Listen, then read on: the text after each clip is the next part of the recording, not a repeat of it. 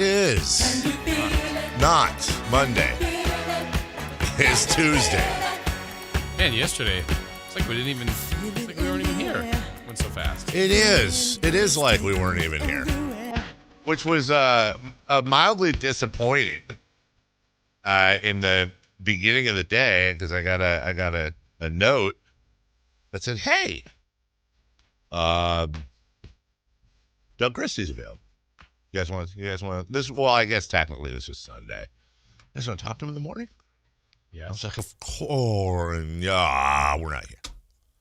So Doug will join us at 8:30 on Thursday. Great. Yes. Looking forward to We it. haven't talked to Douglas Dale in a while. Never mind. That's private. I haven't spoken to him, well, other than at practice or at a media day. But I haven't talked to him since then, I don't think.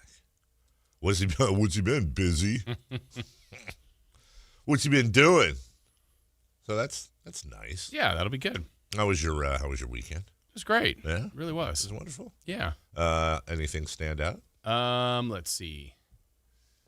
Let me find the highlights here. Obviously, a lot of sporting events. Went to a crab feed on Saturday night. That's right. We're right in the season. We're in crab month. How's that? It's a challenge for me because I'm eating my worth in pasta and I was going to say, you get salad. Spaghetti, salad, and garlic bread. Those crab. Which is fine. Never been to a crab feed. It's crab, usually in giant bowls, salad.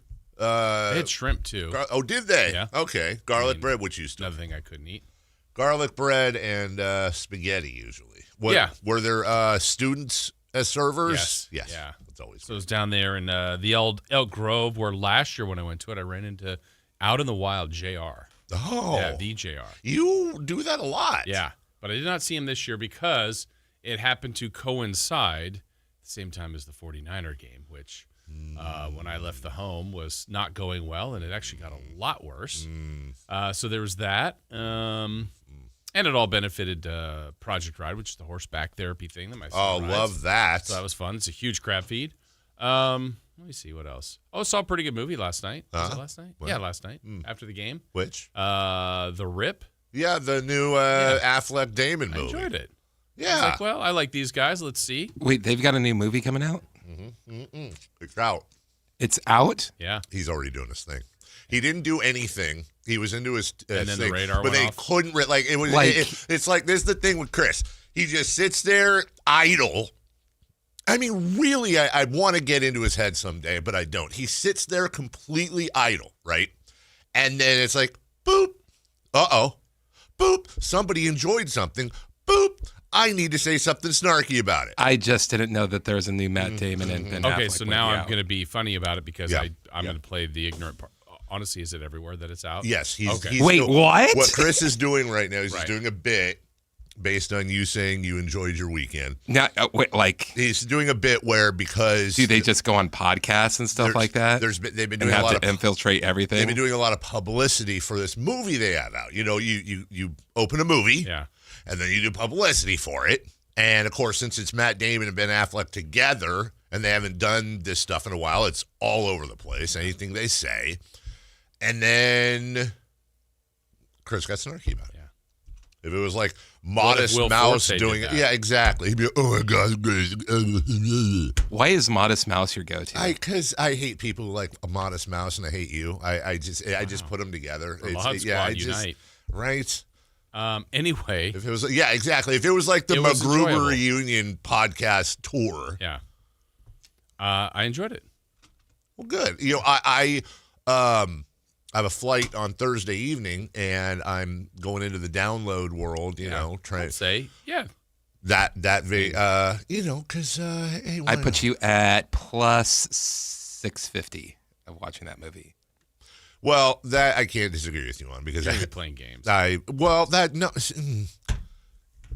As you know, I'll download. Okay, I'm going to do like 3 series that I might be into, like here, which I already have. So like I got 10 episodes of that.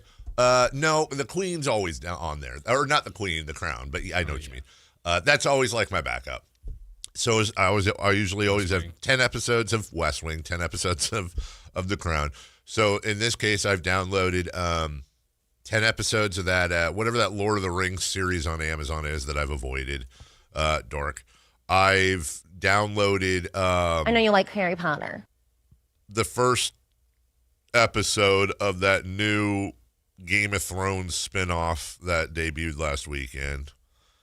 What was the other one? But I think I'll do that. And then, I have like a bunch. I bought a couple new video games for my little. I got it all laid out, right? I even have new USB cords coming for the trip because the family has slowly absorbed my. So what will you forget this time? That's exactly right. Not only will I forget something, but then I'll get in there, and I'll go, okay, am I going to play a game? Am I going to watch this TV series? Am I going to watch this movie? And then I end up like the first hour is me just scrolling through all the movies they offer. And there's a little thing now where you can heart them. So for the trip, you have like your own set of favorites. And what's cool is it'll save them. So then on the flight back, it'll still have my favorite because you log in. You use your little airline account. You log in. And now your hearted movies will be hearted on the way. So I'll get in. And then I'll end up Hearted movies you probably won't watch. That exactly. A lot of them will be like, okay, all the Lord of the Rings ones. Here's I don't know, The Terminal with Tom Hanks. Here's I like that one. Here's Shawshank Redemption. Here's And then what do I end up doing? I end up playing like this game called Sparkle, where on my phone, where it's just like I shoot little colored balls at a little moving track of colored balls, and you get 3 in a row, and it goes blink, and then if you get 3 threes in a row, yeah, exactly. It has fun music. Anyways. All right. Well, if you get the time, yes, you will have the time. The Rip was pretty good. Entertaining. And it was. Isn't this where like cops find money and have to figure out what to do? Yeah. I mean, no, I just read the. Yeah. Yeah. Okay. Yeah. The other one. Speaking of good, creative, like it. Yeah. I mean, it was intense. Are movies that come out on, like, that go straight to Netflix or whatever, do we like somehow lower our? Yes. Yeah, right? Like it's not the same as in the theater, right? So far that's been my thought, and then I would say more of them have kind of lined up that way. Yeah. Like what's the one was it The Irishman with De Niro and Scorsese and all that? And I think that's straight Netflix. And like that would be a huge release, in on in the theaters, but well that's good. So you got the crab feed for a great cause. You had the Rip. Yeah, I know there was more stuff. You worked a little bit. Yeah, a couple games. Watched a lot of football last night over the weekend. Mm-hmm. It was good. Yeah, a lot of sports news happened. Gosh, a lot of sports news happened, and we're gonna get to that today. Yeah, we'll talk a little Kings. I was thinking 7-0. Yeah. Then Portland, the worst of the teams. It's almost as if you jinxed the team. I don't believe in any of that. Portland's 500. Yeah, they are. Washington was the worst of the teams. Yeah, that was. Yeah. And it was like, oh, God, are we going to win by 80? Oh, God, are we going to lose? Oh, my God, we won. Yeah. That was a weird game. We were all texting each other during that game, but why were we texting? During that game? I think you got an update. That was, thank you. That was, yes. Yeah, that was. And tonight's round 2? Okay, so we have an update on that too. So, what was it? Friday night, Coach Mel's debut. Set the screen. And she was coaching the girls and then left at the fourth quarter. That game was well in hand to go prep the boys. Does she get credit for the win? I believe she does, as a matter of fact. She actually, well, I know. So anyway, she was a basket case going into the whole thing. Like she's studying stuff. And did you tell her what I said? What did you say? That this is she win. Like you can't do anything wrong to lose. That she what? That she couldn't do anything wrong to lose. She could started everyone off the bench, and your team still would have won. Yeah, because of the opponent. Yes. No. But again, I want to provide an example. So actually, let me pull my phone out. So like, we're doing updates on just for the three of us, right? Where, we got our show thread going, and I'm doing a little bit. Hey, live from blah blah blah blah blah. I'm letting these guys know what's going on. And anyway, so I I do the whole good to be with you thing, whatever. And then you make a funny comment. I won't read out. And here, just so you know, the top one. Yeah.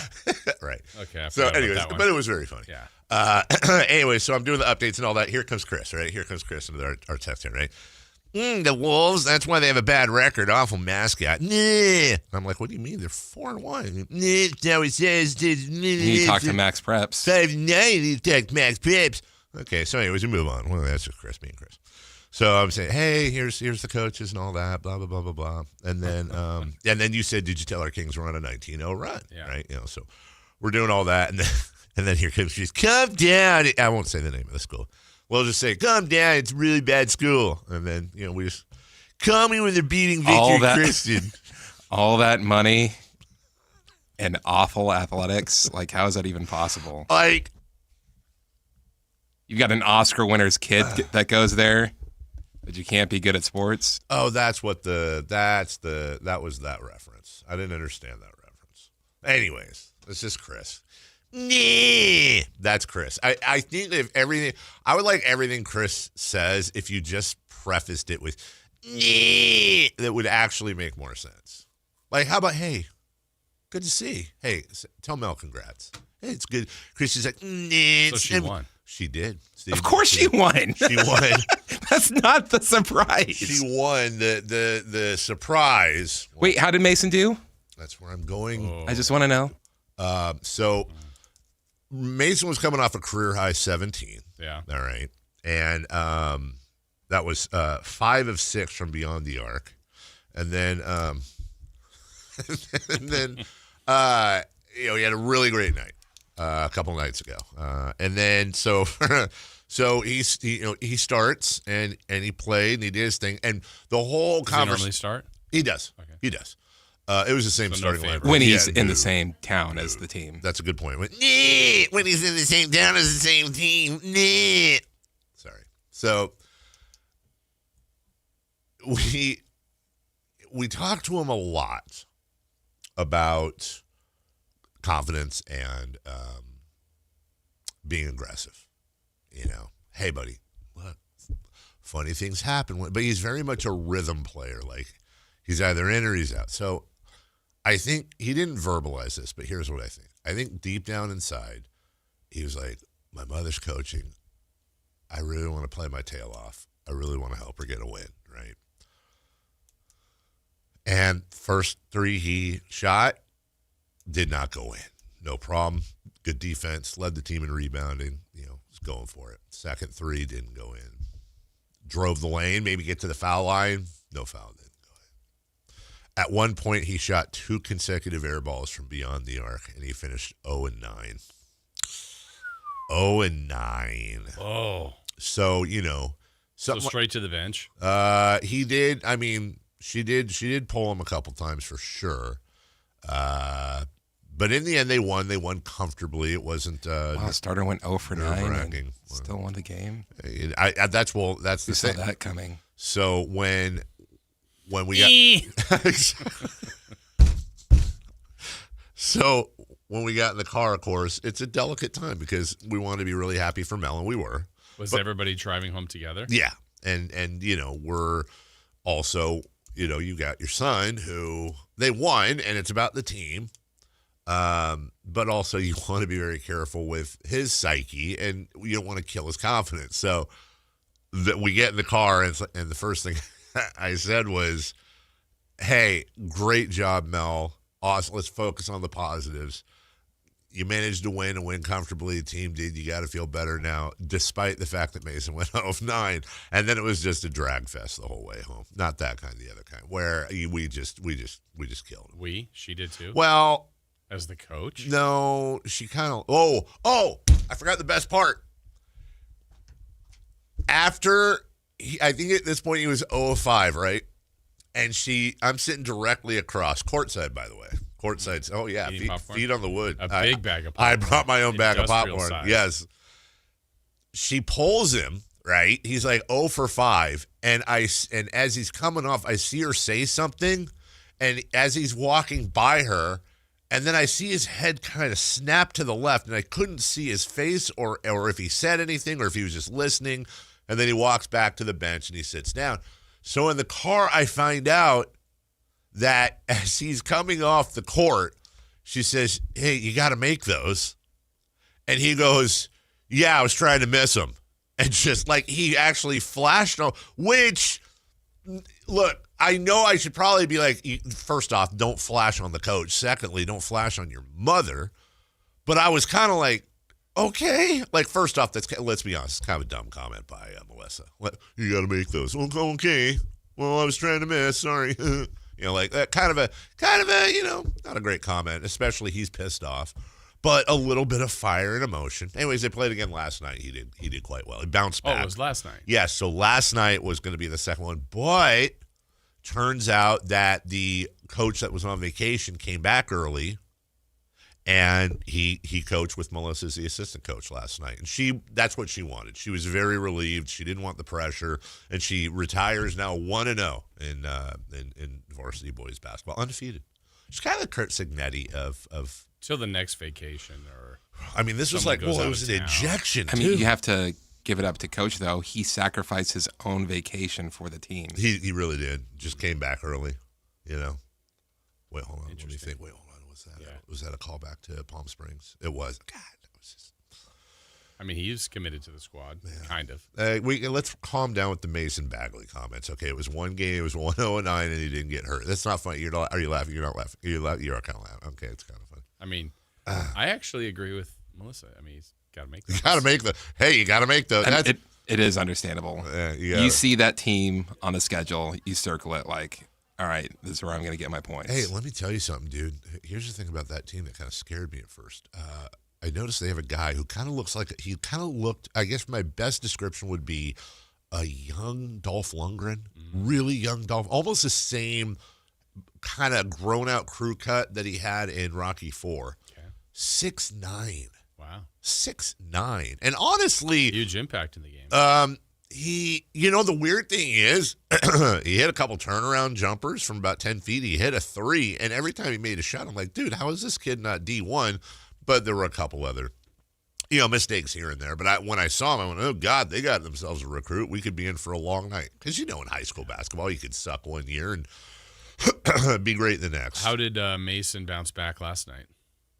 He did well. I think he had 12 points. But, he was, I think he missed, what was he like?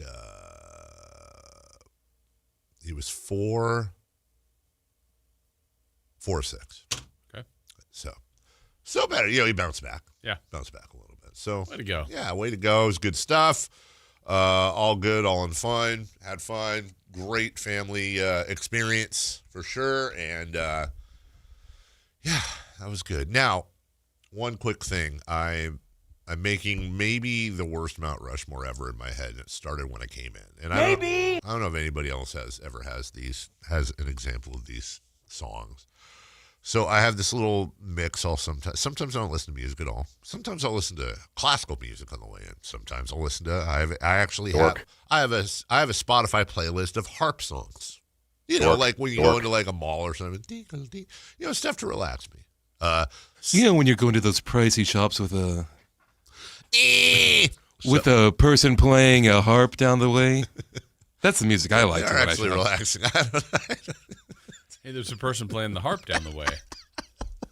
Like you're at a wedding or something. This is the height of luxury. So harp's relaxing to me. Anyways, this is a rock playlist Of harp? of rock songs. Okay. And so I'm kind of my head's waking up in the morning, and I was like, God, is rock ever going to come back? It's just great songs coming on. And I know it's like a boomery. There was like, these great songs from the 90s. And, but honestly, it's like, I don't even know the last time I heard like a great new rock song. And this song came on by Aerosmith. And it's my favorite Aerosmith song, but it's not one of their bigger hits. It's a song called Deuces Are Wild. And it's, funny enough, honestly, it's off the Beavis and Butthead movie soundtrack, which I always say, give it a chance. It's actually a really underrated soundtrack. It gets written off because it's Beavis and Butthead, but it's got Sir Mix-a-Lot. It's got Aerosmith. It's got Foo Fighter or Nirvana, excuse me. It's got Run DMC, a song called Bounce. I'm telling you, there's a lot of really good songs on this. Anyways, I love this song. It's Aerosmith at the height of their powers in the early 90s. Like, everything is going perfectly. Steven Tyler's voice is amazing. They're doing crazy harmonies and stuff. Anyway, you get to the chorus, and I'm listening, and I completely forgot about this. And it says, I love you because your deuces are wild. A double shot of love is so fine. I've been loving you since you was a child because you and me is two of a kind. And I'm just like... What is that lyric, Steven?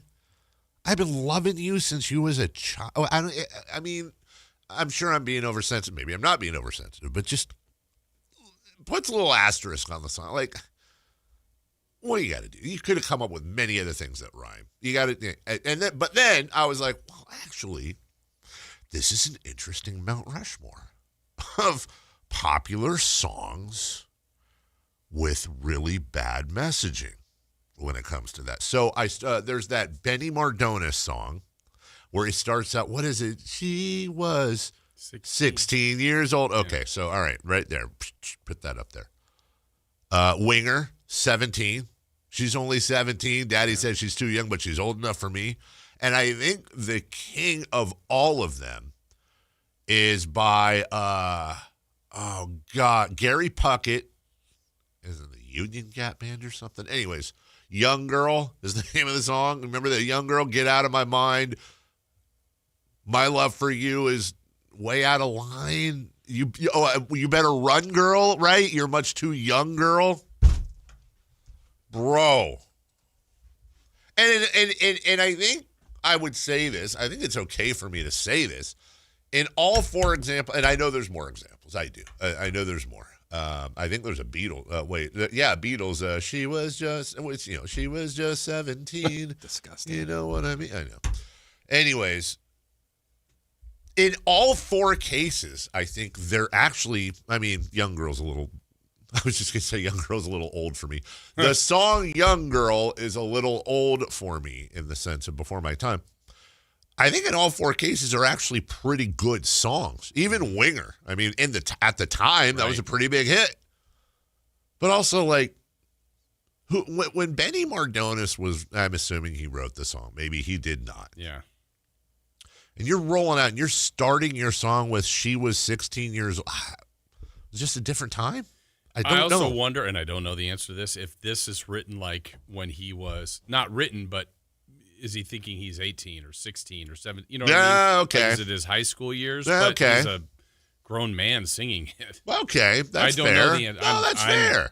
Throwing that out to benefit him. I don't know if that's right. I feel like if that's the case, then if you're going to start out a song with she was 16, it should be like she was 16 years old and I was 15 in science class. Like, do something right away. Let everybody know. Level it down. Because let's be honest, I went out with a 16-year-old once. Don't isolate that. I did, but I was 15 and it was homecoming. Hey, you know, that's out of my dreams and into my car. Are you kidnapping me? Yeah, right.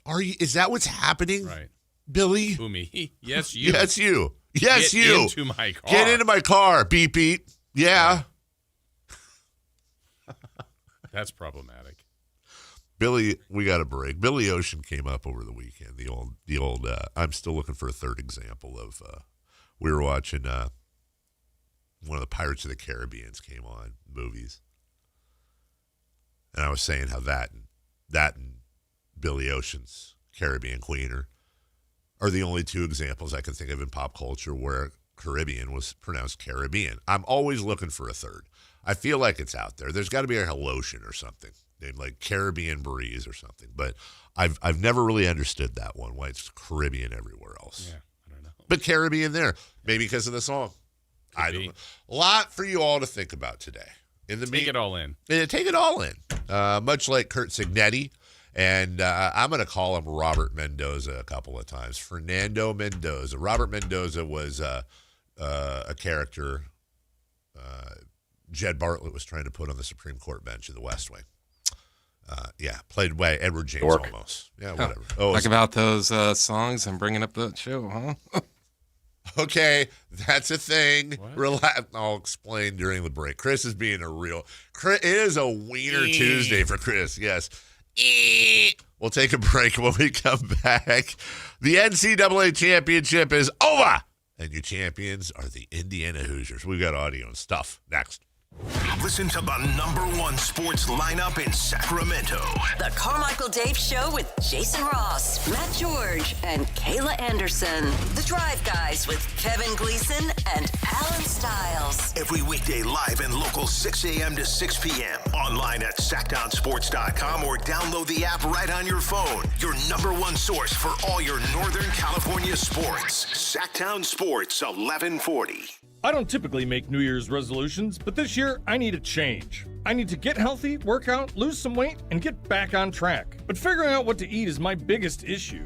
I need to eat the right food so that I stay full and have energy all day long.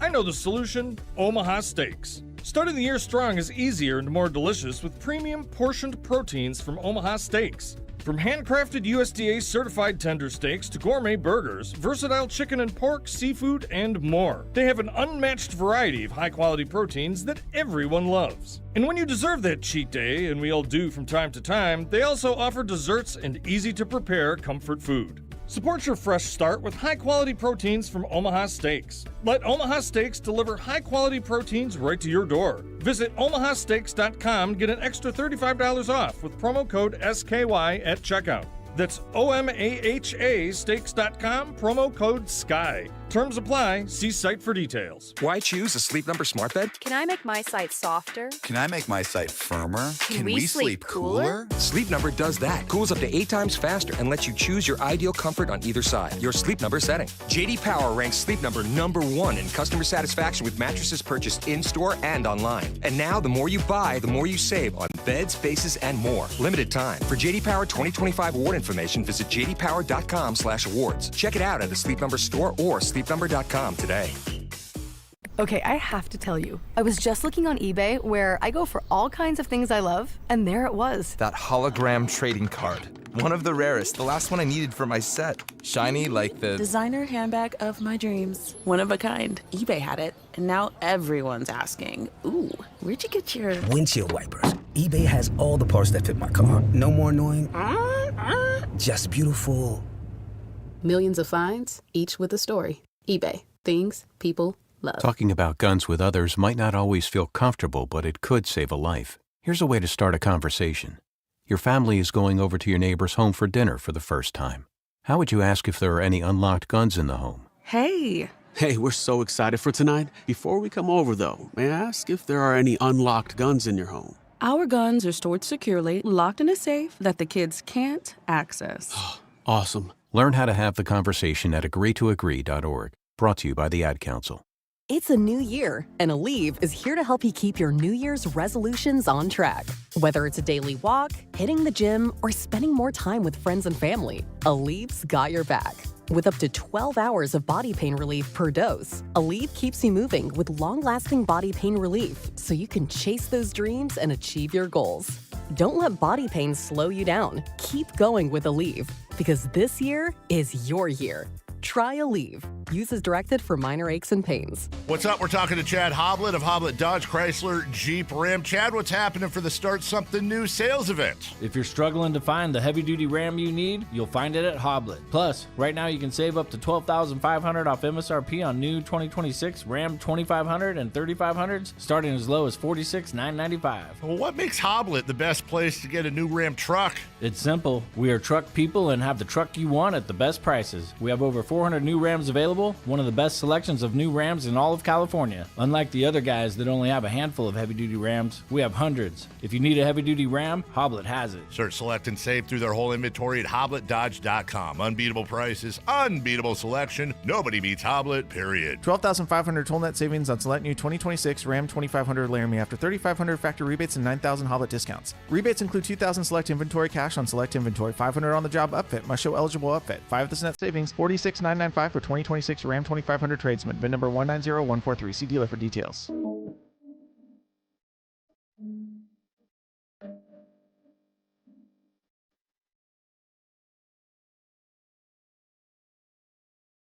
The Carmichael Dave Show with Jason Ross. Call or text at 916-339-1140. On Sactown Sports. Welcome back. Carmichael Dave. Jason Ross. Christopher Lawn. Let me ask you something. Okay. Can I mess with you a little bit? We're going to get to this later. Okay. Who says no? The Sacramento Kings trade Zach LaVine and DeMar DeRozan.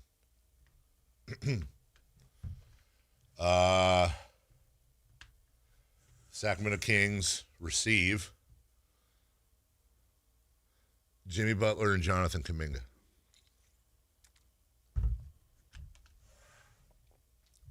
What's Butler's contract? He's signed for a year after this one at $54 million.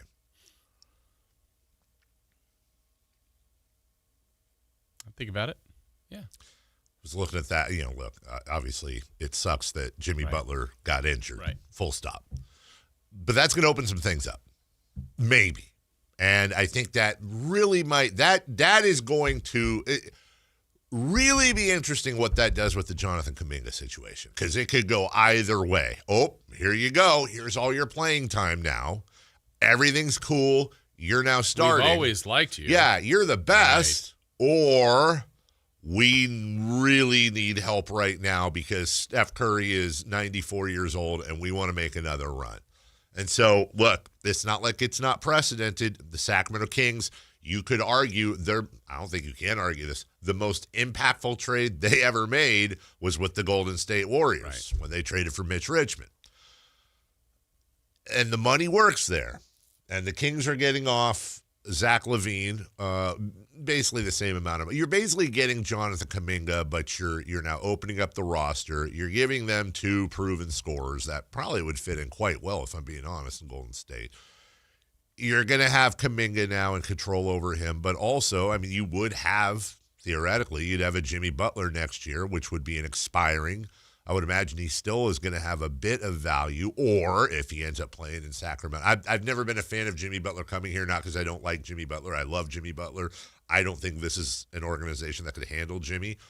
But if he's in a contract year and he's fired up and he's helping to organize the youngsters and be a leader, and you've got guys like Jimmy Butler and Russell Westbrook in the locker room this year, I don't know. I have a feeling that's going to mean things. With Butler going down. Yeah. Anyways, didn't want to. So would you rather have a player? Contracts are basically similar between Butler and LaVine. Butler's is a little larger, right? Yeah, but LaVine 47.5, Butler 54. But LaVine is actually contributing. Yes. Where Butler would not. That's correct. But I mean, you're doing it basically to get Kuminga. Yes. Yeah. I got to be honest. I'm not entirely sure. First off, I think the Warriors would do that. I actually think the Warriors would do that. Secondly, I'm not entirely sure you couldn't get a pick off the Warriors. How does that look to the masses if you give up Jimmy? I mean, it might be the right thing to do. Yeah. But you also traded for him. He's a big piece of what you're trying to do, and then he gets hurt and you deal him. Look, I don't know what that looks like in circles. I don't disagree with. I get your point, and I don't know if this is the answer. But if I was their PR guy and I'm putting Dunleavy out there, it would be something. It would be one of those like, we talked to Jimmy, we love Jimmy. Draymond and Steph got more days behind him than ahead of him. We felt like we had to do something to try to. Jimmy understands, and he's always welcome here. And who knows? Maybe Jimmy Butler goes back there in a year. Again, that's how I'd play it, because you're not getting a Jimmy Butler. If he's ready by the start of next year, that would be great. Right. Maybe. And then, he and that's a contract year for him. So anyway, but I actually think Jimmy Butler, the way I think about that trade is I think there's a very good chance he would never play a game for the Kings. Mm-hmm. He probably would let it be known that he's not a huge fan of, but then fine. Then Jimmy and his agent can find some contender that he can help, and the Kings can offload that, and boom, you're out of the salary. Or you go, Jimmy, where else are we supposed to put you? Like, we're actively trying to trade you, so get off your ass and play, because we're with you. Right. Anyways, speaking of getting off your you-know-what and playing, one of the great stories, not just in college football. Oh. Sorry, I saw something fly in. It's a ladybug. Yeah, I did not know what that was at first. It's a little ladybug. Okay. Those are good luck. Yeah, I'm going to put ladybug right there. I just saw it drop from the sky. Sorry, everybody. We were attacked by animals and insects. Indiana was that defense was making things happen last night to start out, by the way. And I'm playing it, and everything's up. There we go. Indiana sacked him, and it is Aiden Fisher, the linebacker, who flops him on the ground. A -6 on the play, and Indiana doing a heck of a job defensively again. Indiana gets a 10-0 lead. They got a field goal on this rush. Fernando's going to hand the ball off. Here's the snap. The handoff goes to Nowakowski. He dives his way to the end zone. Touchdown! Indiana scores and takes the lead at 9-0. 10-0 in there. This actually, I don't think it looked like it was going to be a blowout by any stretch of the imagination, Jason. But when you go into the half 10-0, you're thinking, man, this Indiana defense is great. Miami's got nothing for them, and you could have seen Indiana doing a little bit more in the first half. I was thinking, God, we're probably looking like 24-28-3, 24-28. Yeah, I thought Miami was lucky it was only 10. Yeah. Like there's more of a dominant on the field than on the scoreboard by Indiana in the first half. Oh, 100%. But the second, I don't know what Mario Cristobal said to them, but that defense stepped up. Holy Manoli. And Mark Fletcher Jr. with the big. 2nd and 5 for Beck.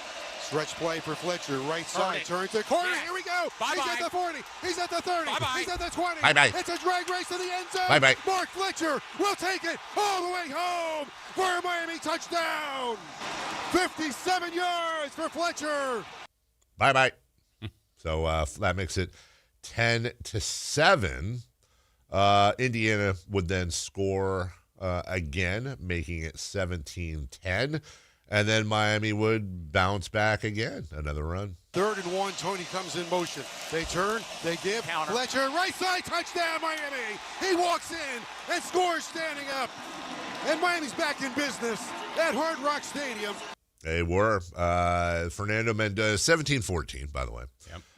And then Fernando Mendoza with a Heisman Trophy, #1 pick, all-time run, and the hit he took at the end, those things where like the guy's laid up in traction, he looks like a mummy. Like that would be me the next day. I have no idea how he got up from this. Mendoza ready to take the snap. He takes it. He looks. He throws the football. And he runs it. No, he runs it. And he ties for the end zone. Does he get it in? Touchdown! Fernando Mendoza runs the football and scores. That was a gutsy call. My God, was that a gutsy call. You're on 4th down. You're running a draw in a national like that. Holy crap. And I know he talked about it post-game, Signetti's like, we drew that up this week. We saw their coverage. Yep. We knew they'd do this. We blocked it differently. I'm like, yeah. That is detail-oriented. That was so risky. Remember him saying to that exact answer, Tom, he's like, we rolled the dice, thought they'd call that same defense, and they did. It's like, Jesus, you rolled the dice. Okay. Which is weird. Not weird. They get the touchdown. Obviously worked. It was about getting the first down, but they got the touchdown. And then later they were in a similar spot, and then they kicked the field goal. And I thought, 6 at this point, 6 is, I guess a field goal by Miami would tie the game. But I thought he would go for the other one. Yeah, I'm with you. Yeah. But, hey, he's good. Yeah, he knows what he's doing. He's pretty good at the thing. Malachi Toney is going to be fun to watch on Sundays. Here he is with a nice rush. West end zone, 22 yards away, awaiting their arrival. Beck, inside handoff from Malachi Toney. Comes to the right side. He's at the 15. He's at the 10. Malachi's at the 5. He spins. He's into the end zone. Touchdown, Miami! Malachi Toney does 22 magical yards. Well, Indiana gets a field goal, making it 27-21, and I was watching that going, with the way the sports weekend has been, my soccer team lost again on Saturday and fired the manager. My 49ers couldn't make a move without getting injured and got destroyed by Seattle. Even my favorite basketball team, they're winning in the 1 year I want them to lose. My favorite baseball team, their arch rivals are buying the whole league. Like nothing in sport. Nothing. The Kings are winning. Huh? They're winning. No, that's what I said. Well, they were. They were. I'm saying that's a negative, Jason. Anyway. No, but I mean, I think it's funny that you're saying they're winning. Well, they were. They won 4 in a row. I'm saying that fourth worst record. No, I know. I'm just saying at that time they were winning. I was like, come on. But anyways, here's the final call, and we will break after this. And that will do it. And the rags to riches story for Indiana football comes to conclusion, and they are the national champions of 2026. What a football team. And this crowd goes crazy here tonight. The confetti starts to fly, and Indiana is going to walk out of Miami Gardens, Florida, with a national championship. And there you go. Yeah, we'll get more into this a bit later because it was historic. How does it compare? And what a great job by Kurt Signetti. We'll take a break. When we come back, well, the 49ers played on Saturday, and woof. Yeah, I think time finally the team turned into the pumpkin. Yeah. So we'll go over that. We got a little bit of audio, but we'll mainly talk about that and some news when it comes to the Niners. That wasn't their only loss of the weekend. We'll get to it next.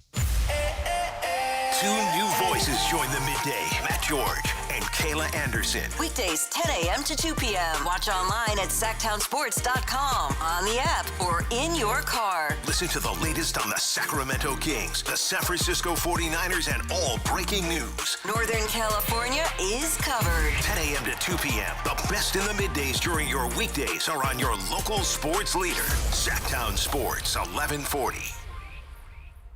Hey there, Jason Ross here to tell you about Gonzalez Law. Jonathan Gonzalez, a lawyer here with lots of experience, years of experience, a dedicated trial lawyer, undefeated record in 2016, 17, 18, 19. You get the point. He's very good at his job, and no case is too big or too small. He is here to help you. And so when you're needing that, go to saclegaldefense.com or 916-304-9187, and he can help in a variety of ways and want to help you get your life back on the right path. If you got something on your record that you'd like removed, he can do that. And that's called an expungement. Get that removed, gonna get your rights back and get going forward. Also, you've been involved in a wrongful termination case, maybe a sexual harassment case, an auto accident, criminal defense, whatever the situation that arises that you feel like you need some representation. Again, it's Gonzalez Law, Jonathan Gonzalez, saclegaldefense.com. Call him at 916-304-9187.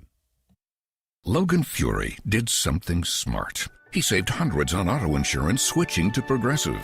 With that money, he bought a mini treadmill. Is walking on it during video conference calls more distracting than he thought? Yes. And is that because he overestimated his foot-eye coordination? Definitely. But it's Logan's savings, and if he wants to burn calories and any chance at a promotion, we say, good for you, Logan. Switch and see if you could save with Progressive and treat yourself. Progressive Casualty Insurance Company and Affiliates. Welcome to guided meditation. Close your eyes. You're at the beach. The seagulls are calling. You take out your iPhone 16e you got from Cricket and use Apple Intelligence to clean up that selfie you just took. It's a good one. You send it to your friends instantly thanks to reliable nationwide 5G. They're totally jealous. Get iPhone 16e for $49.99 when you switch. Smile, you're on Cricket. Requires new line on the Supreme Unlimited plan. First service charge and tax due at sale. $25 activation fee. Terms and restrictions apply. Cricket 5G is not available everywhere. See store for details.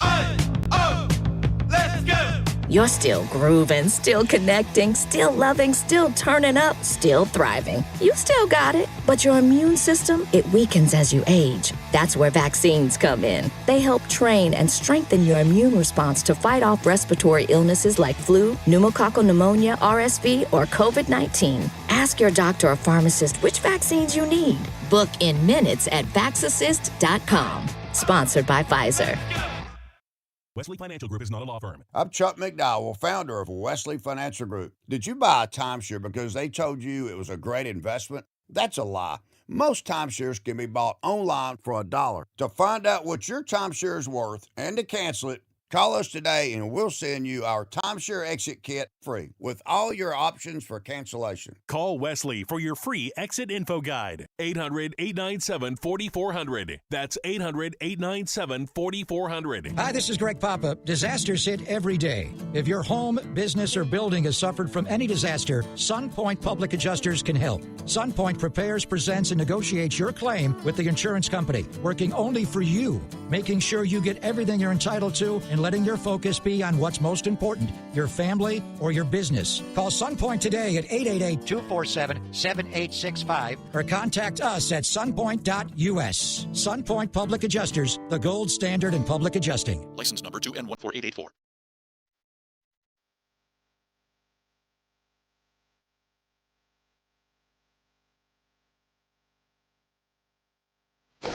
Waking you up with the best in local sports. They just make it interesting, you know? It's the Carmichael Dave Show with Jason Ross on Sactown Sports. Welcome back. Welcome back, y'all. 1-800-912-1140 is your phone number. 916-339-1140. That's your text line. Check out the YouTube, live, shorts, all your videos, your interviews, everything. Matt Barrows will join us at 9. That will also be on YouTube as well. But is that our final one with Matt? It is, yeah. huh? Yep. Sad. We say goodbye to Matt Barrows, and we welcome in the warm weather. Do we? Probably. It's pretty foggy this weekend. I was in Pollock Pines Saturday, Sunday. Yeah, wearing USC gear. And it was an undershirt and it got hot and I wore it. Honestly. Dave loves LA. Dave loves it. And it was like 68, 70 degrees all weekend there, including yesterday when I drove back down. I drove back down, I'm in a t-shirt, windows open. I did a thing where, because the Grateful Dead guy passed away, I was like, all right, let me try it again. And so I put on like Grateful Dead's greatest hits. I lasted like 3 songs. I can't do it. I've tried so hard to get into the Grateful Dead. I can't. Anyways, and then as I exit 50 onto Hazel, I realize, holy crap, it's dropped 10 degrees and it's foggy. Yeah. So there's this like inversion thing going on or something where it's colder here than it is up there. But don't you worry, Jason. Spring training opens in a couple weeks. 49ers season's over. Yeah, the A's were at the Kings game. I saw that. Yeah. All of them? 4 of them. Okay, all right. That's a lot. Yeah. That's a lot. Sacramento A's, trademark. Anyways, the 49ers, I'm like, wait, where's the 49er highlight? Oh, God, there's no 49ers highlights. Well, I'll just do this. This is how it started. We're off and running, end over end. Shaheed at his own 5, across the 10, 15, 20. Cut straight upfield, has a gap, across the 40. Shaheed to the end zone, open the game with a 95-yard touchdown Seahawks. Well, it's going to be okay. I mean, that's just the opening kickoff. It'll be fine. What could go wrong from here? I remember watching that, and I go, okay, first off, where's the hold? What happened? And then it sunk in that actually happened. I go, okay, so they're going to come out and punch us in the mouth, and that's cool. Let's get a nice 8-minute drive for a touchdown, tie it up. And it's like throughout the game, Jason, I was really kind of trying to fool myself to keep any form of hope alive, because for after the first quarter, it was 17-0. That's tough to keep hope for. But then I go, all right, well, you know what? Yeah, halftime rolls in, and I go, okay, you know what, though? With all these mistakes, with 5:40 left in the second, it was 17-6. Mm-hmm. Hey, that's a touchdown. That's a little bit of work here. We're still in it. Yeah. I think, honestly, the most surprising part of the game is that with what I don't even know what the time was on it. Let me see if I can find this. With the fourth quarter just starting, 12:43 left. It was 41-6 Seattle.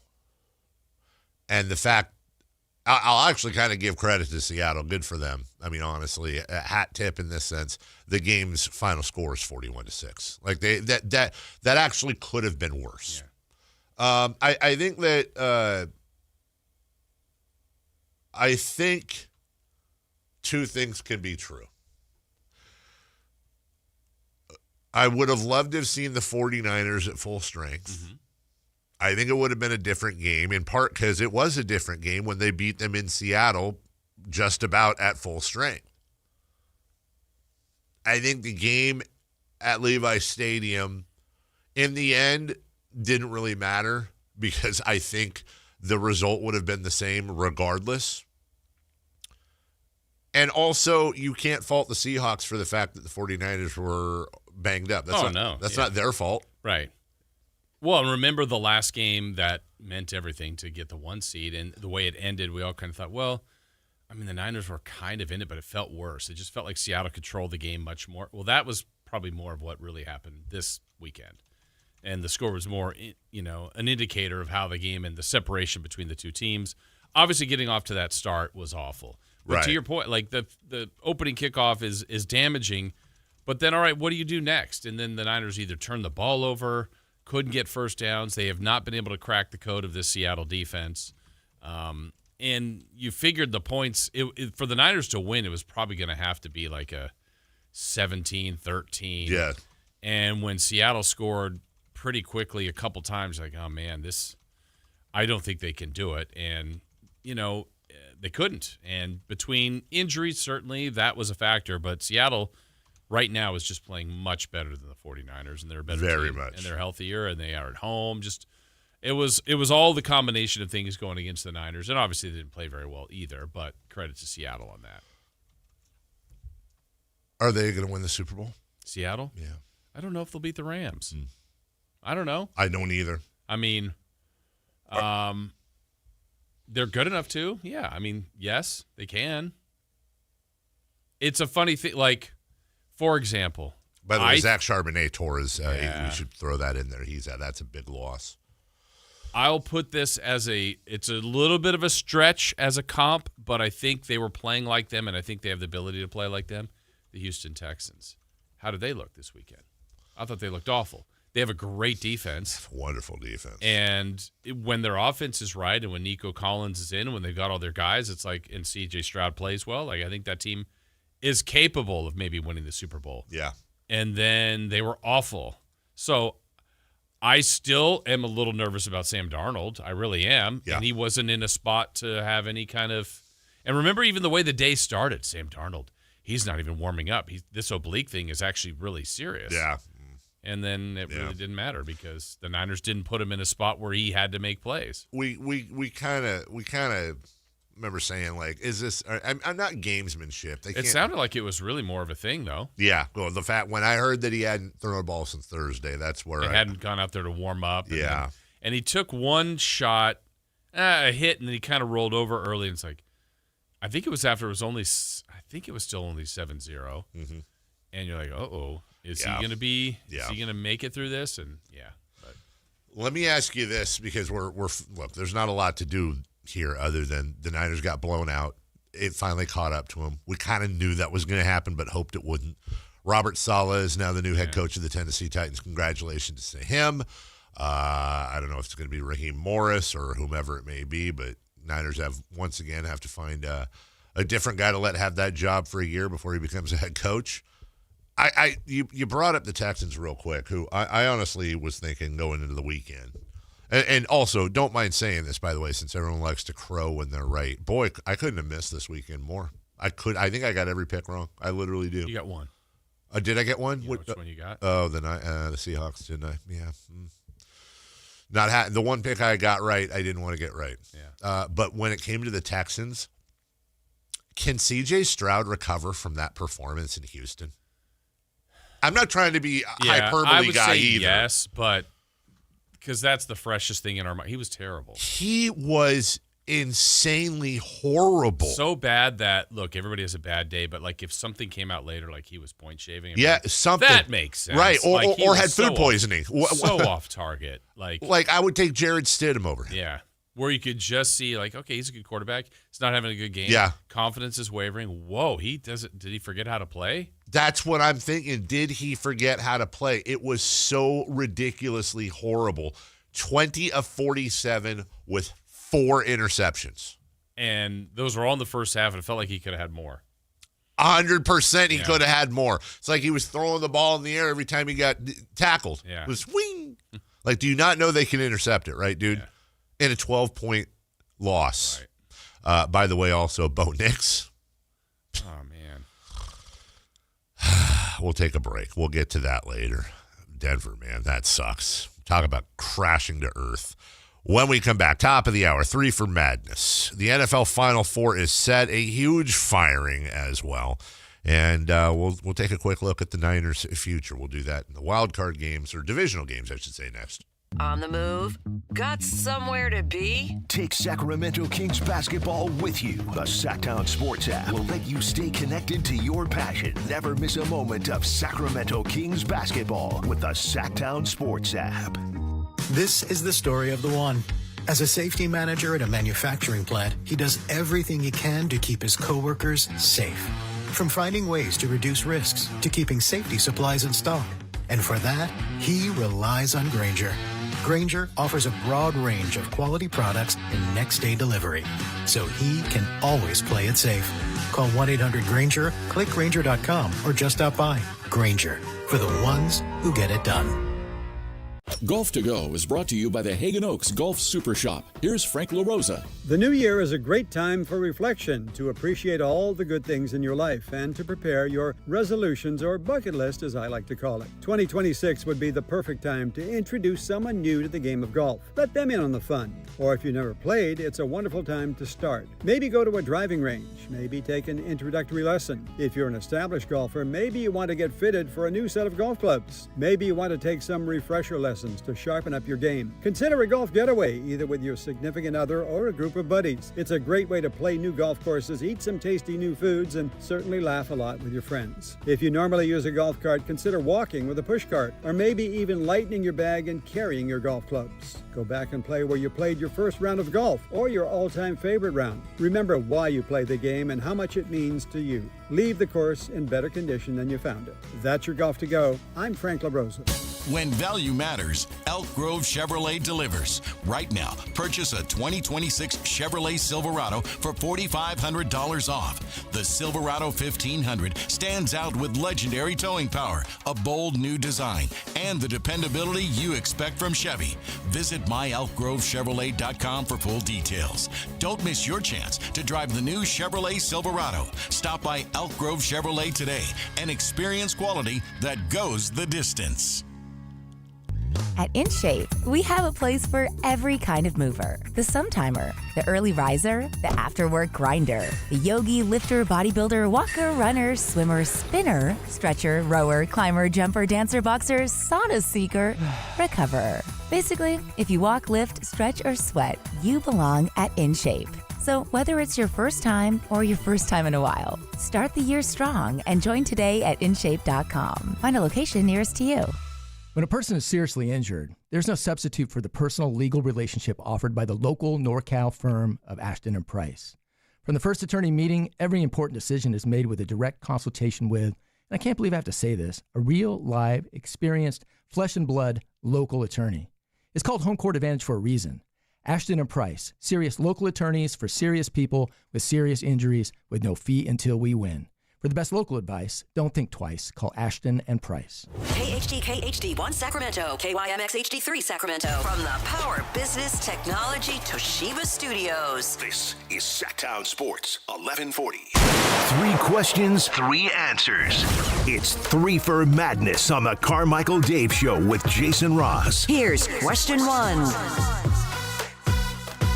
Matt Barrows joins us at 9. And we'll wrap up the season. Very rarely do I actually read something on social media that makes me laugh out loud. But somebody tweeted yesterday that Fernando Mendoza looks like he makes his animal crackers fight before he eats them. That's good. That's a hell of a tweet because it's also kind of true. From the 530, you guys are being so hard on C.J. Stroud. He has the worst ranked offensive line in the league. I'm not immune to the fact that the line is an issue, but his decision making. He was awful. You hear that all the time from coaches, from veteran quarterbacks. The toughest play in the league, the toughest play to make in the league, is to throw it away on third down. Yeah, and I'm not immune to wanting to make a play. And it's like look at C.J. Stroud and the plays he made, and look at Caleb Williams and the plays he's made, and there's a bit of a difference there. And I hope that I think he's a hell of a talented quarterback. Yeah, I think that team is going in the right direction. But God dang, did he have a nightmare? He did, an absolute nightmare. 3-Ver Madness question 1. The NFL Final Four is now set. What stands out to you? The Broncos. Yeah, what stands out to me is it really does seem like the Super Bowl is this Sunday in Seattle. I really do believe that those are the two best teams remaining, in part because Bo Nix is out. And to be fair, even if Bo Nix wasn't out, I'd still probably pick the NFC team. I hope I'm wrong. And the way this football season has gone, I probably am. But it's setting up, by the way, to be one of the most. We have an opportunity here for this to be one of the. Hold on, Sean. I don't think this is anything. This is probably a Jimmy Butler update, but Sean has just tweeted something. Let me see. Yeah, okay. It's just Tyrese Maxey's getting his first signature shoe. I'm glad I stopped talking for that. It's Sham season, so when that comes up, you look. What did I see this morning? I wanted to read you guys. It was about Fernando Mendoza. Anyways, I can't find it, but what we saw with him in Indiana yesterday was amazing. And somebody tweeted something to the effect of, here we go, a 2-star quarterback scrambling for potentially what was the national championship winning touchdown on 4th down in his hometown against his hometown team after winning the Heisman for the most losing program of all time, while his mother with multiple sclerosis screams for joy from her seat as possibly the limit of how good sports can get. It's a wonderful story. What if we follow that up the following week with a guy who hasn't thrown a pass in 2 years leading his team to the Super Bowl? This ain't Nick Foles. This isn't the same thing. Right. And honestly, I don't know what the options are.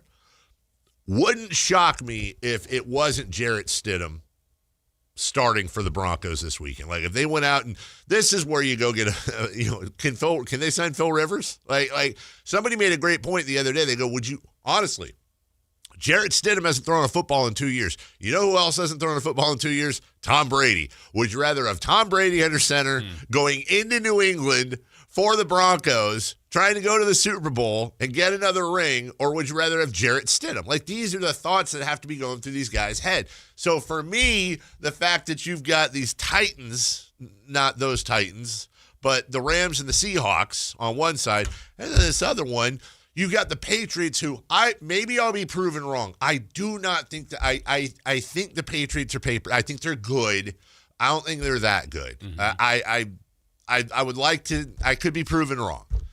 And you've got the Broncos, who probably have the best chance of all the teams remaining in the AFC to win the whole thing, but they've got a guy who hasn't thrown a pass in 2 years. Yeah. Ugh. Yeah, I think when the question of what stands out, I know I'm guilty of this, and I think we all have put so much on quarterbacks over the years, understandably so, because it's like, hey, why is this guy the GOAT, or this guy's only not this good because he's only won one Super Bowl? So the reference being is I'm looking at the quarterbacks, and if Matt Stafford gets knocked out, then we've got fresh blood here. And we're talking about Darnold, May, or Nick/Stidham now, right? So when Josh Allen got eliminated, heck, when Brock Purdy did, because Purdy's made a Super Bowl, Allen, everybody expected to get to a Super Bowl.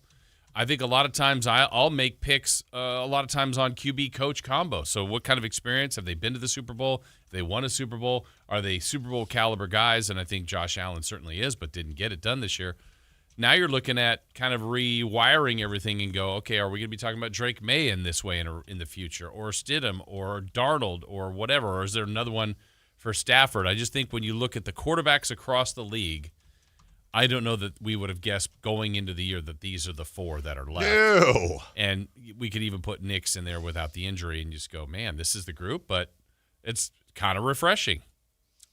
And now where do we go? Now we've got, and it's like one of these kids is doing his own thing. It's like, all right, Drake May, probably second in MVP voting to Matt Stafford. First in MVP voting to Sam Darnold, All-Pro. And like you said, now it's like, holy crap. Yeah. I'll tell you this much. If the Broncos were to even win this weekend, much less win the Super Bowl, well, then Sean Payton's like the greatest thing ever. He's like the greatest thing ever. Like, good for him. So it'll be an interesting – this is a weird championship Sunday, man. It really is. I'm here for it, though. Question 2, please. Question 2. The Bills fired Sean McDermott. Was this the right move? And is he someone the Raiders should look at? Yes. Now, on the Raiders part? On the Raiders part, yeah. Oh, sorry. Yeah, because that was 2 questions. Look, as far as McDermott being fired, whether it's the right or wrong move, we've talked about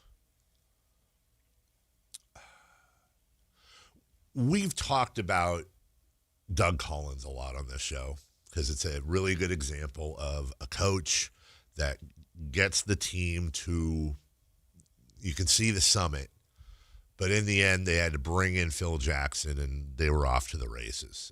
Look, Josh Allen is still young. He's got a ton of years left, and he's possibly the best quarterback in the NFL, certainly top 3. But also Sean McDermott, like completely, he turned the Bills program so far around that, like, a dynasty we associate with, Super Bowls and all that, but they were like a dynasty of being really good. Like, they were a really good dynasty of winning or competing in that division, pretty much first every single year. That's a division that, remember, the Patriots and some pretty, some strong teams there. Yeah. But they've also, I think I saw lost their last 3 playoff games by 3 points or less. They felt like they needed to make a change. So I get it. It's a big risk, but I get it. They better have somebody lined up, and already the Bill Belichick rumors are circling. Yeah, there's a couple things here I thought. Like the 3 coaches that got let go the most recently all had the best winning percentages and the most tenure with their team. And what I'm referring to is Harbaugh with the Ravens. And to me, it was like, if they win that final game, does he keep his job? Well, they didn't win the final game. Steelers advance. Harbaugh is removed. A little bit of a surprise. Then the Steelers get to the wild card round. They lose. Now, Mike Tomlin stepped down, but there were talks that maybe they would remove him. And here's McDermott that I thought maybe had a risk of losing. If they lost the first week to the Jags, I thought maybe they'll make the move. They won that game. Mm-hmm. Then you get to this week, and I still think it's one of the most controversial plays of the weekend. The catch that's then ruled an interception when they're falling to the turf. If that's ruled a catch, like possession for the receiver, they kick a field goal. They're on to the next round. Yes. And so is it that fragile, or all along it's like they were looking for reasons to move on? And so maybe they weren't enamored with McDermott, because I can't feel like it's that loss that did it. It's, hey, he's been here a long time. Yeah. We haven't won enough. They've won a lot, actually. But so to me, when that happened, I also went back to Harbaugh and went, yeah, he's agreed to the deal with the Giants. Would he have wished he waited longer? Would he have been in play for Buffalo? Would that have been a better job for him? Would Buffalo have wanted him? But he's already gone and took the Giants job. But It's wild. What, 10 openings then, or 10 firings this season, which is crazy. Almost a third of the league. What do we have, 6 left? 6 coaching? 6 to fill. 6 to fill, I think, Well, now the that Giants are Salah's in. filled. The Dolphins were filled. The Titans are filled. Titans. Maybe 7? Just one. I could be wrong. Maybe there's one more. Yeah. As far as the Raiders go, yeah. Sure. Yeah, apparently they've talked to everybody, so why not? Yeah. I don't know that McDermott should want that. I don't know that he would either, but can we squint and tilt our head and go, well, are the Raiders the Bills when McDermott took over? You know, or is this Better get yourself a Josh Allen? That's exactly right. Are they a reclamation project? And by the way, McDermott's 51. I do get a feeling that John Spytek and Tom Brady, who are leading this coaching search, it certainly does seem they're going to lean more towards a Liam Cohen, Ben Johnson, young stud type. But man, you could do a lot worse than Sean McDermott in there. Other than John Harbaugh, he's got to be the most sought after. Well, Harbaugh and Tomlin. If Tomlin were, I'd love to see Tomlin in Vegas. By the way, yeah, I know that's not going to happen, but I'd love to see Tomlin in Vegas. Yeah, I don't know how much better the Raiders could do than McDermott. But they got another, I don't know if you saw Brady and Mark Davis on the sidelines in Miami yesterday watching the national championship game. They certainly had a vested interest in that. And I got to be honest, I don't know how Fernando Mendoza is going to be in. I really don't, man. I want him to be really successful, and he just led his team to a national championship. Would they go 16-0, 17-0? 16. Yeah. But and he won the Heisman. Also, Marcus Mariota, Jameis Winston, the list goes on. A really good college quarterback. Is that where it's going to end? I just don't get Joe Burrow, feelings out of this guy. I don't. He seems like he's all heart and passion. I love his commitment. He's I read something yesterday, I think, where it's like the guy had like a 4.87 weighted GPA and was going to go study at Yale at some point. Wow. Like, I love everything about this kid personality-wise. I just... Could he end up being – I think that it's like the ceiling and the floor with this guy is like, I wouldn't say Allen Jackson or Mahomes. I'm trying to think of like a ceiling comp for Mendoza in the NFL. Would it be Stafford? I mean, that's a really – I know. That's incredible. It's like an incredible – yeah. No, that's too high. Okay, well, something below Matt Stafford. And like I don't think his floor is Jamarcus Russell, but – I'm not trying to freak out Raider fans, but he could also be a giant bust. Yeah. I just wish they'd trade the pick. I don't know. I hate comps because it's unfair to both sides, but the one I was thinking of that kind of, I don't know if this is a stretch. What do you think, Daniel Jones? That's not a bad pick. Where you just go, and Daniel Well, you're Jones, talking about Daniel Jones now? Yeah, like but just today. Even as he's gone on in his career, has kind of gotten a little bit better, and you're like, yeah, it's a nice quarterback, but nobody says Daniel Jones is the best quarterback. No. It's just I don't know. It's such a big risk. It is. And then also, like, I think you want, yeah, you will. You got to have that coach in place before the draft. Oh, yeah. Or do you? Well, I'm thinking out loud now. Well, that's April. That's a long time. Yeah, it is. Yeah. Nah, you're right. I'm just thinking, like, well, do you want to bring in a coach? If you know you're going to get Mendoza, well, yeah, hell, just go offer $20 million to Cignetti. See what he can do. Question 3, please. Question 3. The Niners lost to Seattle, and they lost Robert Saleh. Are they in trouble next year? Yeah, they are. They definitely need to do some things. First off, they need to make some cuts. They need to clear some cap space. They need to make some tough decisions. I think Juwan Jennings, well, we'll ask Matt Barrows, but Jennings seems like an obvious guy to go. Ayuk, obviously. Yeah, I don't know. I can't see them. I don't know what the benefit would be, and even if there was a benefit, I don't know what the I don't know what the advantage would be in cutting George Kittle. By the way, good news on him. Apparently, the Achilles tear was a high Achilles tear. Not that I'm a doctor, but I'll dumb it down for myself. high Achilles tear, much better than low Achilles tear into the heel. And so I saw a couple Twitter doctors, and by Twitter doctors, I mean they were doctors, sports doctors that have gotten their following off of Twitter, saying that actually opens up the possibility of him being ready by the beginning of next season. Right. Not a guarantee, but it's on the table now. So they're going to have to do some things. I think testing the market on Mac Jones will be very interesting. They might get some things there. I think they're going to lose somebody in their front office to I was reading about be promoted to GM, which will get them a compensatory pick. They've got a couple compensatory picks coming. So they've got decent draft capital. Even though it's stupid that the Bears losing now, because they had a worse record. So the Bears are going to pick a few spots ahead of the Niners now that they've lost, which is so dumb because the Bears were the number 2 seed. Right. Like, can we just have consistency on one or the other? If the Bears get to pick ahead of the Niners, then the Niners should have been the 2 seed. I know that doesn't make sense, but it does to me. They're going to have to – I think they had a really good draft. I think they've got some solid guys for the future, but they're really going to need to get some home run hitters, man, on both sides of the ball. They need to get Brock Purdy some help. They got to retool. And I think there's going to be some tough conversations this summer. Yeah, going into the year, I felt about the Niners like as long as they had the 5 guys that I thought were some of the best at their position, and that was certainly McCaffrey, Trent Williams, Kittle, Warner, and Bosa. Well, now if we review those 5 guys, Bosa got hurt this season, Warner got hurt this season, Kittle is hurt into next season. Trent Williams was hurt at times. Yeah.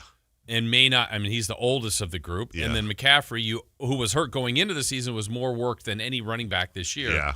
Those are all red flags all over the place. So how do you replace or keep those guys at that level coming off of injury is major concern. And then just what's the next wave of Niners? And it feels like the one youngest piece is Purdy, and that's exciting. Yeah. But where else? And I feel like they need an influx of kind of some nice young talent coming in. They need to get that defensive coordinator spot's going to be huge. They need to get back to having that defense that just seemed like they wanted to hurt people. Mm-hmm. The Aziz Al-Shairs of the world, the Warners of the world, the guys that would just... It hasn't been dominant in a few years. It hasn't. And that really, to me, the Niners throughout history have always been known for Joe Montana and Jerry Rice and Steve Young and Roger Craig. But, man, people forget in all those Super Bowl years, especially in the 80s, that defense was a killer. Yeah. That defense... Whether it was Patrick Willis or, well, that was later, whether it was Ronnie Lott or whomever roaming that back, that secondary or that line, it was, that defense was all, and by the way, also in this latest run where they've gone to a couple Super Bowls and gotten close, again, that defense was badass. Deion Sanders, that's what I was thinking of. Oh, yeah. So you've got a draft right. You're going to have to make some moves. I think there's going to be at least 1 or 2 names, and I don't necessarily know who. Again, we're going to talk to Matt about this at 9. He'll have a much better handle. That are going to go that it's going to be sad, but it's one of those things in the business. But they have a pretty good track record. Mm-hmm. They got a good, between ownership, GM, coach, and the way that everything's set up, they'll almost always be in the mix. Yeah, I think this year taught us that too, right? Yes. I thought this was as good of a job as Shanahan has done because of the stuff he had to deal with injury-wise. And, I mean, look how many games they won. Yes. A lot of people talked about their schedule. Okay, sure. But it's a weird one to say that when they were in one of the greatest divisions ever. Right. I mean, and they had to play Seattle twice and split Yes. with them, had to play the Rams twice, split with them, and everything else they had to go through with injuries. But I trust in the coach. I do trust in Lynch, but I think they got a lot of work to do this offseason. It's going to be a tough offseason for them. Yeah, and I really struggle, Jason, with, as a Niner fan, I don't even like the smell of a moral victory. Mm-hmm. But, like, I was disappointed, of course, but, like, I'm watching the game on Saturday, I'm going, they shouldn't have even gotten that far. Like, the amount of injuries they dealt with this year were insane. But then also on the other side, I feel like they're always injured. And I get the power plant thing, but that's been kind of debunked. I guess if you put it in a situation where you say, listen, best ability is availability, well, then you have to allow that. It's nobody else's fault that the Niners keep getting injured, so maybe they just have this thing with injured players. I don't know. And I don't know how you draft around that. And I've seen that narrative a lot, and I'm not saying it's wrong that like a lot of people like the Niners overachieved, got farther than they should have. So with that as a premise, and based on injuries and based on just kind of how they got through the year, had they beaten Seattle in Week 18, would they have been one of the most flawed number 1 seeds ever? Yeah. But if you get to 1 seed, then all of a sudden you have to win 1 game and you're in the NFC Championship. They would have hosted this last weekend. Yes. I know the format would have been different. I don't know who they would have played officially, but that would have been a 1 seed. That would have been pretty vulnerable. It would have been when you say one of the most flawed, obviously it's an injury situation. Yeah. How do you walk the line between this team? And it wasn't just the guys. We also forget that Brock Purdy missed over half the year, their quarterback. How do you walk that line? Ayuka didn't play at all this year between they were on house money and also, well, they still lost. Well, and let's put it this way, too. Let's just say, which obviously they played Seattle. I think that was the worst matchup they could have had. Yes. I think the game would have been better against the Rams. I think they would have fared better against the Bears. I don't know if they win either game, but their lineup was the worst they could have. Now, to beat Philly was nice. That was impressive. They did good things in that game. They deserved to win. That was impressive. I think, though, the matchup they got was the absolute worst one for them. Do you think – well, they beat the Bears. Which in a shootout. In a shootout. And they split with the Rams. Yeah. But, I mean, if that game was in Los Angeles yesterday or this weekend, I don't know. Rams are good, but I would have felt like the Niners had a better chance. I would have I would have liked that. I still think, Rams I would have picked. I would have liked you're right about Seattle just being it was almost like they weren't built to beat the Niners, but in this situation, there was just I think you could replay that game 20 times and the Seahawks would win 20 times. Right. And it goes back to kind of what we said after that Week 18 game at Levi. The only fluky thing about that game is that it wasn't, 28-3. Right. The fact that it was that close. It played out closer to this one, it probably should have. It should not have. The score was that out of hand. So they got a lot of work to do. They do. And I mean, again, I trust in Lynch and Shanahan to an extent here that I think they can help get this, but I don't know. They better get a lot of moves right in this offseason. And it'll be good to talk to Matt about what he thinks the direction they'll try to really attack first. All right, player one. Player one played 4 years in college. Threw for 9,285 yards, 18 touchdowns, 16 picks. Player two has played 3 years in college. 8,247 yards, 71 touchdowns, 22 picks. I'm trying to wrap my head around what somebody said that's really bothering me on the well, player two sounds better, just without any other year but less. Just stats. Also national championships on both sides. Somebody's saying that somebody said Fernando Mendoza gives Tim Tebow vibes at Florida. That's really bothering me. I need to do more research on that because on the surface, that actually really hits home. Like, think about Tim Tebow when he was at Florida and how much of a stud he was. Like, Tim Tebow is one of the greatest college football players of all time. We forget that because of the lack of what he did in the NFL. I know there's key differences. But if we've talked a lot about drafting before and how do you see what a guy does at that level in college and know that it's not going to translate to the NFL? And Tim Tebow was big. Tim Tebow was mobile. One of the greatest, and arguably the greatest, most accomplished college football player of all time. So I need to spend the rest of the day convincing myself that Fernando Mendoza is not the second coming of Tim Tebow. By the way, also did wonderful interviews.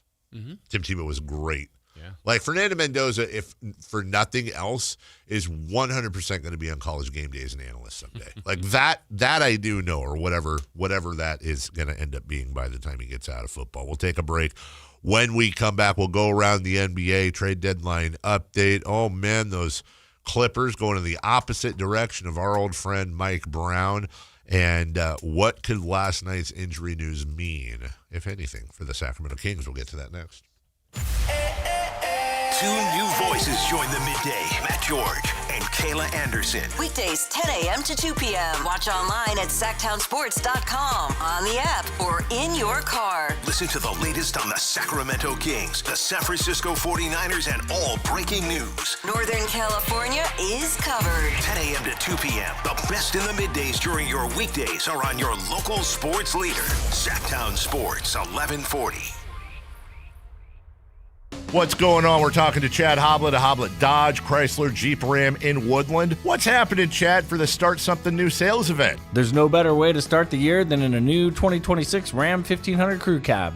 And right now you can save up to $14,000 off MSRP, or save thousands with 0% financing for 60 months and still get the $7,000 Hoblet discount. Wow. I love that you still have 0% financing available and that you still get the Hoblet discount. That's why Hoblet has won dozens of customer service awards. And as a fifth-generation dealer, when you buy from Hoblet, you become part of the family. You will not find a better combination of savings and selection with over 400 new Rams available. Search, select, and save through the whole inventory at HobletDodge.com. Unbeatable prices, unbeatable selection. Nobody beats Hoblet, period. 14,000 total net savings on select new 2026 Ram 1500 Laramie after 7,000 factory rebates and 7,000 dealer discounts. Rebates include 2,000 select inventory cash on select inventory, 1,000 SFS bonus cash, must finance through Stellantis, and 500 on the job upfit, must show eligible upfit. 5 is net savings, see dealer for details. At Power Business Technology, we're not another big box corporation. We're your neighbors, locally owned and operated. We know what businesses like yours need, from reliable printers to high performance copiers. We'll help you find the right solution with personal service you just can't get online. Need setup or support? We're just down the road and always happy to help. Power Business Technology, family hometown service with big time solutions. Contact us today for all your business printing needs at 844-POWER-BZ. That's 844-769-3729, or visit us at powercopiers.com.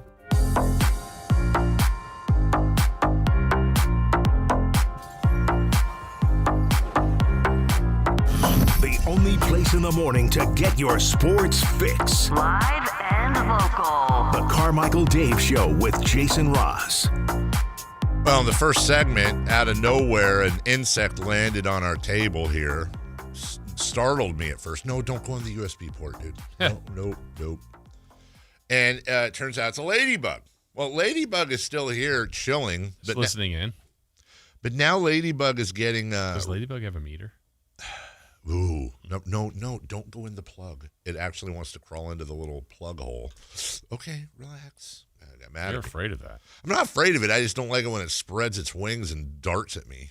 Okay. It's like, I don't know. Anyone ever die of a ladybug bite? Don't think so. Probably. Also, why a ladybug? Good question. We were talking about that during the break. Yeah. Not a person bug. What's going on? What is it that makes it a ladybug? Is there a man bug? Or it wouldn't be a man. What would be the term? Not a man bug. Fella? A fella bug.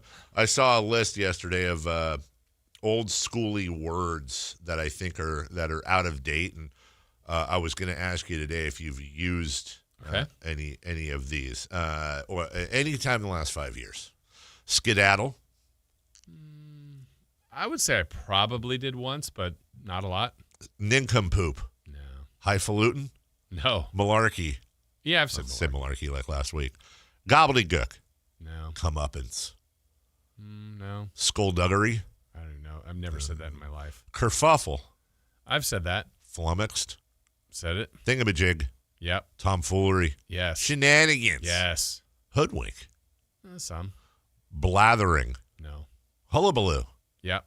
Curmudgeon. Yes. Bamboozled. Yes. And then I knew this was an English person because the last one is numpty. Have you ever heard of numpty? Never heard of it. I'd never heard of numpty either until I got called one over there. Numpty is like had a great fall. You're a ding dong.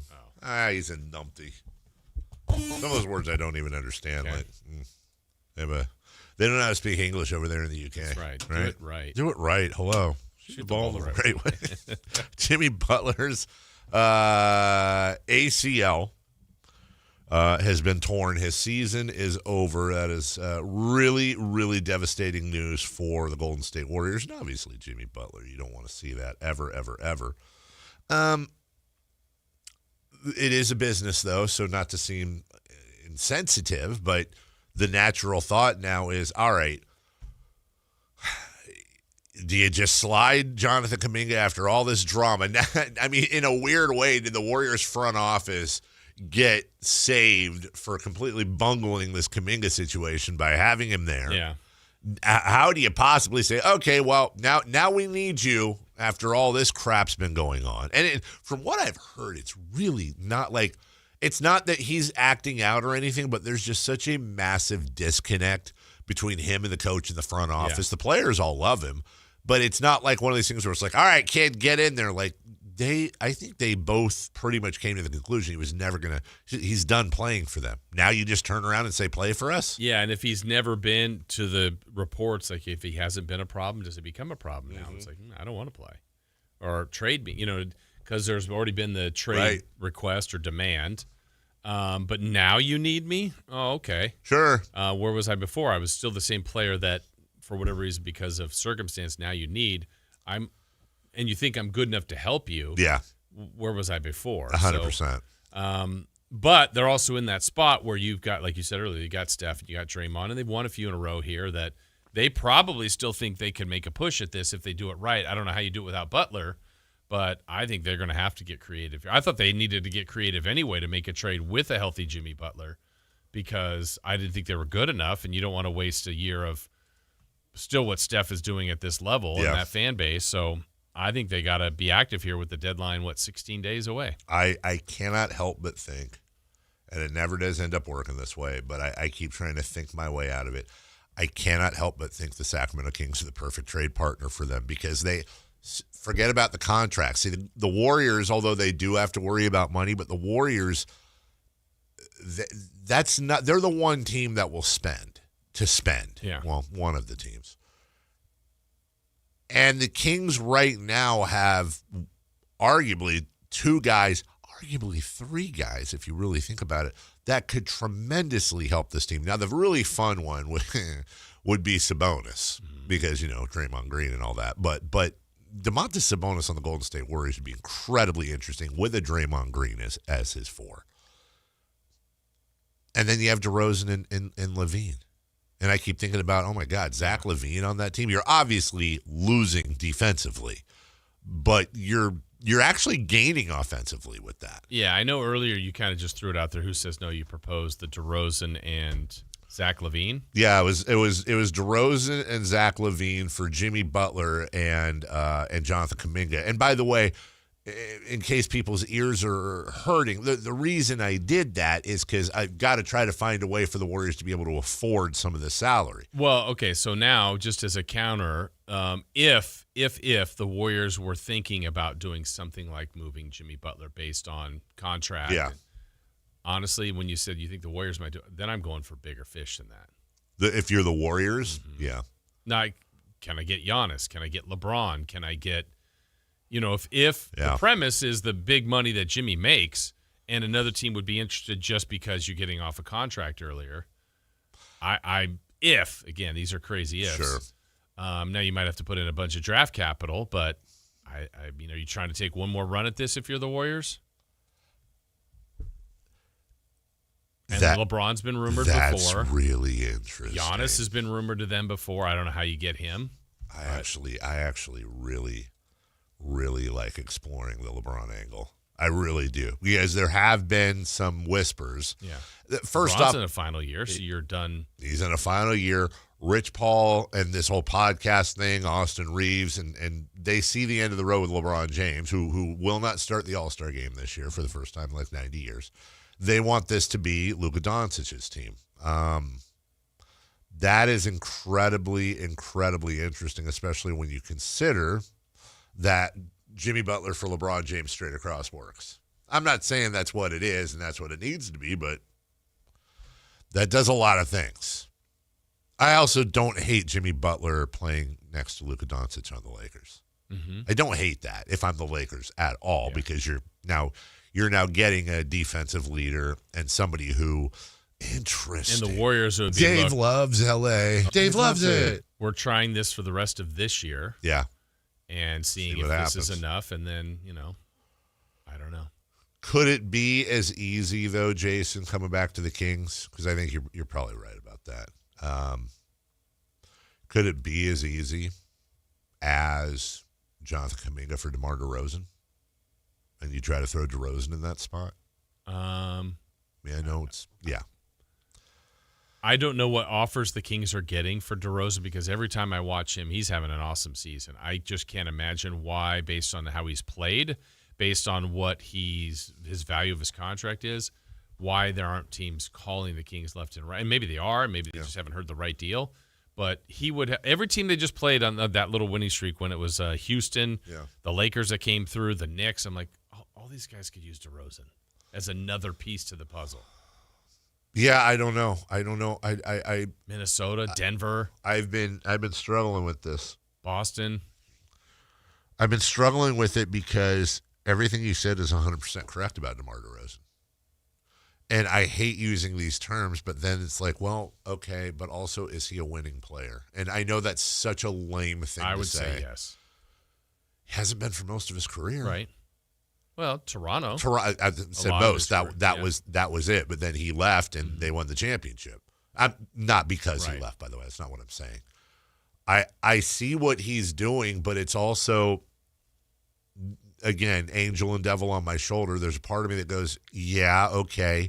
Is he Alex Rodriguez hitting home runs in the seventh when they're down 7-1 or up 7-1? Is it one of those things where, like, you can't deny the man is an insane talent. He's also a by all accounts a wonderful dude in the locker room. But can he be an option on a championship contending team with his style of, like, all right, I'm going to score. It's my deal. He's not really a distributor. He's not really a defender, although I think his defensive effort has stepped up lately. He's not really giving you much else but scoring is important. I think his assists are a little bit underrated. I think he gets more assists than people give him credit for. Why? The reason I'm thinking that is because you're correct. He's on effectively an expiring contract. He's going to give you 20 a game. He's a good dude. Yeah. So why aren't they calling for him? And that's why I'm trying to, in my mind, I'm trying to think of why. Like, is there a thing on him? And it gets back to, when we did talk to Scott Perry, I also think right now, present day NBA, I think it's really difficult to make a trade. Yeah, no. I think it really is. You are 100% correct. And it's, I think, really frustrating for GMs, too. Yeah. But I think the Warriors are a team to watch based on this news by Jimmy Butler. And 100%. I think they have to. Yeah. It's 16 days from now. They have to unless they somehow come to Jesus with Jonathan Kuminga and just plug him in. I'm not saying they still shouldn't make a move, but they do have a guy on their team that is not going to replace Jimmy Butler, but certainly could step in and do some things for them. Yeah, but I think they're different than Sacramento. Like, they're a championship. Like, Joe Lacob has now seen what it's like to win a championship and multiple championships. And he's got a couple players and the coach that help them do that. And right now it doesn't seem like they're not miles away, but nobody's picking them. I don't think they can do it the way they're constructed. And then certainly with the Butler injury, that makes it more difficult. So then how? How do you make it happen? How do you get closer to that without really killing your future? I know they would never, ever, ever do it, but like in some of these other situations, like I'll go to Milwaukee where I go, man, I think it might be best for Milwaukee to trade Giannis. I don't think it's awesome or the fans would love it, but I think they have to do it. They would never trade Steph. No. But, I mean, are they just going to ride this out, play the rest of his career with Steph, and they'll be a good team? And that's fine. I'm not even saying they're wrong for that. I would hate to be the GM that did that because, man, but I just – if they're an like a lot of times we say championship or bust, that's an organization that's thinking that way. Not as much Sacramento or these other teams that are like just trying to get there. But don't you also, if you're them, have to – because I agree with you. I think Steph's going to be, Cal Ripken, Tony Gwynn. As he should be. And he should be.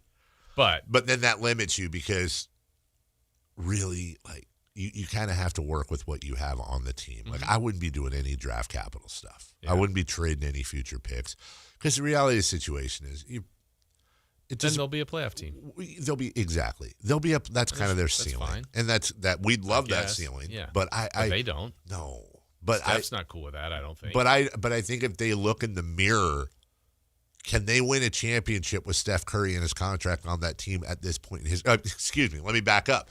Can they win a championship with Steph Curry and Draymond Green and those contracts on that team? Now, look, if you could pick around the NBA and bring this player, sure.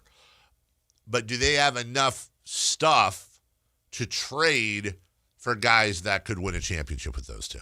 Let's remember last year when they got Butler, and all of a sudden they just took off, and they were doing great. They beat Houston in the opening round when there was a 7 versus a 2, and then Steph got hurt. Yeah. And that changed maybe the complexion, but it's still they haven't looked like that team this year.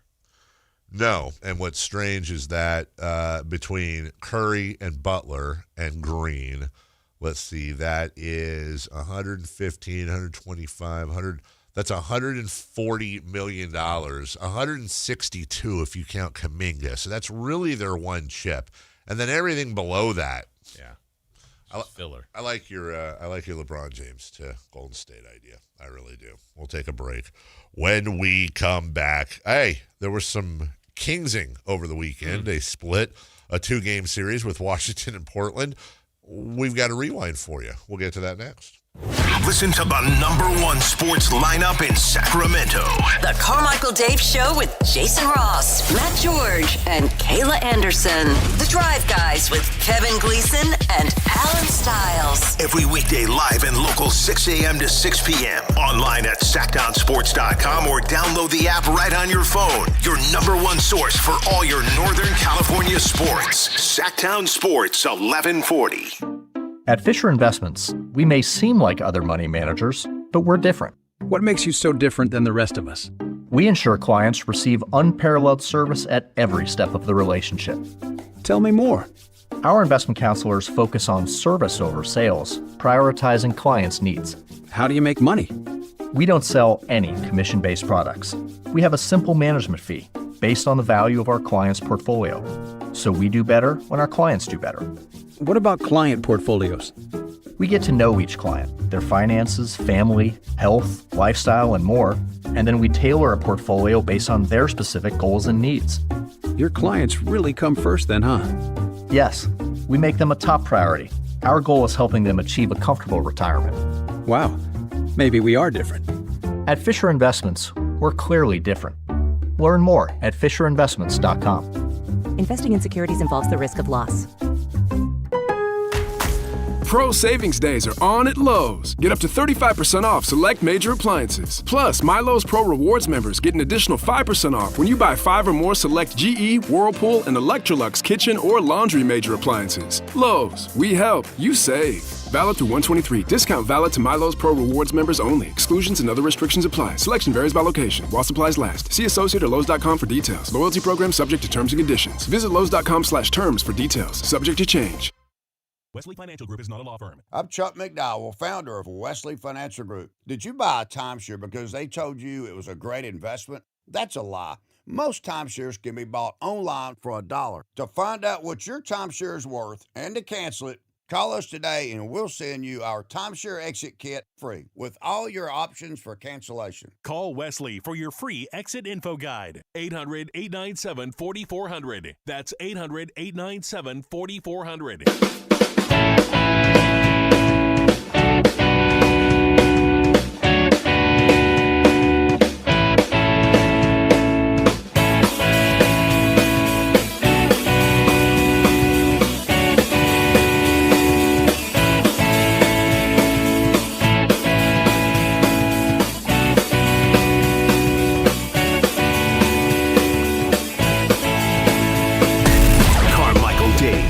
Very good sources, and he just kind of tells it as it is and gets to the point. Jason Ross. He has a lot of pretty smart things to say. He's good at what he does. On Sactown Sports.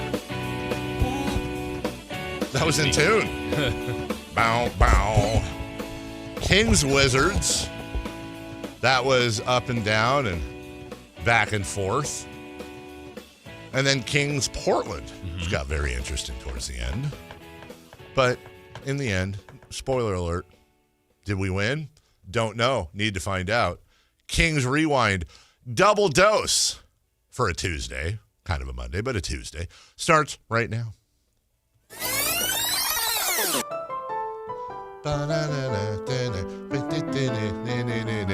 Jason?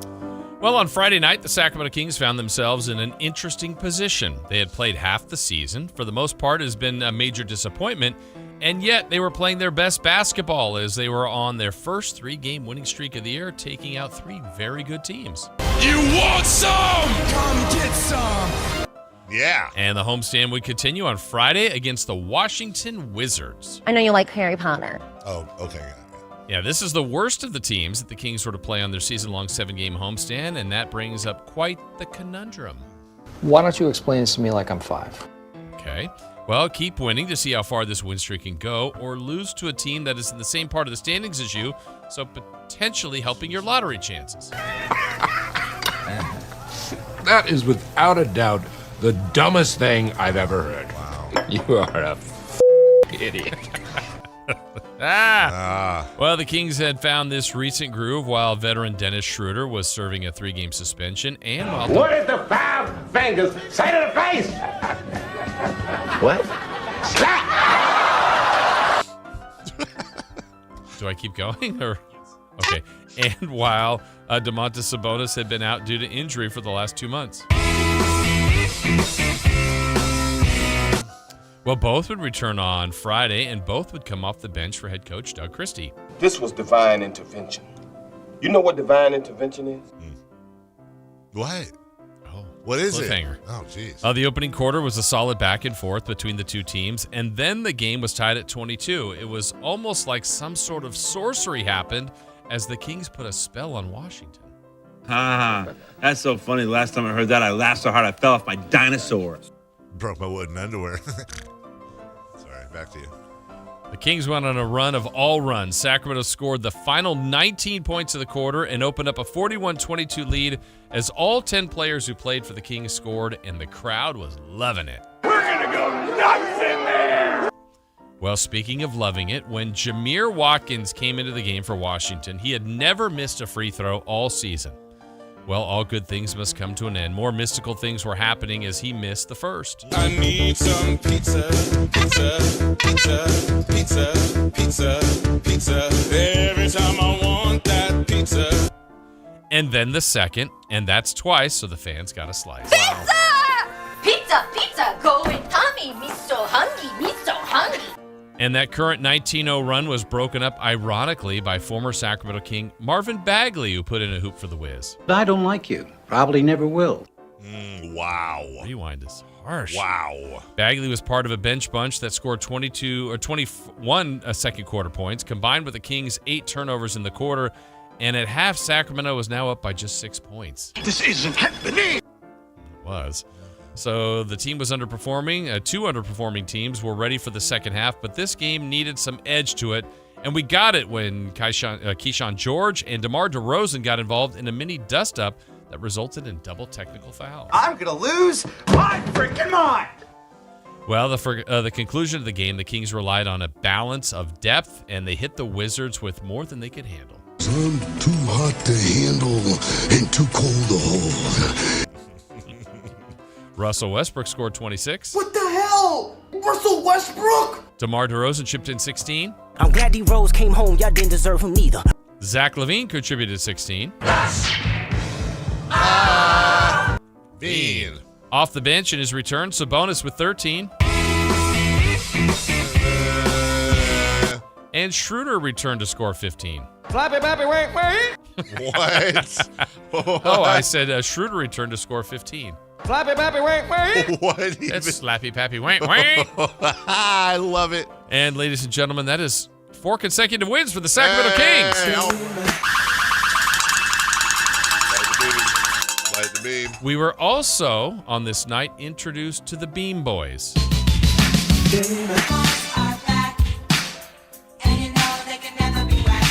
And that is featuring new to the Kings but veteran to the league, Precious Achiuwa. What are you, celebrating or sneezing? Rookie Nick Clifford. Well, now, look at this big fella. Clifford, is it? Rookie and crepe crusader Maxime Reynaud. Wait, are they the really thin pancakes? Yeah. Yes, they are. Those are really thin pancakes. It's just a French word for them. And undrafted rookie and crowd favorite Dylan Cardwell. Dylan. And now the Kings seek an unthinkable 5th consecutive win when they take on the Blazers on Sunday. Oh. Damn dirty hippies. What? Wow. What? Yeah, when they take on the Blazers on Sunday. Damn dirty hippies. Those dirty hippies. The Blazers had already taken out the Kings twice this season, so Sacramento was trying for a little revenge. And I will have my vengeance in this life or the next. While the Kings are getting healthier by the day, the Blazers were playing their second night of a back-to-back and had several key players out of action. Oh, God. You know, geez. That's just terrible. What the hell is that, dude? That didn't sound very genuine. No. Sorry, what was I supposed to do? Well, one player that did return was Denny Avdia, who was playing like an all-star, and he lit up the Kings for 15 first-quarter points. Oh, good for you. Good for you. Well, after one quarter, the game was tied at 32, and it was feeling like it was going to be a 4-quarter battle. Are you ready for a war? Well, that feeling was until the second quarter happened, and Sacramento was an absolute mess with the basketball as the Kings kept giving the ball away to Portland. Stop it. Get some help. At the half, the Kings were down 11, and they would play chase the rest of the way and just couldn't catch up. Catch me. Come on. Catch me. Wait, what? What did you just say? They were down the rest of the way, and they just couldn't catch up. Catch me. Come on. Catch me. I feel like that's actually Chris doing that drop. Might be. Uber athletic Shaden Sharp made sure of that with an electrifying third-quarter display that showed off his over 40-inch vertical leap. I can do that, but I don't want to. I thought he was a Blazer. He's not an athletic. Note to self. Still down 11, heading to the fourth. The Kings would make little surges, but just couldn't get over the top. Do something! Do something! Do something! They were trying. Yeah. Well, the Kings would get to as close as 4 points, but just couldn't hit the game's biggest shots. Oh! Well, pardon me, Mr. Perfect! I guess I forgot that you never ever make a mistake! Well, Sacramento's win streak comes to an end as the Blazers improved to 500 and beat the Kings for the third time this season. I just want to make sure you're okay and that all these hippies aren't taking advantage of you. On the bright side, fan favorite Kings rookie Dylan Cardwell posted a career-high 12 points and recorded his first double-double of his career. Dylan. The Kings will continue the homestand tonight against the Miami Heat as they look for a season sweep. Miami! It also marks the return to Sacramento for former Kings lottery pick off-night Davion Mitchell. Who are you? Who are you? Huh? Who are you? Well, let's see here. Oh, I'm sure Chris would want me to mention this, but also Jaime Jaquez Jr. will be here too. You should be riding with me, not with me, carnal. And now you know what happened this weekend. That's fantastic. I feel like even if I hadn't watched any of the games, you're caught up. You know, I would know everything that's going on. Dylan. Also, I thought this would be a good point of conversation show to put this in right around the halfway mark. This just in, the Sharks. Yeah, they won 4-1, and there was a goalie fight. Yes, yeah, I saw that. They're 25-20-3. And what? Which part? It's just like, I mean, they're over 500, but are they going to win a title? They should probably just start tanking. Yeah, good point, Chris. Yeah, Chris is a big tank proponent. You play to win the game. It always works. Got into that with some of our YouTubers. You play to win the. I think Chris might be the only guy in town though under 50 that has the play to win the game mentality though. Really? Yeah, I gotta. Can I laugh a little bit at the fan base? Yes. I mean, yes. I'm laughing at the fan base. Yeah. Here we go. I mean, we can't win too much, guys. There is a tightrope. They're fourth to last. Yes. Well, Jason, and guess what? Fourth to last, simulating the lottery. Oh, we are now pick 4. We have fallen out of the top 3. Caleb Wilson. And team 1 was the Nets. And then you got the Wiz, and then you got the Pace. Okay. Yeah. But just even not the winning too much, but it's also, I mean, they're like 7 out of the play-in. Like, okay. Who, by the way, now is the Clippers, who are the hottest team in the West. And if Holy I'm crap. projecting, I think they're going to keep going north. So I don't think and they're 10th. Yeah. Well, they are the southernmost team, so. What's that? They are the southernmost team, so. And Team 9, who you just played, if you were worried about like the getting to the point, like that's a team you would have wanted to beat, the Blazers, but you didn't. Yeah. They're 500. Like if we say the bar of like the play-in might be 500, that's a lot of winning the Sacramento Kings are going to have to do. Let's see. The Kings have played 43 games. They're 12-31, so they would have to go 22, 32, 4. They'd have to go 29 and whatever else. 10. 29 and 10 to get to 500? Is that what that sounds like? Yeah. And then maybe be in the play-in? But isn't there a thought that, like, if you're not – okay, I know we got a break. Let me throw this out there. Just see if it sticks. If you're not – do we agree they're not going to make the play-in? You'd have to go 29 and 10 just to get to 500? Like, I do do not think they will. Okay. So if you're not going to make the play-in, then why not be as bad as possible? Yeah, I mean, but what are they doing? Like as bad as do everything you can. Like never why even play the games? No, I just forfeit them all. I would take that just if we could get the best odds. Like sure. How about win at home in front of the home fans? I mean that's the and all they did was win 400, which was great. That was fun to me, and that's why when they were on that 4-game series, I was like, okay, this is the one positive is fans get to see a win. Yes, that I can't deny. Like, they didn't win awesome. 15 in a row. No, 4 was fun, and that's enough. Yeah, That's enough. Got a pretty tough road trip coming up. Slow down. Also, by the way, I think 7-0 homestand. It wasn't just the 4 wins in a row. It was the 4 wins in a row, and 3 of those being against really good teams. Mm-hmm. That's what's weird about this team. But then everyone's like, well, then watch them lose to Washington. That's like, well, wait, what do you want? Do you want them to win? Do you want them to lose? Like, everybody wants everything. Can't we have everything? I want them to lose, but I want them to win every night when I'm thinking about it on the micro, but in the macro, I want them to lose. Makes total sense, right? We'll take a break. When we come back, the Kings, what did they do while we were gone? Well, we talked a little bit about that, but we'll go into detail. Mm-hmm. And we'll have this conversation again about losing versus winning. You play to win the game. Second half of the show next. But first, hey, let's talk about my friends at Hoblet Dodge Chrysler Jeep Ram in Woodland. Whether it's foggy, rainy, snowy, I saw something the other day, California, for all its warts and whatever you want to say, it really is one of the most unique places on earth.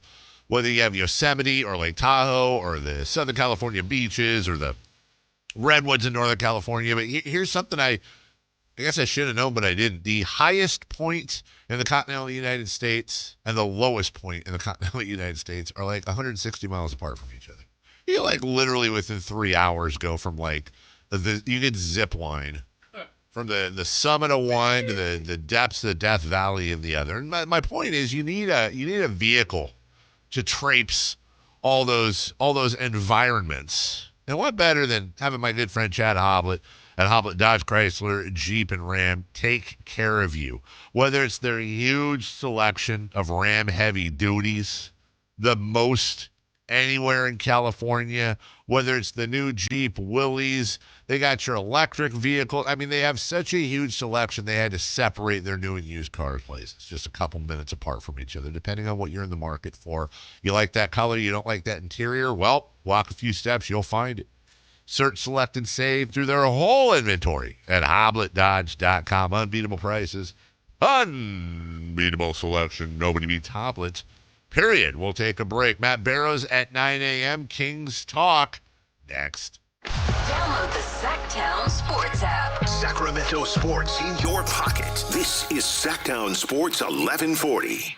This is the story of the one. As a safety manager at a manufacturing plant, he does everything he can to keep his coworkers safe. From finding ways to reduce risks to keeping safety supplies in stock. And for that, he relies on Grainger. Grainger offers a broad range of quality products and next-day delivery, so he can always play it safe. Call 1-800-GRAINGER, click Grainger.com, or just stop by. Grainger, for the ones who get it done.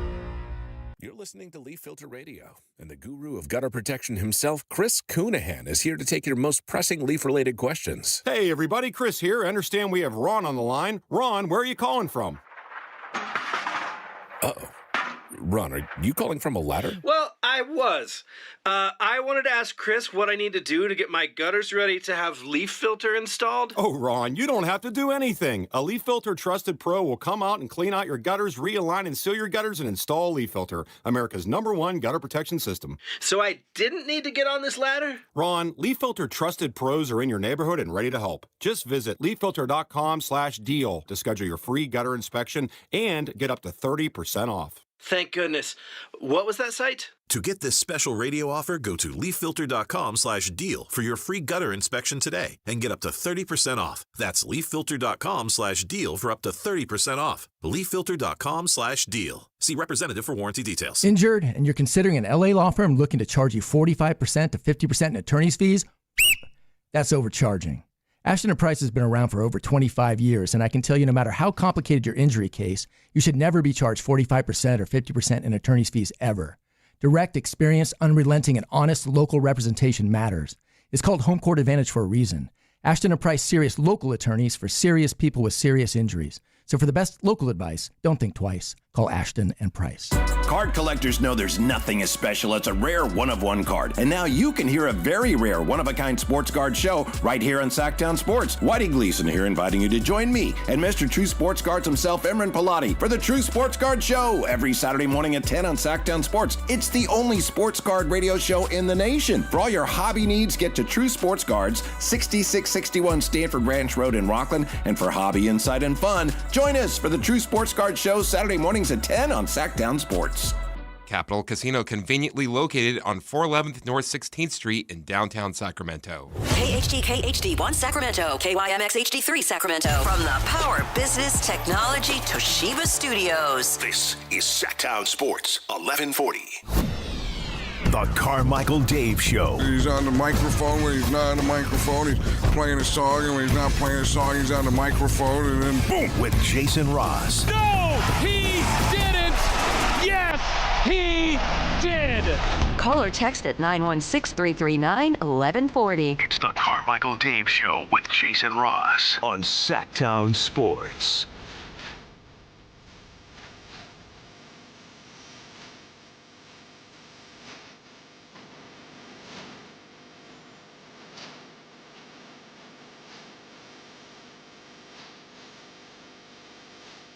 Yeah, it's a special treat for our YouTubers.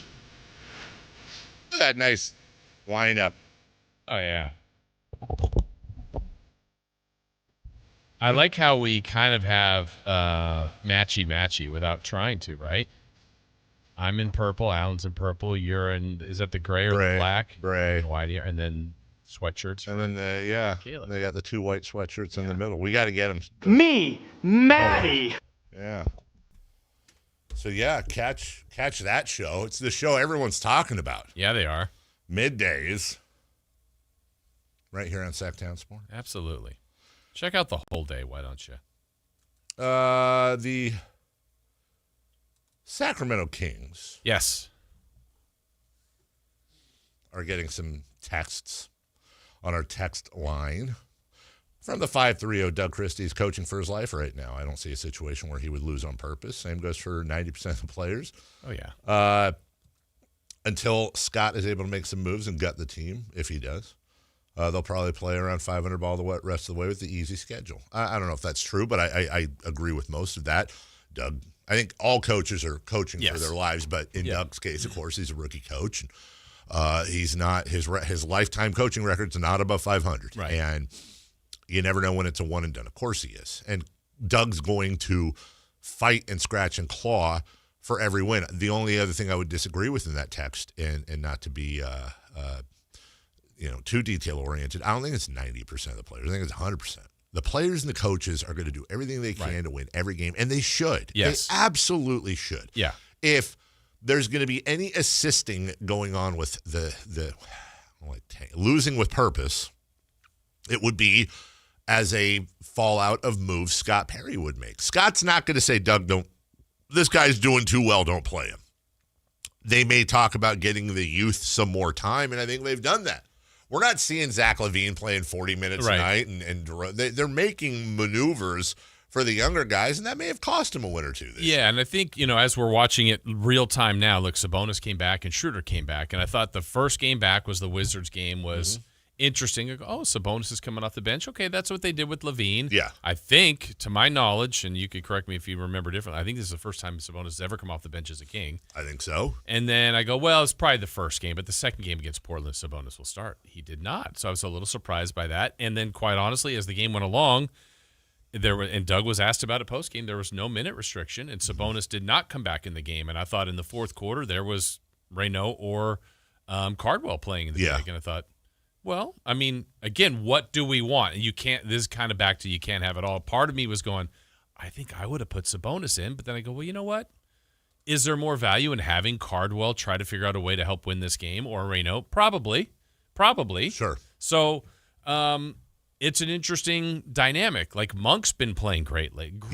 Yes. All right. Keon is not on the injured list tonight. Well, I honestly, look, I think we could all have our opinions. If I try to say, Dave, just for tonight, just like Melissa, you're coaching. Yeah. Figure out how are you going to do the minutes. And I don't think it's easy. And it's not a cop-out for Doug or for any of the I don't think this is an easy situation they're in. And when Keegan comes back, it's even more difficult. Yeah, it is, because someone's got to go. And when people play the young guys, they are. Start them. I think that's a hard thing to say, like, all right, yeah, DeMar, you're playing great, but we're going to start someone else for you tonight. I don't know how it was a little bit easier while Sabonis was out, while Schroeder was on a 3-game suspension. It's not as easy now. Is Precious Achiuwa one of the young guys? I don't know. He's 26. Guess so. I guess he's new to this team, but he's also one of the situations where you go, if you look at the roster for this year specifically, I would say Cardwell is way above expectations. Yeah. Maxime would be above expectations. Yes. Achiuwa, you added the season started. Yeah. Those are wins. Yes. Now there's other handfuls that don't fall into that category, and I think that's when we're talking about whether you win the lottery, whether you make a trade, whether you develop players. The more of those things you can have on your roster, that's truly how you build a winning team. Like when you have more wins, not the wins in the game, wins on roster development. This team needs more of that. It is a really weird mishmash. It totally is. And I look at Scott Perry's moves so far, and I go, okay, well, he kind of created that first-round pick, which, I mean, again, right now. I didn't put Neek in there. He has not played above that. No. He has not. Not at the moment. There's a really interesting debate if you take emotion out of the equation. Just take the emotion out of the equation. Like, if you're talking about his worst move so far, which haven't been terrible, but his worst move so far is it drafting Nate Clifford or signing Dennis Schroeder. Now, I promise you 90% of the fan base listening right now is like, what are you talking about, idiot? Of course it's okay. Well, look at what Dennis Schroeder has done. Look at his numbers so far. Look at what he's done in the games, and look at what don't think about the hope of Nate Clifford. Just what have they done so far? And what's interesting is the one I would have maybe offered up, but now in hindsight would change my mind, would have been the Valanciunas move. Right. But I did not like that. I didn't either. He was still here. We'd have a real problem at center. Do they even sign on a free agent deal Cardwell? I don't know. Probably not. Maxime they may have drafted. Probably, but he's buried. Yeah. He's buried. I agree. I did not like the Valanciunas move either. But in the big scheme of things, and by the way, I'm going to give a ton of credit to Scott Perry. I don't know if he deserves all of this, but if I'm putting my purple glasses on, maybe they knew they had something in Reynaud. And maybe they also knew what they were trying to and not trying to do this year. And if it was a choice between, well, here's a walking 10 points, 10 boards in Valanciunas, who's a vet and not going to be a part of the future, or, hey, let's give this kid a shot and try to develop some youth. They didn't plan on Sabonis getting hurt. So, and in a roundabout way, when we always say what can you do to hinder your chances of a lot of the thought is just play young guys. That's harder to win games with young guys. It can be. Yeah. But in this case, it's like they might have been a better team with Valanciunas. but maybe they didn't organizationally. Sure. It's like, would Valanciunas have gotten him closer to that 30 win total, 32? It's like, that's a pretty bad spot to be in. And look, when it comes to, I'm a little torn on Dennis Schroeder. Look, I don't think. Look, in retrospect, I know why they signed Dennis Schroeder. They didn't know if they could get Russell Westbrook. They were coming down to the end of the deal, the summertime, and they had to get. They really did not have a point. They guard. didn't have a point guard, and they wanted to give Doug Christie somebody that was like a legit, not a Malik Monk. God bless him. He's not a He's not And not Nick Clifford and not Devin Carter. Right. It was like had to do something. They went, okay, we got to do something, and so we got a vet who's coming off leading his national team to a title, who's got a ton of NBA experience. I get it, and I wasn't a huge fan of the signing either. And it's whatever. But I also think now that we're a few months into the season, again, $15 million. That's a number. But also, Dennis Schroeder actually hasn't been that bad. He hasn't been that bad. I'm looking at better as a bench player. 100% better as a bench player. Looking at his January, by the way, he's averaging a little over 12 points, 5 assists, a couple of boards on splits of 46, 33, and 72. He's only turned the ball over once a game, which for a guy with that type of usage is a pretty big deal. And he slapped Luka, so there we go. He slapped Luka, and he also does bring one thing. I'll tell you what I did like. I don't care about the win or the loss, whatever, fine. What I did like is I liked the spiciness in that Wizards game. Mm-hmm. And by the way, I really liked the spiciness in that Portland game between Maxime Reynaud and what's his face? Donovan Clingan. Yeah. I like that. Yep. I want more of that. I'm not saying we should go out and be the Rasheed Wallace Trailblazers, but I like being a little bit scrappy. Yeah. Flappy, bappy, wait. So I think it's on Scott Perry. Look, here's my thing. You have to decide which way you're going. And I may be overly sensitive to this. I just don't want to be in that middle ground. Yeah. I just don't want to be, and I agree with you. And just for definition? Sure. Tell me where, because I think, yes, they did win a few games here, and it was fun to watch, and I kind of made fun of that in the last segment, but I didn't think personally it was going to get out of hand, but I also think you have to, as an organization, I don't know, see where that can go. Like the Clippers were as bad as the Kings for a while. They're actually below the Kings. Yes. And they've gotten a lot better. Now all of a sudden, if you're in that organization with the amount of talent that they have and the contracts that they've spent, they got to believe with their arrow pointing up and the way they're playing, like, hey, just get us there. Yes. And we'll do our damage. Yes. The Kings aren't in that spot yet. Right. And I don't know that they would get there, but like, if they then did beat Portland and won this homestand out and were 7-0 and then did some great things on the road trip, I know that's a complete change around, but then would you go, well, we didn't think they were as bad as they were playing. Yes. Do they really have something here? I think you have to honor that, but, even losing once kind of interrupts that. And, playing Miami tonight, playing Toronto tomorrow, playing a really difficult road trip, I don't think it's really going to be a dramatic turnaround, but you got to wait and see. To me, I don't think you start thinking about as an organization affecting the way you can win until later in the year. But don't you kind of have to do that with the trade deadline? Like that's your one big chance. Oh yeah, other than that's benching. a way. Yeah. That's so what I'm for saying. example, you're talking about Schroeder's a great example. I don't know if he's on the trade block, but if they never acquired him or if they elected to move him now, I still think they have point guard issues. Yeah. Now Westbrook's played it and he's done a good job. Sure. But after that, it's just a little thinner, or if you somehow moved both, that would affect the way your team was running. Yes. I don't know that they're going to do that, but that's a way to impact that. Yeah, Scott Perry can definitely, and we're not even getting to the big three in DeRozan, Sabonis, and Levine, right. And moving any of those guys. I mean, really, I guess at this point, less Sabonis since he's been out so much, but that's going to have an effect on the wins and losses. Yeah, and that's why I asked the question. So let me do it in maybe what would be deemed the worst possible thing that could happen to a Kings fan. Mm-hmm. Let's say they made some of the trades, whatever they are, at the deadline, that everybody in some sort of way felt good about because they either got better contracts back or picks, future draft picks. Yes.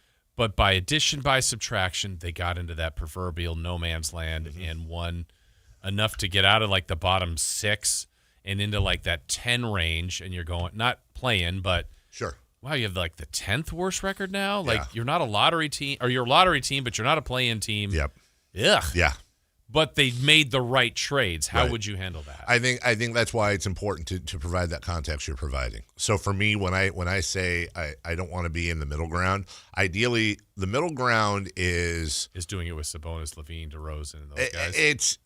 That's the context. If you're not top 5 or you're not bottom 5, I think you're in the middle. Now, if you're 12th, 11th, 10th, but you've got this. You're the Chicago Bears. You're this young team on the rise, and wow, that came out of nowhere. If you're the first year of the Beam team and you're top 10 but not top 5, okay, I'm fine with that. Also, if you're 7th, 8th, but you were middle of the ground and you can tell they're heading towards a full rebuild, like if you have a clear direction, I think. But if you're a team like this, and yes, if they're sitting there with Levine and DeRozan and Sabonis playing 30-plus minutes, and they end up being the 8th worst team, 7th worst team, 9th worst team. And now I understand, and this is where my words here, I think it's a little bit disingenuous, some of the arguments people come up with, like, yeah, fact.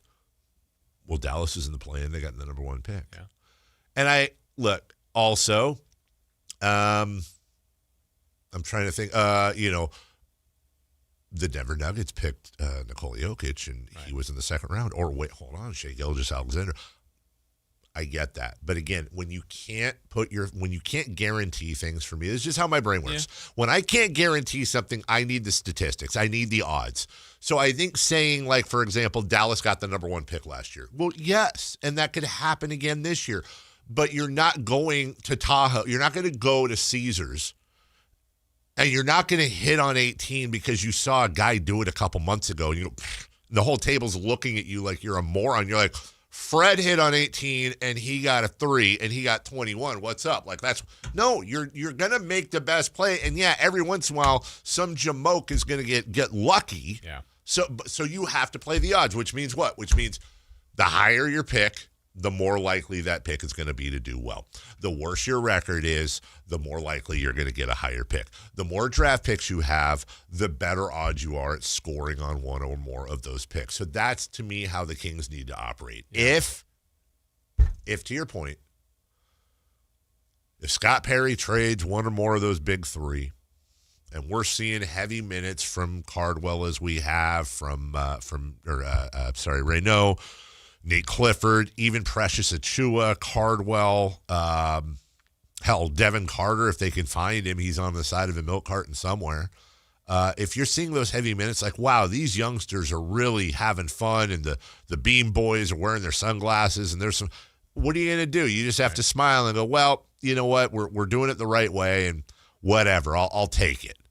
But if it's these vets that are doing that, and there's people like you do the whole play to win the game. Well, okay, you play to win the game. You're on a treadmill. That's why we've been irrelevant 19 of the last 20 years at minimum, is because we've done the whole you play to win the game thing. Well, and that's why it gets back to, hey, we all want to be armchair GM. So if you're Scott Perry, you have 16 days to make a trade that could impact that. Yes. But also, I think we would all be upset if he's like, well, they dealt one of the veterans, but what a terrible deal. Yeah.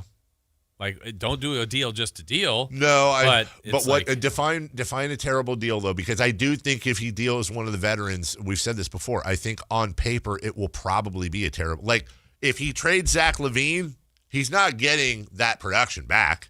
No, and I'm okay with that. I'm thinking more of, are we still thinking salary relief? Not a better contract. Better contract. Draft assets. Draft assets, getting younger. That's the boxes I want to check. One or more of those 3, and it fits the mode. Yeah, and if you go, that player's not as good as Zach LaVine, yeah, probably. Right.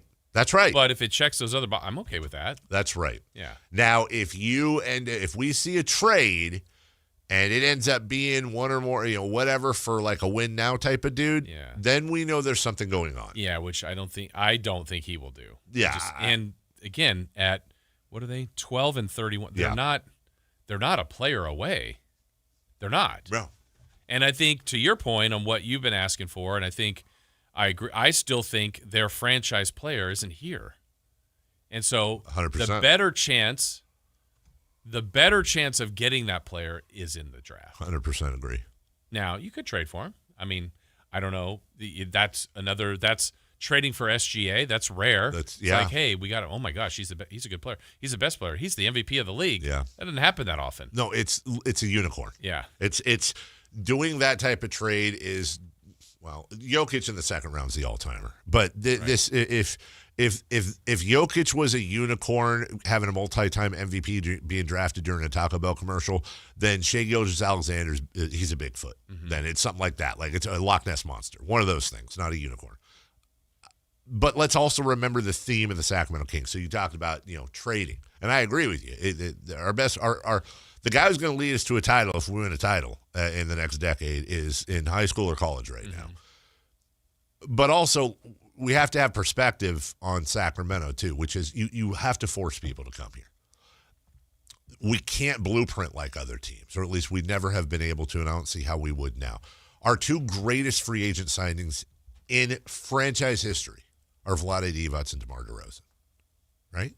Yeah, besides guys that they were ended up keeping, but yes. That's how they have to do it: trade for them, Yes. and then have the ability to re-sign. Yes, yeah, when you have a financial advantage, they've lived here, they realize that Sac's a great place. But I always try to cut through it. You have to force them. You have to either draft them and they don't have a choice, or you have to trade them and they don't have a choice. We talked about the most effective trade in Kings history was Billy Owens for Mitch Richmond. Not only did we get Mitch Richmond in that run, but Mitch Richmond became Chris Webber. And again, you had two guys that had to be forced to come here. You're able to re-sign them and build around them. But it's through drafting or trading. When you look at the first run of the Sacramento Kings, I would say the Vlade Divac signing was probably just about as similar to the DeMar DeRozan signing. But what people also don't remember about the Vlade Divac signing is that we were not his first choice. We also weren't his second choice. We were his third choice. And the reason why we signed him was because, well, we made an offer, number one. Number two, he wanted to be closer to his family in Southern California. It wasn't like Vlade was playing for Milwaukee and decided to come to Sacramento.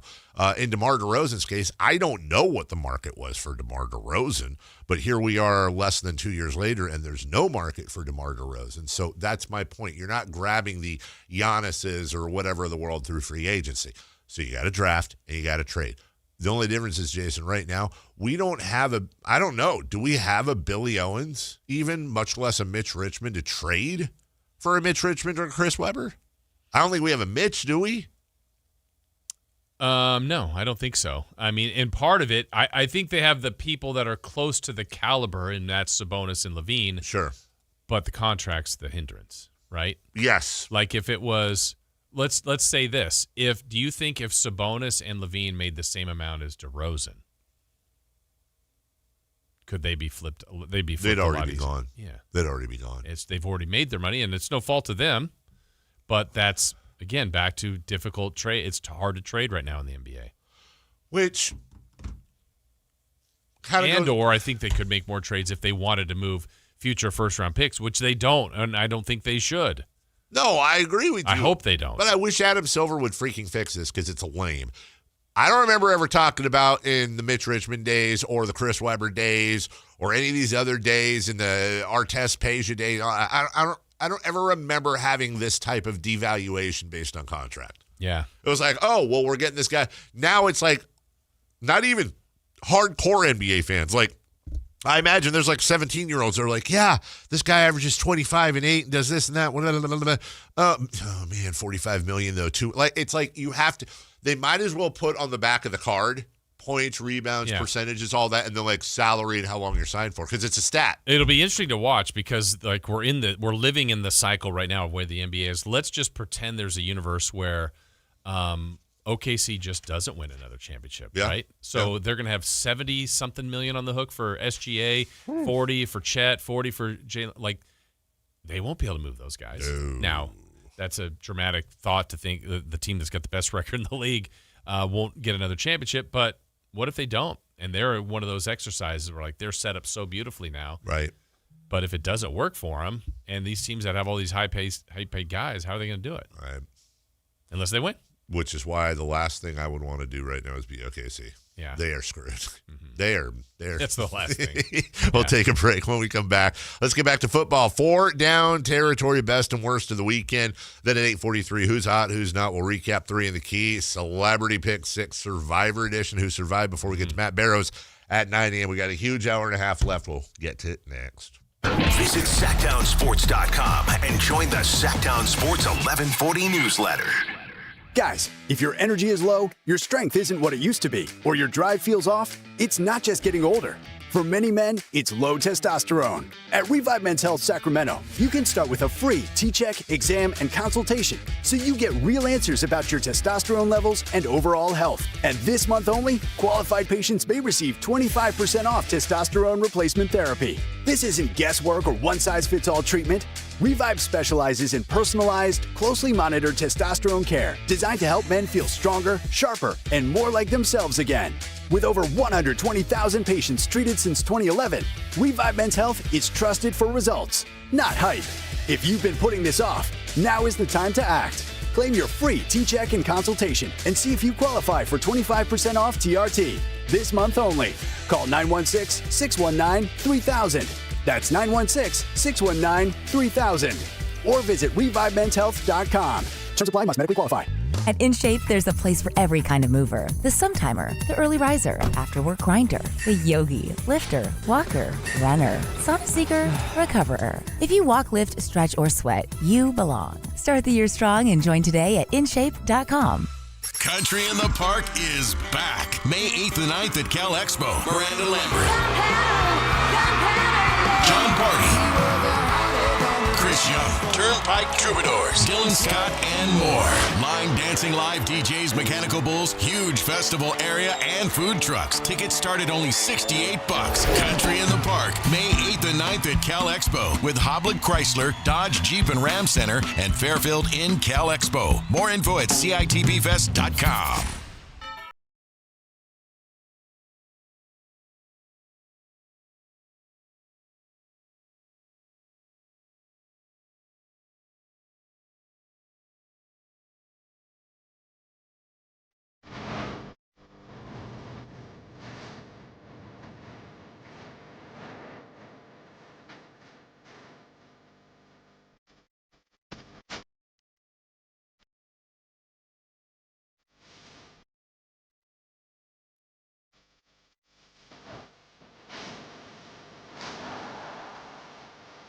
The Carmichael Dave Show with Jason Ross. Call or text at 916-339-1140. On Sactown Sports.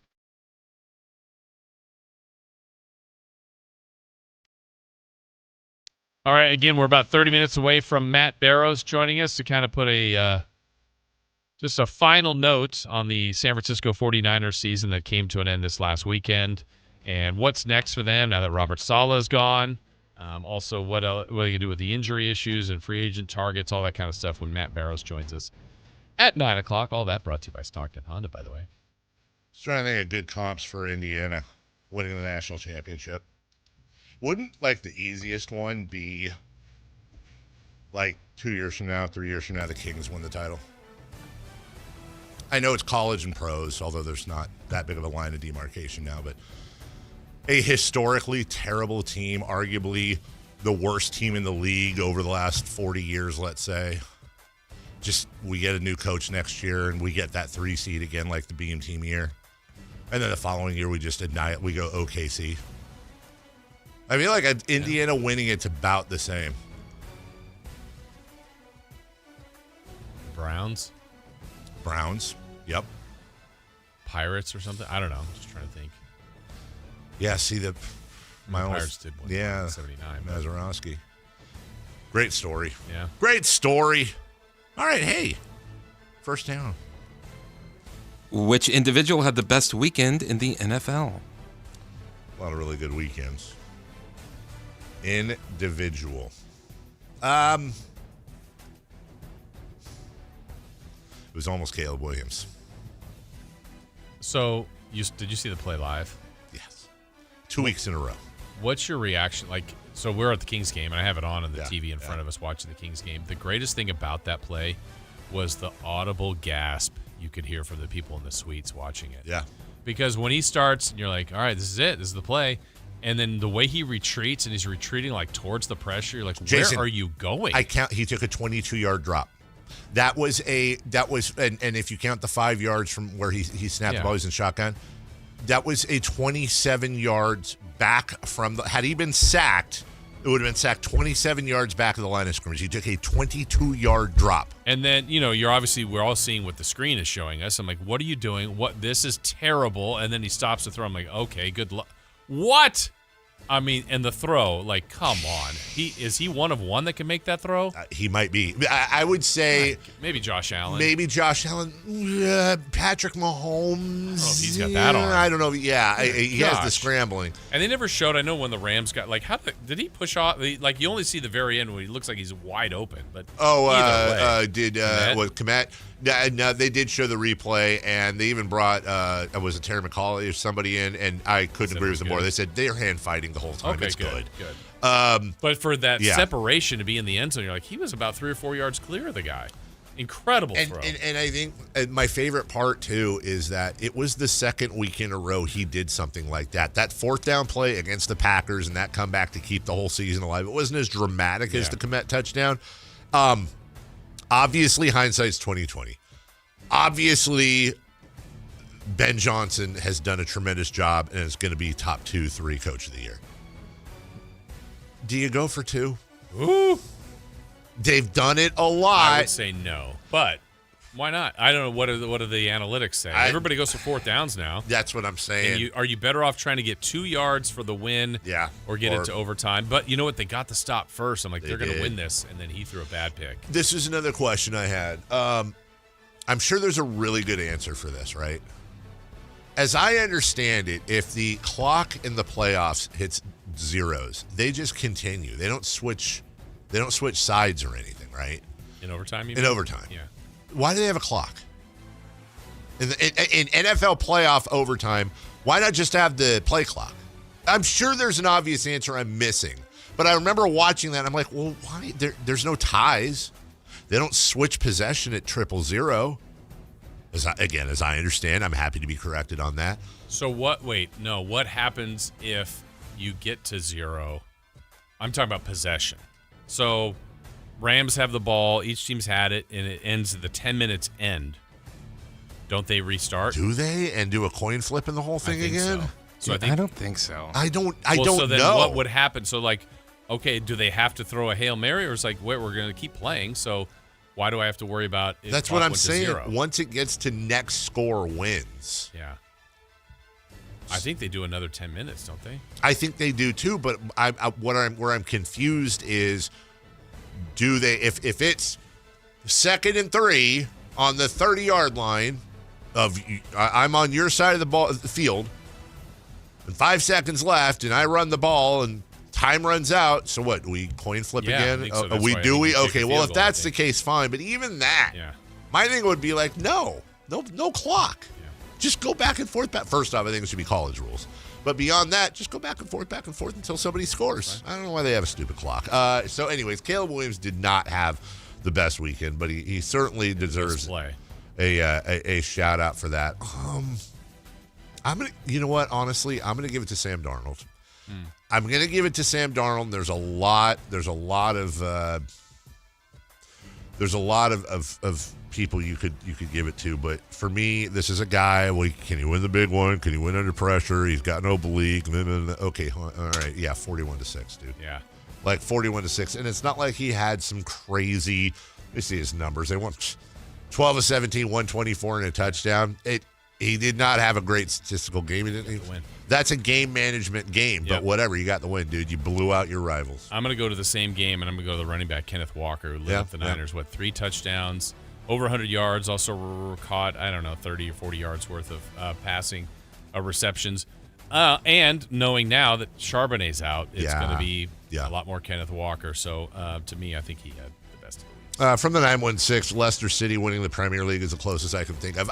I've actually said that a lot too, but I was reading some things over the weekend, and but also I think it was like Indiana at the start of the year was 250-1 to win. Leicester City was 5,000-1. Wow. I don't know, because now had Indiana won it last year, then I think it's comparable. Okay. I think this is more like the Miracle Mets, or like the Sacramento Kings. Won the title. Second down, please. Which individual had the worst weekend in the NFL? C.J. Stroud.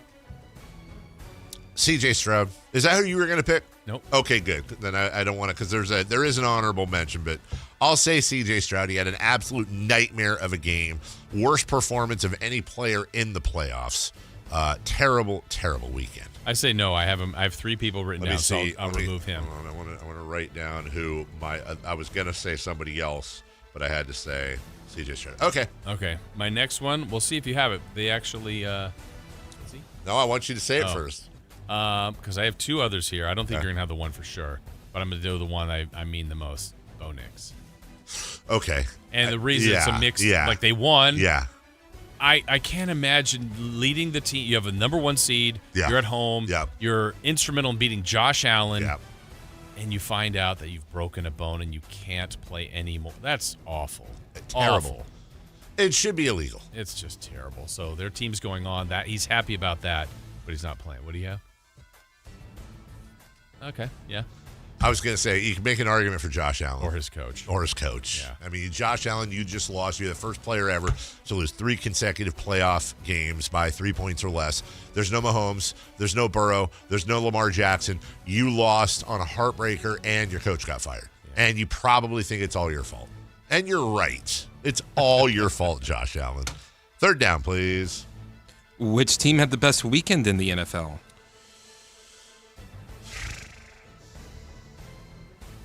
Honestly, the Patriots. Not only they beat the Texans, but now they're going to walk into Jarrett Stidham at home and the Broncos. I mean, they basically have, it's like if there's a snowstorm, everybody just cleared the path for them to drive out of their driveway straight to sunny Northern California. They won convincingly. Their opposing quarterback had a nightmare, and now, dude, if you don't beat the Broncos, you're a stinkeroo. Yeah, that's why I wrote down New England. I mean, everything you said, they won, first and foremost. Number 2, they rattled a pretty good quarterback in C.J. Stroud. Now you're going to get a chance to rattle a backup quarterback. Now, maybe Stidham's good. Everybody's talking him up, and that Sean Payton will have him ready. I'm sure he will. Mm-hmm. But I'd rather play Stidham than Bo Nix for a chance to go to the Super Bowl. Yeah. New England had a great weekend. 4th down. Which team had the worst weekend in the NFL? Can I say the Raiders because Mendoza won the title, and if he's a bust and they have the number 1 pick, they're screwed? Probably not. Okay. I'm just going to go through so you know my reasoning. Sorry. I can't say the 49ers, even though they got blown out, because I don't think they should have been there in the first place. I can't say the Texans because the quarterback sucked, but they've got a good young team. And that's like one of those teams where you're like, watch out for them next year. I can't say the Bears, man. Speaking of watch out for them next year, they're going to be badasses, and I thought they acquitted themselves very, very well. I'm going to say the Bills. You've got the defending MVP. You've got all those big quarterbacks we talked about out of there. This may end up, by the way, being the best thing that ever happened to the Buffalo Bills if you bring in whoever, and we're sitting here next year crowning them as champs. But for this year, that's terrible. Yeah, it's Buffalo, too, to me as well. One, the loss, the heartbreaker, the way they lose. They always lose this way, too. Yeah. It did cost them their coach. Now, it may turn out that may help them. But the other part is the team we just said had the best weekend. New England is in their division. Yep. And, that's just more competition. This was a missed opportunity year for them, and they've just got to get better. I mean, there's some things that they are missing on, and it's too bad because they've got a great fan base. They've been so close, and it's another. That's what it felt like. Josh Allen, who got emotional, was like, it's another missed opportunity, and you battle so hard to get into the spot, and they got there, and then they didn't come through. Can I say one thing about that? Also, it'd be funny if you said no. I like it when guys like Josh Allen get emotional. Yeah, I do. When I see a guy like Josh Allen who's married to a knockout, who is richer beyond God knows what, is a handsome young man with the world in front of him, and arguably the top 5 best player in the league. Dude, your life is great. Your life is a dream. You were born in freaking Fireball, brother. Yet none of that matters because they lost the game. Like in any other job, it's like, oh, guess what? You had 2 choices. Yeah. Choice B, the one you took, you now get to go pack your stuff. You get to go jet off to some sunny location with your new wife. And I think they had a kid. Maybe I'm wrong. I don't know. But you actually wanted to have to spend the next week going through hell and preparing to go up to some place where it's probably going to be snowing and get knocked all over the place by 300-pound dudes so that you can have the chance to fly across the country and work another 2 weeks. Yeah. In any other job, it's like, whoa, dude, you get to start your summer vacation.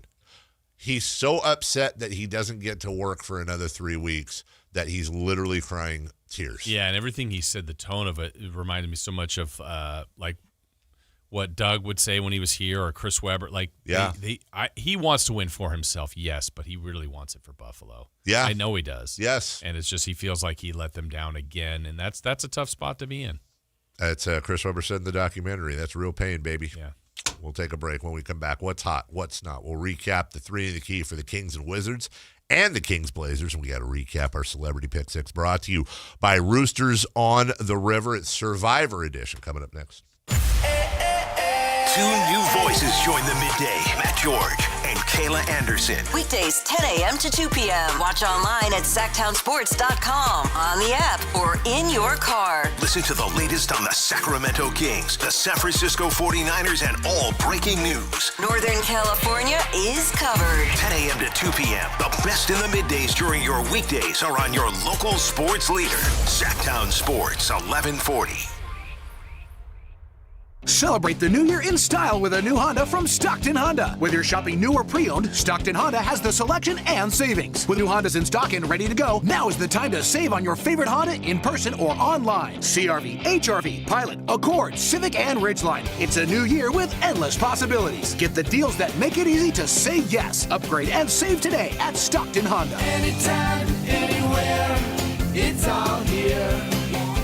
StocktonHonda.com. Hey, this is Greg Papa. Are you working through a major insurance claim? Sunpoint Public Adjusters can help. Sunpoint prepares, presents, and negotiates your claim with the insurance company, working only for you, making sure you get everything you're entitled to, not what just some adjuster working for an insurance company thinks you should get. Call Sunpoint today at 888-247-7865 or contact us at sunpoint.us. Sunpoint Public Adjusters, the gold standard in public adjusting. License number 2N14884. When your check engine light comes on, do you see a repair bill or do you see peace of mind? For 20 years, CarShield's been the name America trusts to help keep you on the road.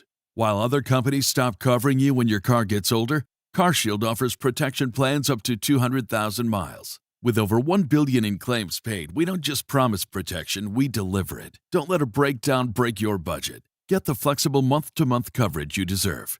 Go to carshield.com. That's carshield.com today.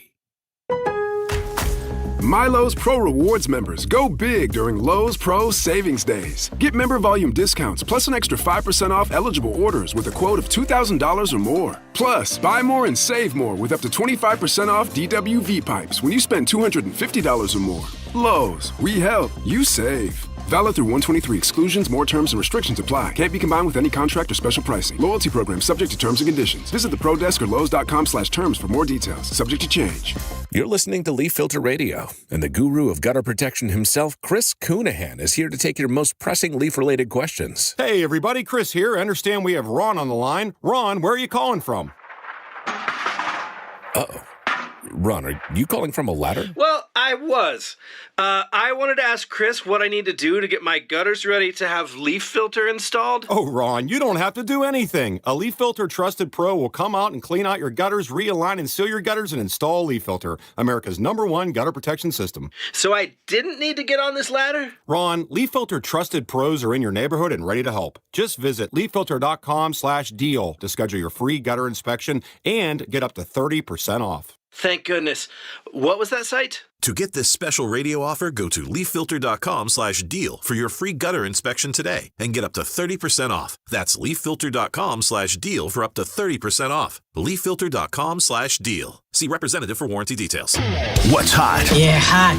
Real hot. And what's not? It's not good. Brought to you by American Energy Heating and Air, Sacramento's complete heating and cooling company, and second opinion partner.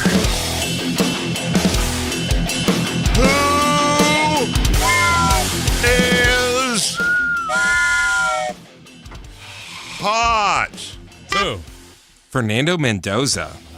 Does he make Mount Fernando more? Yes. You got Valenzuela, Tatis Jr.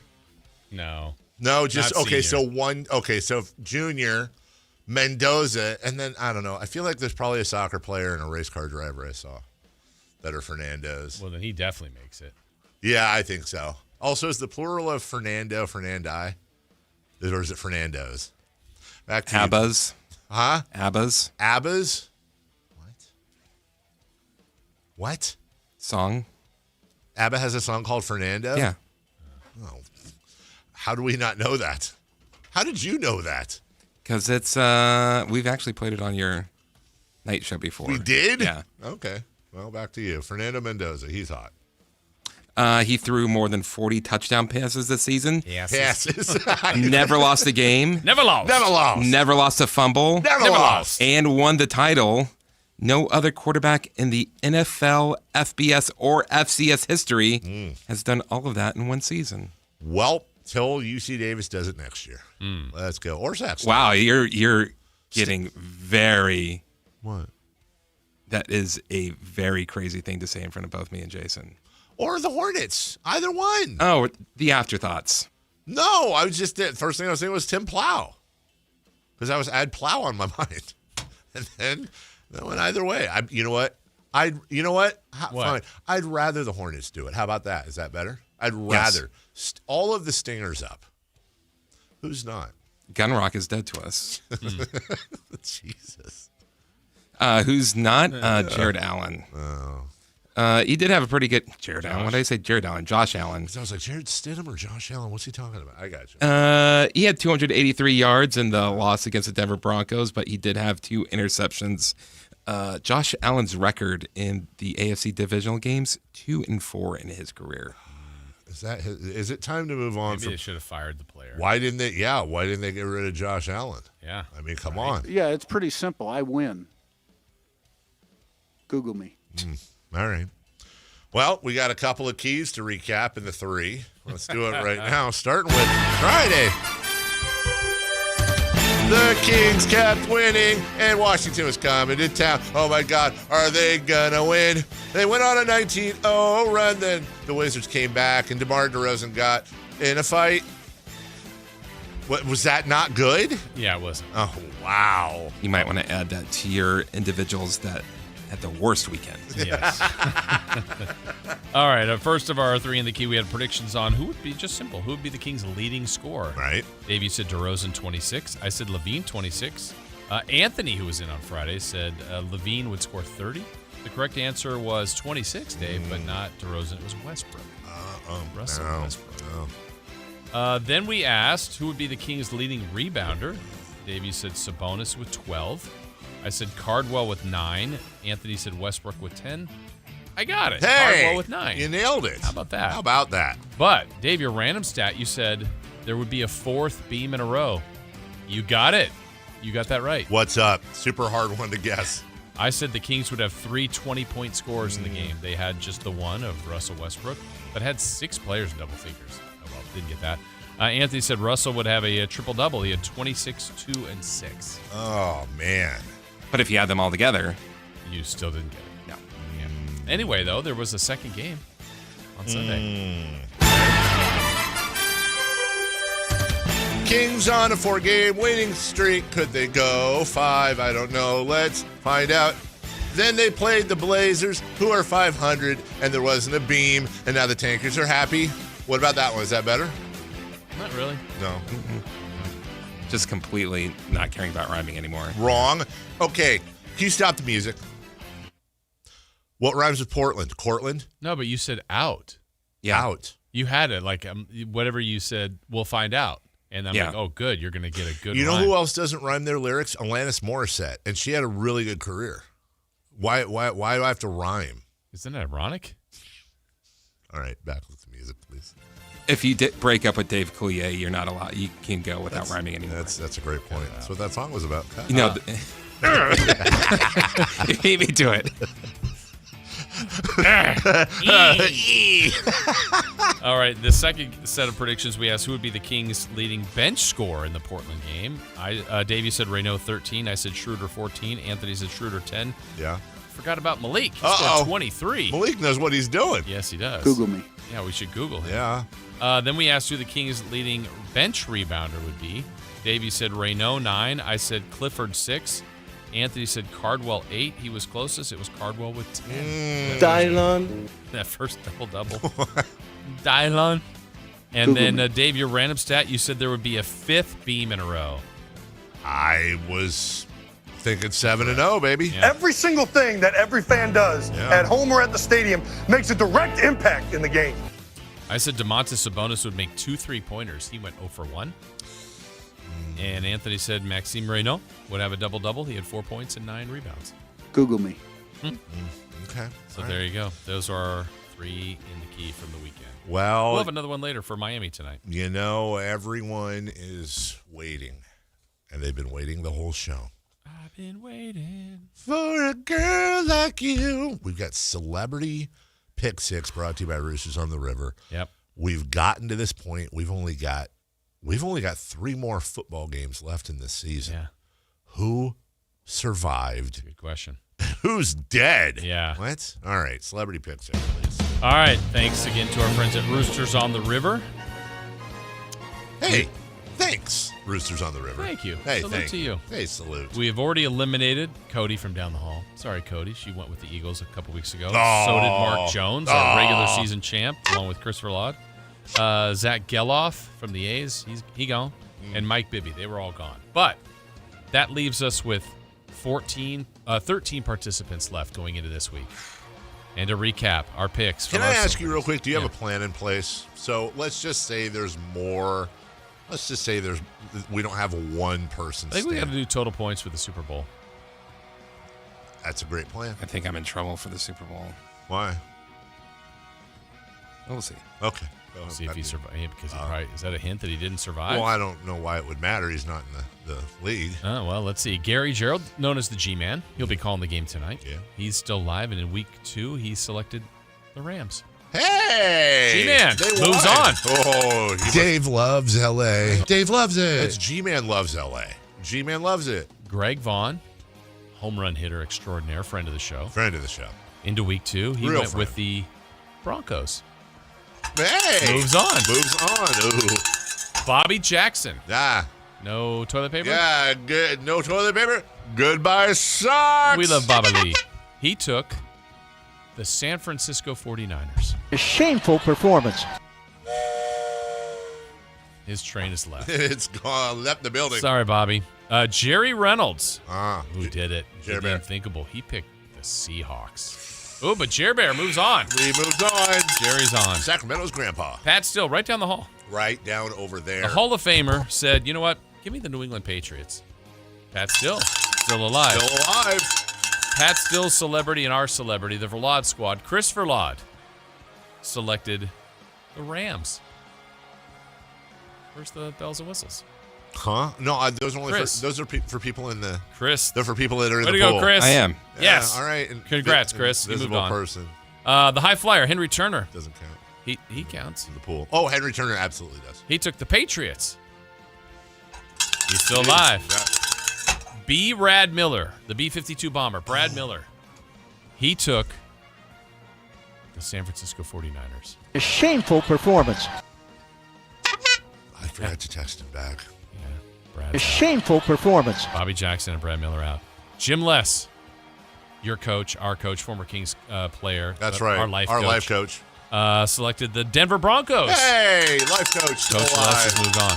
Herky the Hornet. Herky Stingers up. The Hornet. Herky also a 5-1 regular season. Yes, into week 2. Best record of anyone. Took the Patriots. Herky moves on. Herky needs his own talk show. Gunrock, who as of Friday did not submit a pick, but late Friday sent an email. Gunrock, I mean, It's hard to the text hooves were with your typing. hooves. Hooves? Hoofses. Hoofses. Yeah. Hooves eye. Hives. Gunrock, a late entry, but not too late, selected the Buffalo Bills. A shameful performance. See you, Gunrock. Whoa. Jeez. Extra on Gun Rock. Ken Korak, who was really ashamed of his regular season. What? No. Regular season performance was 0-6, but it survived week 1 and week 2. Patriots. Hey. Ken's still going. Ken Korak. And Coach Carter, your coach of the Sacramento State football team, into week 2 took the Patriots. My goodness. So eliminated this week, Bobby Jackson, Brad Miller, and Gun Rock. Wow. So you're down to Shameful performance. the final 10, but it gets a little bit trickier because they can't pick the same team again. Not a great week for ex-Kings or retired Kings or mascots. Yeah.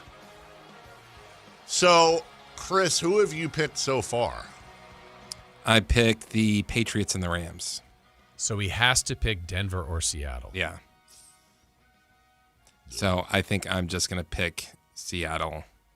Ooh, and then hope Denver gets to the Super Bowl. Is that the play? Well, so now that this has happened in my own mind, now I think you probably are better off picking the same conference in the first 2 weeks. Yeah. Because that opens up a door likely of another AFC or NFC team that you didn't, and then the whole other side. But with Chris, he's basically got he can't pick New England. I think I'd pick Denver this week. I agree with you. Because then I can't go forward. No, you could if Seattle wins. Okay. You don't think Seattle's beating the Rams? I think they are. So then you have don't them think to win Denver's going to beat the Patriots? No. Is what you're saying. I think it's going to be Patriots and Seahawks. No, I think he's probably right. But so the question is, do you take the chance at a chance for a championship, or do you take the easy way out and advance one more round? Yeah, because I would rather have an option of a pick in the Super Bowl. And you know what? Real talk. Real players take chances. Yeah. Ain't nothing ventured, ain't nothing gained. Yeah, but until you're actually in it, you really have no experience on what you're talking about. Which is what he's saying. I agree with you. Until you're actually in it, you have no Chris is in it. Yeah, I'm in it. That's not. Supreme Court ruled at 10 a.m. today, Eastern time, that he is not in it. Oh, Eastern. Nice caveat. Oh, you like that? Yeah. No, that it was 2 hours ago. I didn't. Was that posted somewhere? It's on Blue Sky. Blue Sky Rizzy. It's like 4 p.m. It's on MySpace. That's where they post all their decisions. Yes. We'll take a break. When we come back, they call him Matthew Barrows. He is going to join us for the final time this year. Actually, that's incorrect. He's going to join us for the final time this season. He will join us again this year. Yeah, he will. And maybe there'll be some special appearances. That's a respectable job. Yeah. That's right. We'll do that next. Stay up to date on Sacramento sports. Join the Sactown Sports 1140 newsletter. Visit SactownSports.com. This is the story of the one. As a safety manager at a manufacturing plant, he does everything he can to keep his coworkers safe. From finding ways to reduce risks to keeping safety supplies in stock. And for that, he relies on Grainger. Grainger offers a broad range of quality products and next-day delivery, so he can always play it safe. Call 1-800-GRAINGER, click Grainger.com, or just stop by. Grainger, for the ones who get it done. Hey, it's Carmichael Dave here for Capital Casino, Sacramento's #1 poker room, inviting you to come join them every Wednesday for their midweek madness drawing, giving away $2,000 in total cash starting at 6 p.m. It's a safe and friendly environment, plenty of well-lit parking available, and it's conveniently located right there in downtown Sacramento. And remember, best food, best service, best games, 411 North 16th Street in downtown Sacramento. For more information, log on to capital-casino.com and gamble responsibly. 1-800-GAMBLER. Welcome back to Winter Hack Radio, the place for clever hacks to survive the season. Icy driveway? Well, try spreading sand or birdseed to help with traction. Snowy puppy paws? Well, grab a whisk, brush it off, done. Catch COVID-19? Well, just get... Actually, there's no hack for COVID-19. But if you test positive, prescription medications for COVID exist. Ask your doctor if they're right for you. Visit PfizerForAll.com to learn more. Sponsored by Pfizer. This message comes from Viking, committed to exploring the world in comfort. Journey through the heart of Europe on an elegant Viking longship with thoughtful service, destination-focused dining, and cultural enrichment on board and on shore. With small ships that bring travelers closer to the destination, there's more time to explore. And every Viking voyage is all-inclusive, with no children and no casinos. Discover more at Viking.com. Hey, KHTK HD1 Sacramento, KYMX HD3 Sacramento. From the Power Business Technology Toshiba Studios. This is Sactown Sports 1140. The Carmichael Dave Show. He's on the microphone when he's not on the microphone. He's playing a song, and when he's not playing a song, he's on the microphone, and then boom. With Jason Ross. No, he didn't. Yes, he did. Call or text at 916-339-1140. It's the Carmichael Dave Show with Jason Ross on Sactown Sports.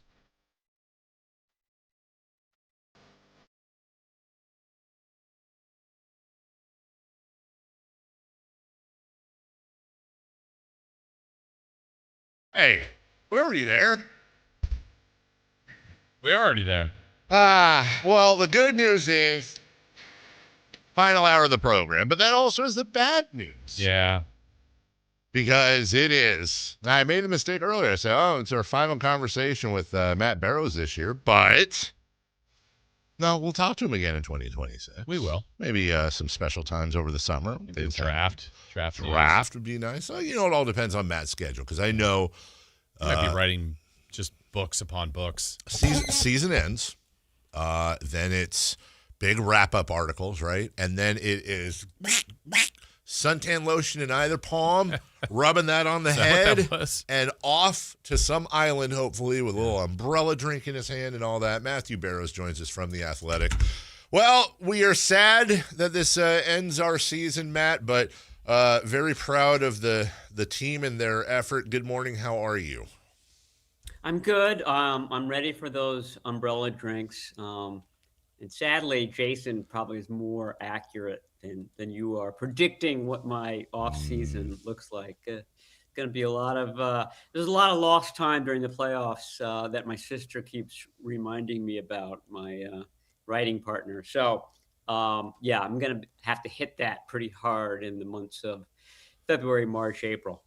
Maybe you can go escape to, I don't know, Philadelphia, back with your friends in Philly and hang out with them. That's so funny. The name of the next novel is Escape from Philadelphia. Now when, but also, can we just say, I know, didn't Hemingway used to go to all these exotic locations and finish his work? I know that there's a marble pillar signed by J.K. Rowling, I think in France at some Four Seasons hotel when she finished her last Harry Potter book. There's nothing saying you can't combine vacation and writing, is there? No, there's nothing that says that. I'm more of a, torture yourself type writer. Put yourself just like in the smallest, darkest space with no distractions, and just find that very highest level of concentration, and try to get into the zone. And getting into the zone is difficult. But once you're in the zone, you want to take advantage of that zone time, and you don't want to fall out of the zone. So I feel like the south of France or some exotic place would have too many distractions for me. Well, the distractions might have been there on the weekend, but you probably could have started on that book after the opening kickoff. Oof. Man, did that it was one play, but it felt like, that's kind of captured the way the whole day went. Like there was really no chance for the Niners on Saturday. Yeah, you couldn't have asked for a worse beginning for them, and not just the score, but that crowd was just waiting for something fantastic to happen. And it happened right off the bat. And it's a sharp contrast between that Eagles crowd that I was describing a week ago at this time, which seemed sort of nervous and waiting for something bad to happen. The Seahawks crowd was just really jubilant. That's how I would describe it. And the worse it got for the 49ers, the louder that crowd got. They were having a blast in that game. And, they think that this is a Super Bowl year. And sort of ironically for the 49ers, that would happen on their home field with the Seahawks guys in the 49ers locker room, if that were to be the case. So either way, you've got the Rams or the Seahawks in your home locker room. That's got to be. Is that irony? I still don't know what the definition of irony is, but I think that's close to it. Ironies, that's when you have a wrinkled shirt and you need to get the right. Secondly, can we move the Super Bowl? Is it too late? Just for this year. Stanford Stadium did it a few years ago. By a few, I mean 40.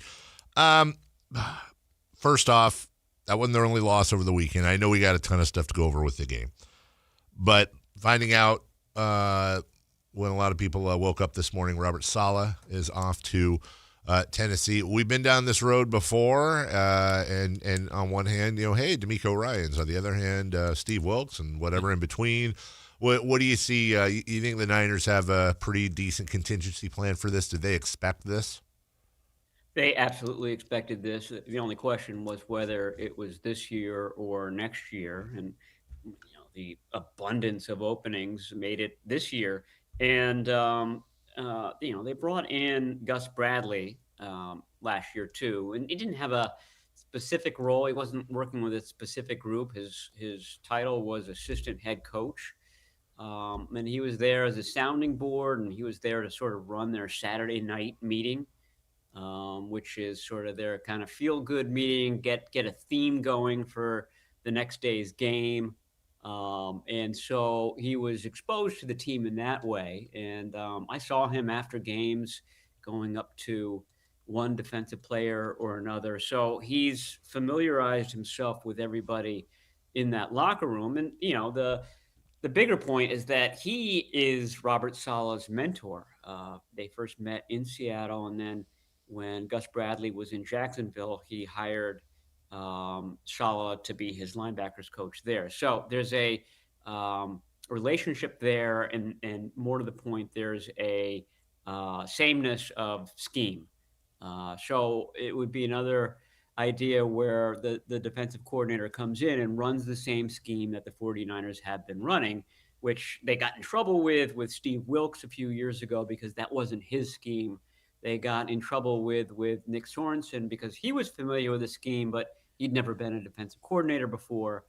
Gus Bradley kind of covers both issues for them. So I would imagine that he's the guy. I mean, they have to have a search per the Rooney Rule, and there's some other names that are kind of interesting out there. Jim Schwartz runs the same style of defense, or at least the same style of defensive line. And as we know, Kyle Shanahan has been an admirer for a long time. So Schwartz is in the running for that Cleveland job. If he doesn't get it, does he stay as the defensive coordinator? If he doesn't, maybe he's a guy that they look at too. Raheem Morris would be somebody with a long background with Kyle Shanahan as well. So there are options out there, and I think it'll be a true search. And I think that their fallback position is always, we've got Gus Bradley, and our guys know him, our guys like him, our guys are familiar with his style of defense, and that might be the easy answer. Real quick follow-up, and I could totally sound like an idiot here, but that's nothing new. Do the Niners get a compensatory pick for Robert Saleh, to your knowledge? They do not. Okay. He would have needed to be there 2 years to get that compensatory pick. Gotcha. So they lose Robert Saleh, and they don't get that third-round pick, which they would love at this stage when they're still trying to get younger and a little bit more inexpensive. There are a couple of minority candidates interviewing for GM jobs. Josh Williams, Tariq Ahmad. I don't know where things are with that, but that would trigger the third round pick as well. Both of those guys are fantastic guys. I personally would hate to lose Tariq Ahmad because he sits down with me after the draft every year, and we kind of go pick by pick about over what the guy's background is and why he was appealing to the 49ers. So I would have to find my replacement, Tariq Ahmad, if that were to happen. Matt Barrows joining us, of course, brought to you by Stockton Honda. Matt, we talked about Saleh. Is he the only coach we're assuming the Niners are losing, or is there some others potentially there? I mean, this is sort of the question, is that Saleh is obviously a defensive coordinator, so if you're the Titans, you don't worry about that side of the ball. But if you're the Titans, you've got Cam Ward, a good young quarterback, and you're very concerned about who the offensive coordinator is going to be. And I don't know if we know the answer to that yet. Obviously, Saleh told them a list of names. I always thought that a really smart move for Saleh would be to take Clay Kubiak, the offensive coordinator of the 49ers. And I say offensive coordinators, and for those listening, I'm doing air quotes because it doesn't really call the plays. That's Kyle Shanahan's job. And then that would mean that, you've got the Shanahan system, just like, it would be very similar to what the Seattle Seahawks did over the last 2 years. Hire a defensive-minded coach and then hire a Kubiak to run the offense. And that seems like a pretty tried and true formula. So I asked Kyle Shanahan that at the end of his press conference in Seattle. I said, would you allow Clay Kubiak to make a lateral move if it's to a place where he's calling the plays? And Shanahan couldn't have been more blunt. He said, no, he calls some plays here. We need an offensive coordinator here. Why would I let him go for the same job elsewhere? So it seemed like he was kind of ready for that question, or at least had contemplated that scenario. And it's kind of laying down the gauntlet there. So that remains to be seen. I don't know if there's any negotiation that would happen, et cetera, but he seemed to lay down a hard line. Another guy is, I can't remember his first name, Fleury, the tight ends coach for the 49ers, who does a lot of the play calling. And he's sort of an up-and-comer. And that would be a real promotion from tight ends coach to offensive coordinator if Saleh were to take him with him to Tennessee. And that would be a good move, I think, because this guy has been working under Shanahan for a long time. He's really well-versed in the run game, which is what Mike McDaniel, that's another guy who could possibly be a Saleh offensive coordinator, has done. But that would be a good, inspired choice. And I think that would upset Kyle Shanahan as well, but he couldn't do anything about keeping him here. Matt Barrows joining us. He writes for The Athletic. He is brought to you by Stockton Honda. As we wrap up the season, of course, and I'm sure you're going to have a lot of in-depth stuff on this over the next days and weeks. Tough decisions in the offseason. The 49ers aren't young. They just got beat by a much younger team. They're obviously going to have to make some decisions this summer that, are going to be sad for some fans, I'm sure, and certainly sad for those players. What do you see as their priorities this summer? Is there anybody in particular you think may be going bye-bye? Well, they have a lot of free agents, so a lot of guys are going bye-bye. I mean, I can't see Yetur Gross-Matos, who they didn't get much out of despite a very big contract, coming back. Juwan Jennings is the one you can't really tell at this point, because at the end of the summer, they weren't able to come to any sort of contract extension, and it seemed like they were essentially saying goodbye to him in the off season. The Brandon Ayuk situation, however, has created some extra money. And then on top of that, it was clear that they just don't have another reliable guy at that position.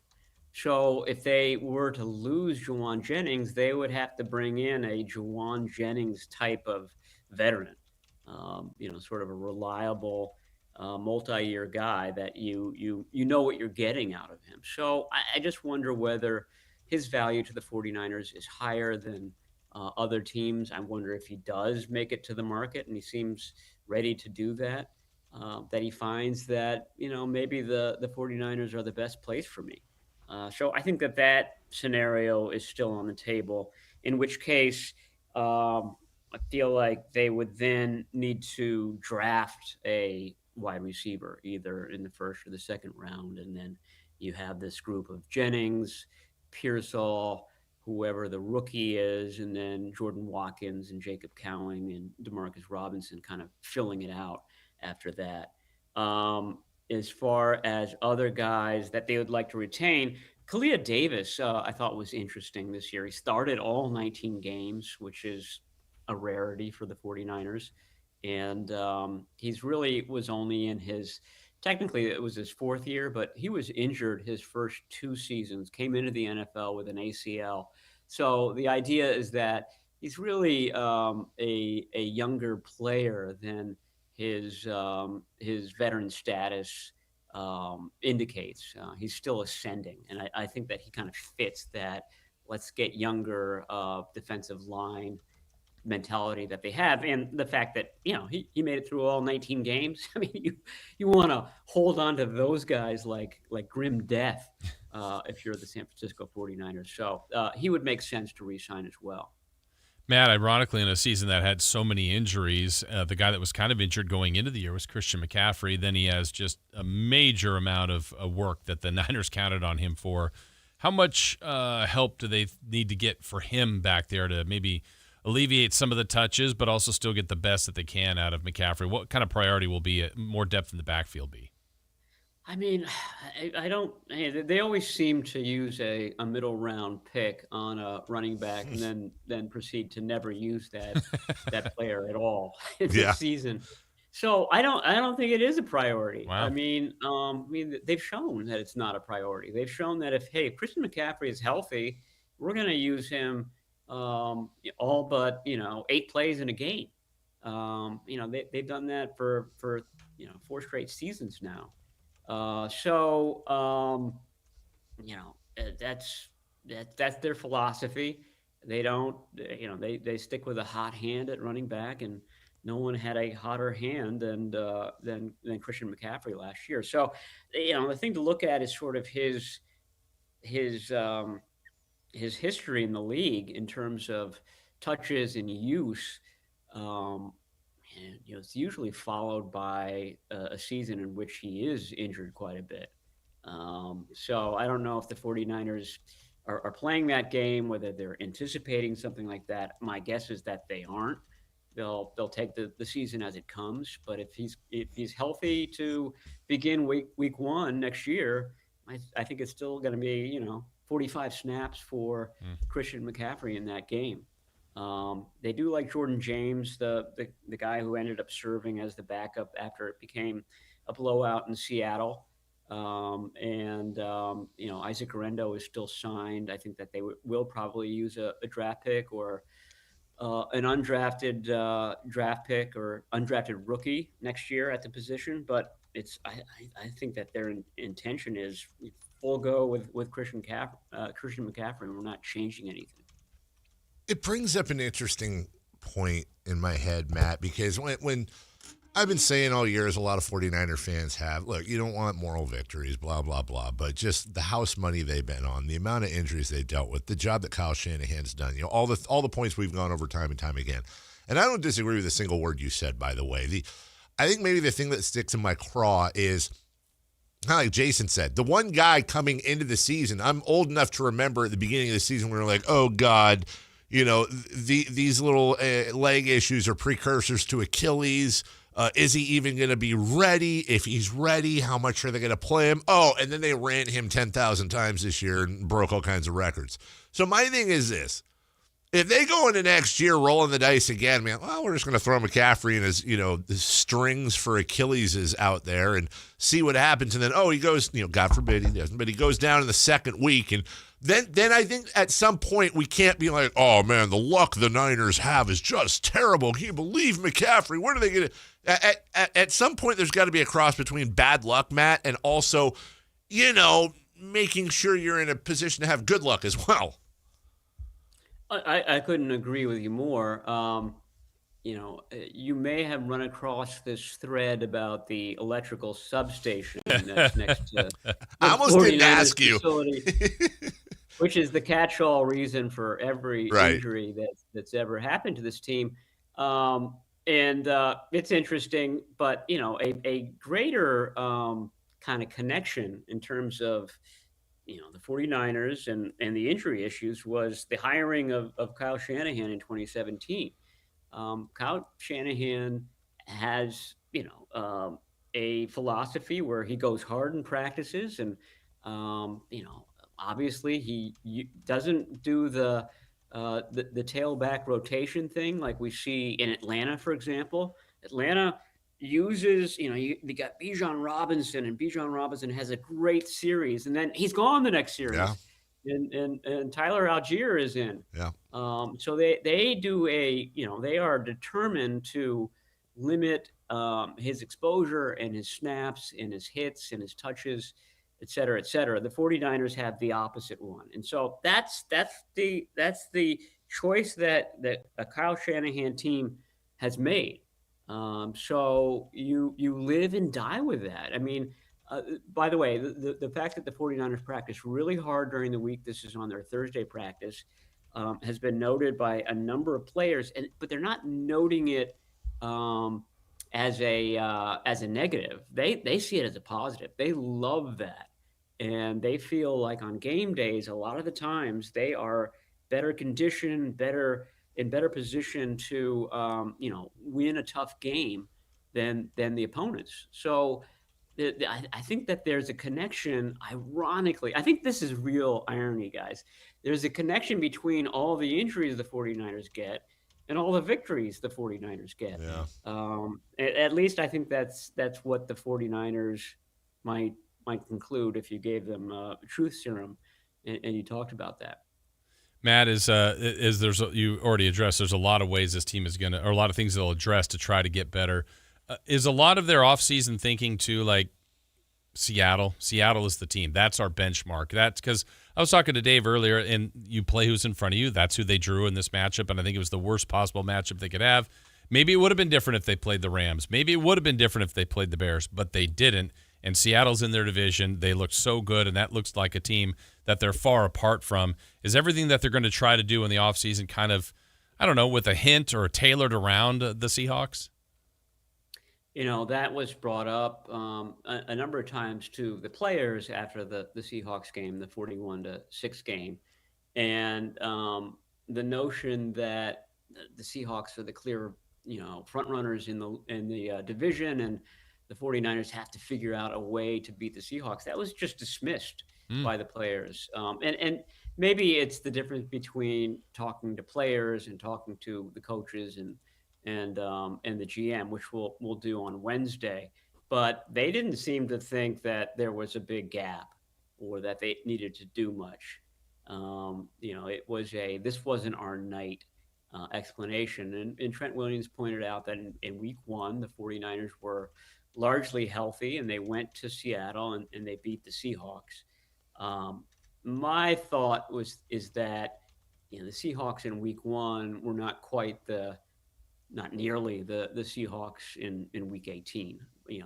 By the end of the season, the Seahawks were humming, and they were confident in certainly what they did on defense and this, that, and the other. So if you ask me, I would say, yeah, they need to do something. They need to be able to find the edge in their running game, which they really weren't able to do all season, and certainly had trouble against a Seahawks defense that was fast and well versed against this particular offense. And then they couldn't hold the edge on defense. And that has everything to do with their injuries at defensive end. But I do think that this is a team that builds its defense from the defensive line out. And when the defensive line falls apart like it did in 2025, it just exposes all those other positions that you don't really put a huge priority on.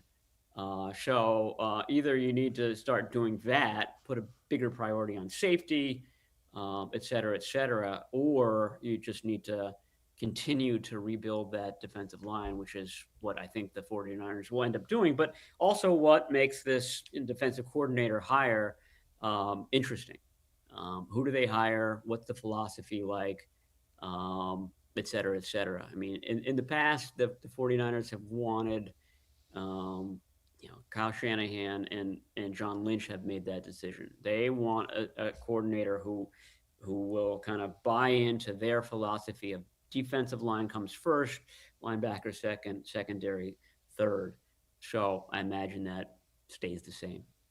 And with that, we close the book on the 2025 season with our friend Matt Barrows. Matt, first off, thank you for everything this season. Thanks for all the wonderful coverage and all the visits and all the high points and even the low points.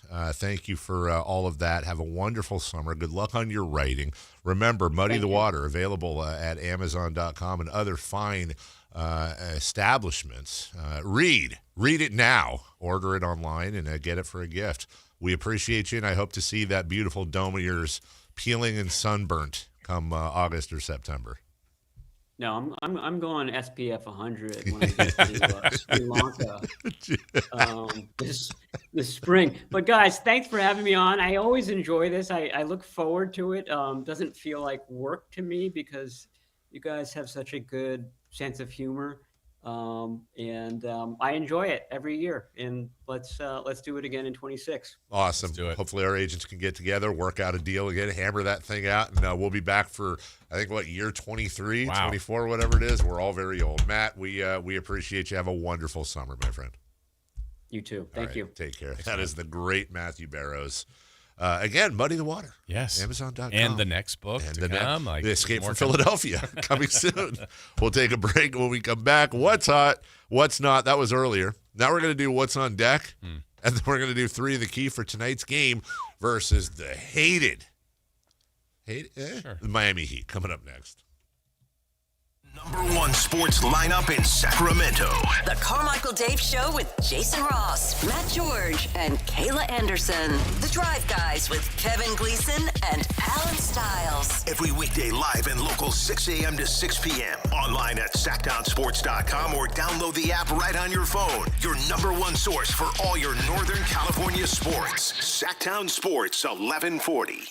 At InShape, we have a place for every kind of mover. The Sometimer, the early riser, the after-work grinder, the yogi, lifter, bodybuilder, walker, runner, swimmer, spinner, stretcher, rower, climber, jumper, dancer, boxer, sauna seeker, recoverer. Basically, if you walk, lift, stretch, or sweat, you belong at InShape. So whether it's your first time or your first time in a while, start the year strong and join today at InShape.com. Find a location nearest to you. Get more for your money at Elk Grove Chevrolet, where value meets style. Purchase a new 2026 Chevrolet Trax for just $299 per month plus tax. The Trax delivers more for less with a sleek design, impressive fuel economy, and tech that keeps you connected. Conveniently located in Elk Grove, just minutes from Sacramento. Visit myelkgrovechevrolet.com today for full details and see why the Trax is such a smart choice. Get as loud as you can for Monster Jam! The one and only Monster Jam. Packed with stunts, smiles, and jaw-dropping skills. See the world's best drivers tear up the dirt in your favorite Monster Jam trucks. Like Gravedigger, El Toro Loco, Megalodon, and more. Only at Monster Jam. Coming to Golden One Center this Friday through Sunday. Brought to you by BKT Tires. Savings available on select opening night tickets. Never have I ever called my sister from the finish line of my first marathon. Hello? You won't believe where I am. Are you running? Mile 26. I'm gonna make it. Switch to T-Mobile's 55 Plus plan and get iPhone 16e with its advanced camera system on us. Plus 2 lines for just $30 a line. Guys, I can't believe it. I knew you could do it, babe. That was amazing. Mom, how do you feel? I feel great. I can't feel my feet. Let's take a picture, and then you may carry me to the car. Share every stride, every mile, every memory on America's best network. Switch to T-Mobile's 55 Plus plan and get iPhone 16e on us and 2 lines for just $30 a line. With 24 monthly bill credits and 2 eligible board-ins on Essentials 55 Plus for well-qualified customers with autopay plus taxes, fees, and $35 device connection charge. Credits end and balance due if you pay off early or cancel. Contact us. Finance agreement 128 gigabytes, $599.99 required. Best mobile network in the U.S. based on analysis by Ookla of speed test intelligence data 1H 2025. Visit T-Mobile.com. Big savings are back at Folsom Lake Honda, your one-stop Honda shop. Looking to own or lease? We have options for everyone. Plus lower interest rates at Folsom Lake Honda make for lower payments. It's no wonder Folsom Lake Honda is your one-stop Honda shop. Get an instant cash offer for your trade at FolsomLakeHonda.com. We'll buy your car whether you buy from us or not. Visit us today at FolsomLakeHonda.com. Folsom Lake Honda, yeah, your one-stop Honda shop. Capital Casino, conveniently located on 411th North 16th Street in downtown Sacramento. The San Francisco 49ers play on Sactown Sports 1140. Touchdown 49ers! Every game on your #1 sports station. Don't miss the action on your local sports leader. Sactown Sports 1140. Hey, it's Carmichael Dave. I got to tell you, I am so excited to get this decking project started with Trex Decking and Railings. From the first time I stepped foot in the showroom last week, I was so impressed. So many color options. Heat-resistant composite deck. What does that mean? That means I don't have to do any maintenance on it whatsoever. They even have a deck designer, so you can go online and see what your dream deck will look like on your house. Just visit Trex, that's TREX.com to get it started. Tell them Carmichael Dave sent you. Ladies and gentlemen, this is going to be fun. It's time for What's on Deck. Brought to you by Trex Decking and Railing. You know the hot rumor floating around right now. What's that? And it wasn't just anyone. I mean, not that he's always right or always wrong, but Mike Florio, Pro Football Talk, saying the Raiders might make a bid play on Lamar Jackson. Really? Mm-hmm. Okay. I look, man, I don't know what they'd have to do, but I love that. Yeah. Oh, I love that for the Raiders. Trade out of one, stock up, get Lamar in a new environment, bring in a badass coach, stock those lines. You got a sure thing. Get Lamar and Ashton Genty in your backfield. Yeah. Good luck. I love it. I love that. I don't know what it would take to get Lamar. Yeah. Why would Baltimore do that? I don't know if they're just trying to do fresh start. I don't know.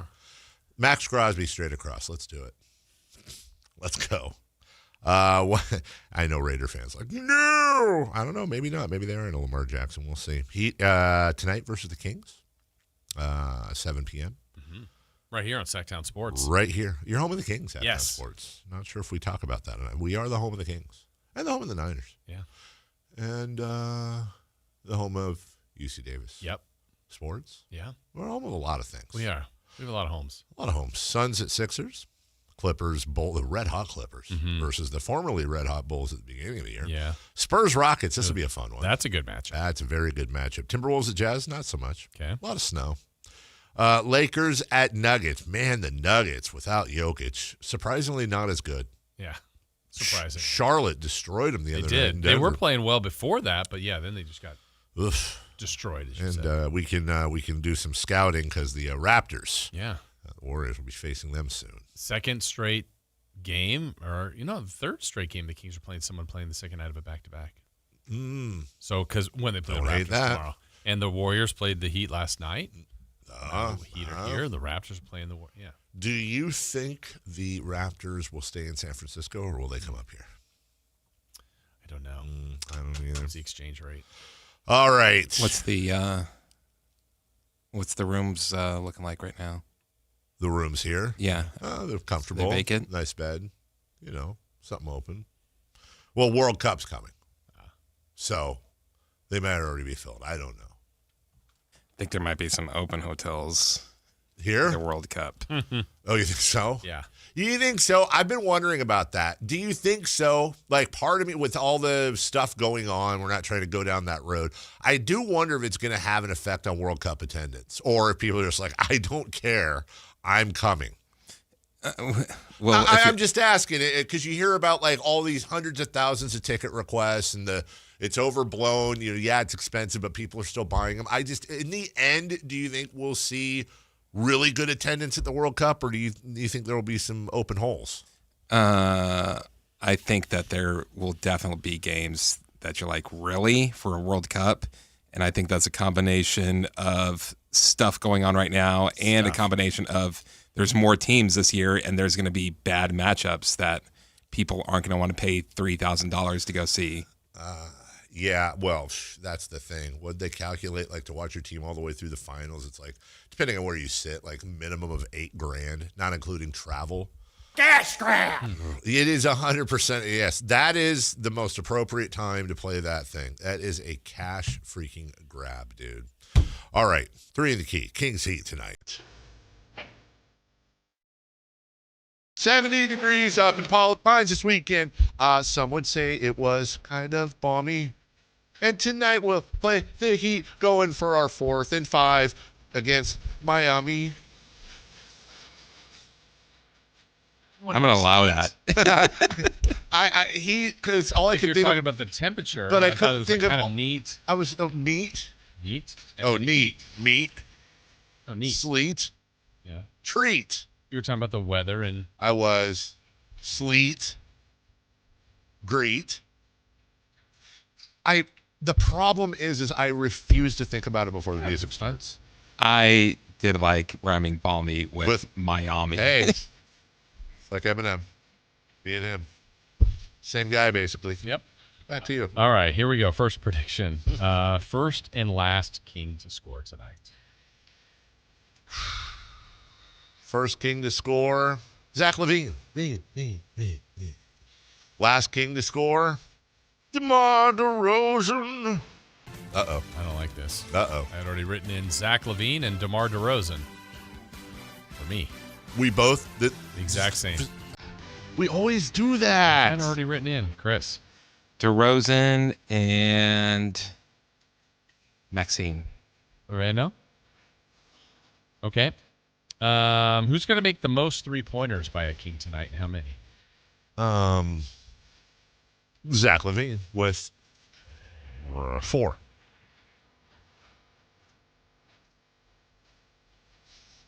Oh, really? Come on.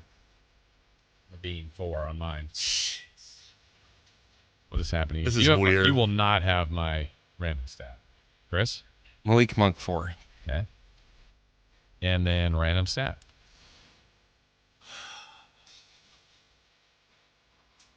Jaime Jaquez Jr. double figures. Is that really random? What's he averaging? 3 points a game or whatever? Oh. Is he even still in the league? He's averaging 15.5 points. Whatever. Same thing. All right. I'm giving it to you.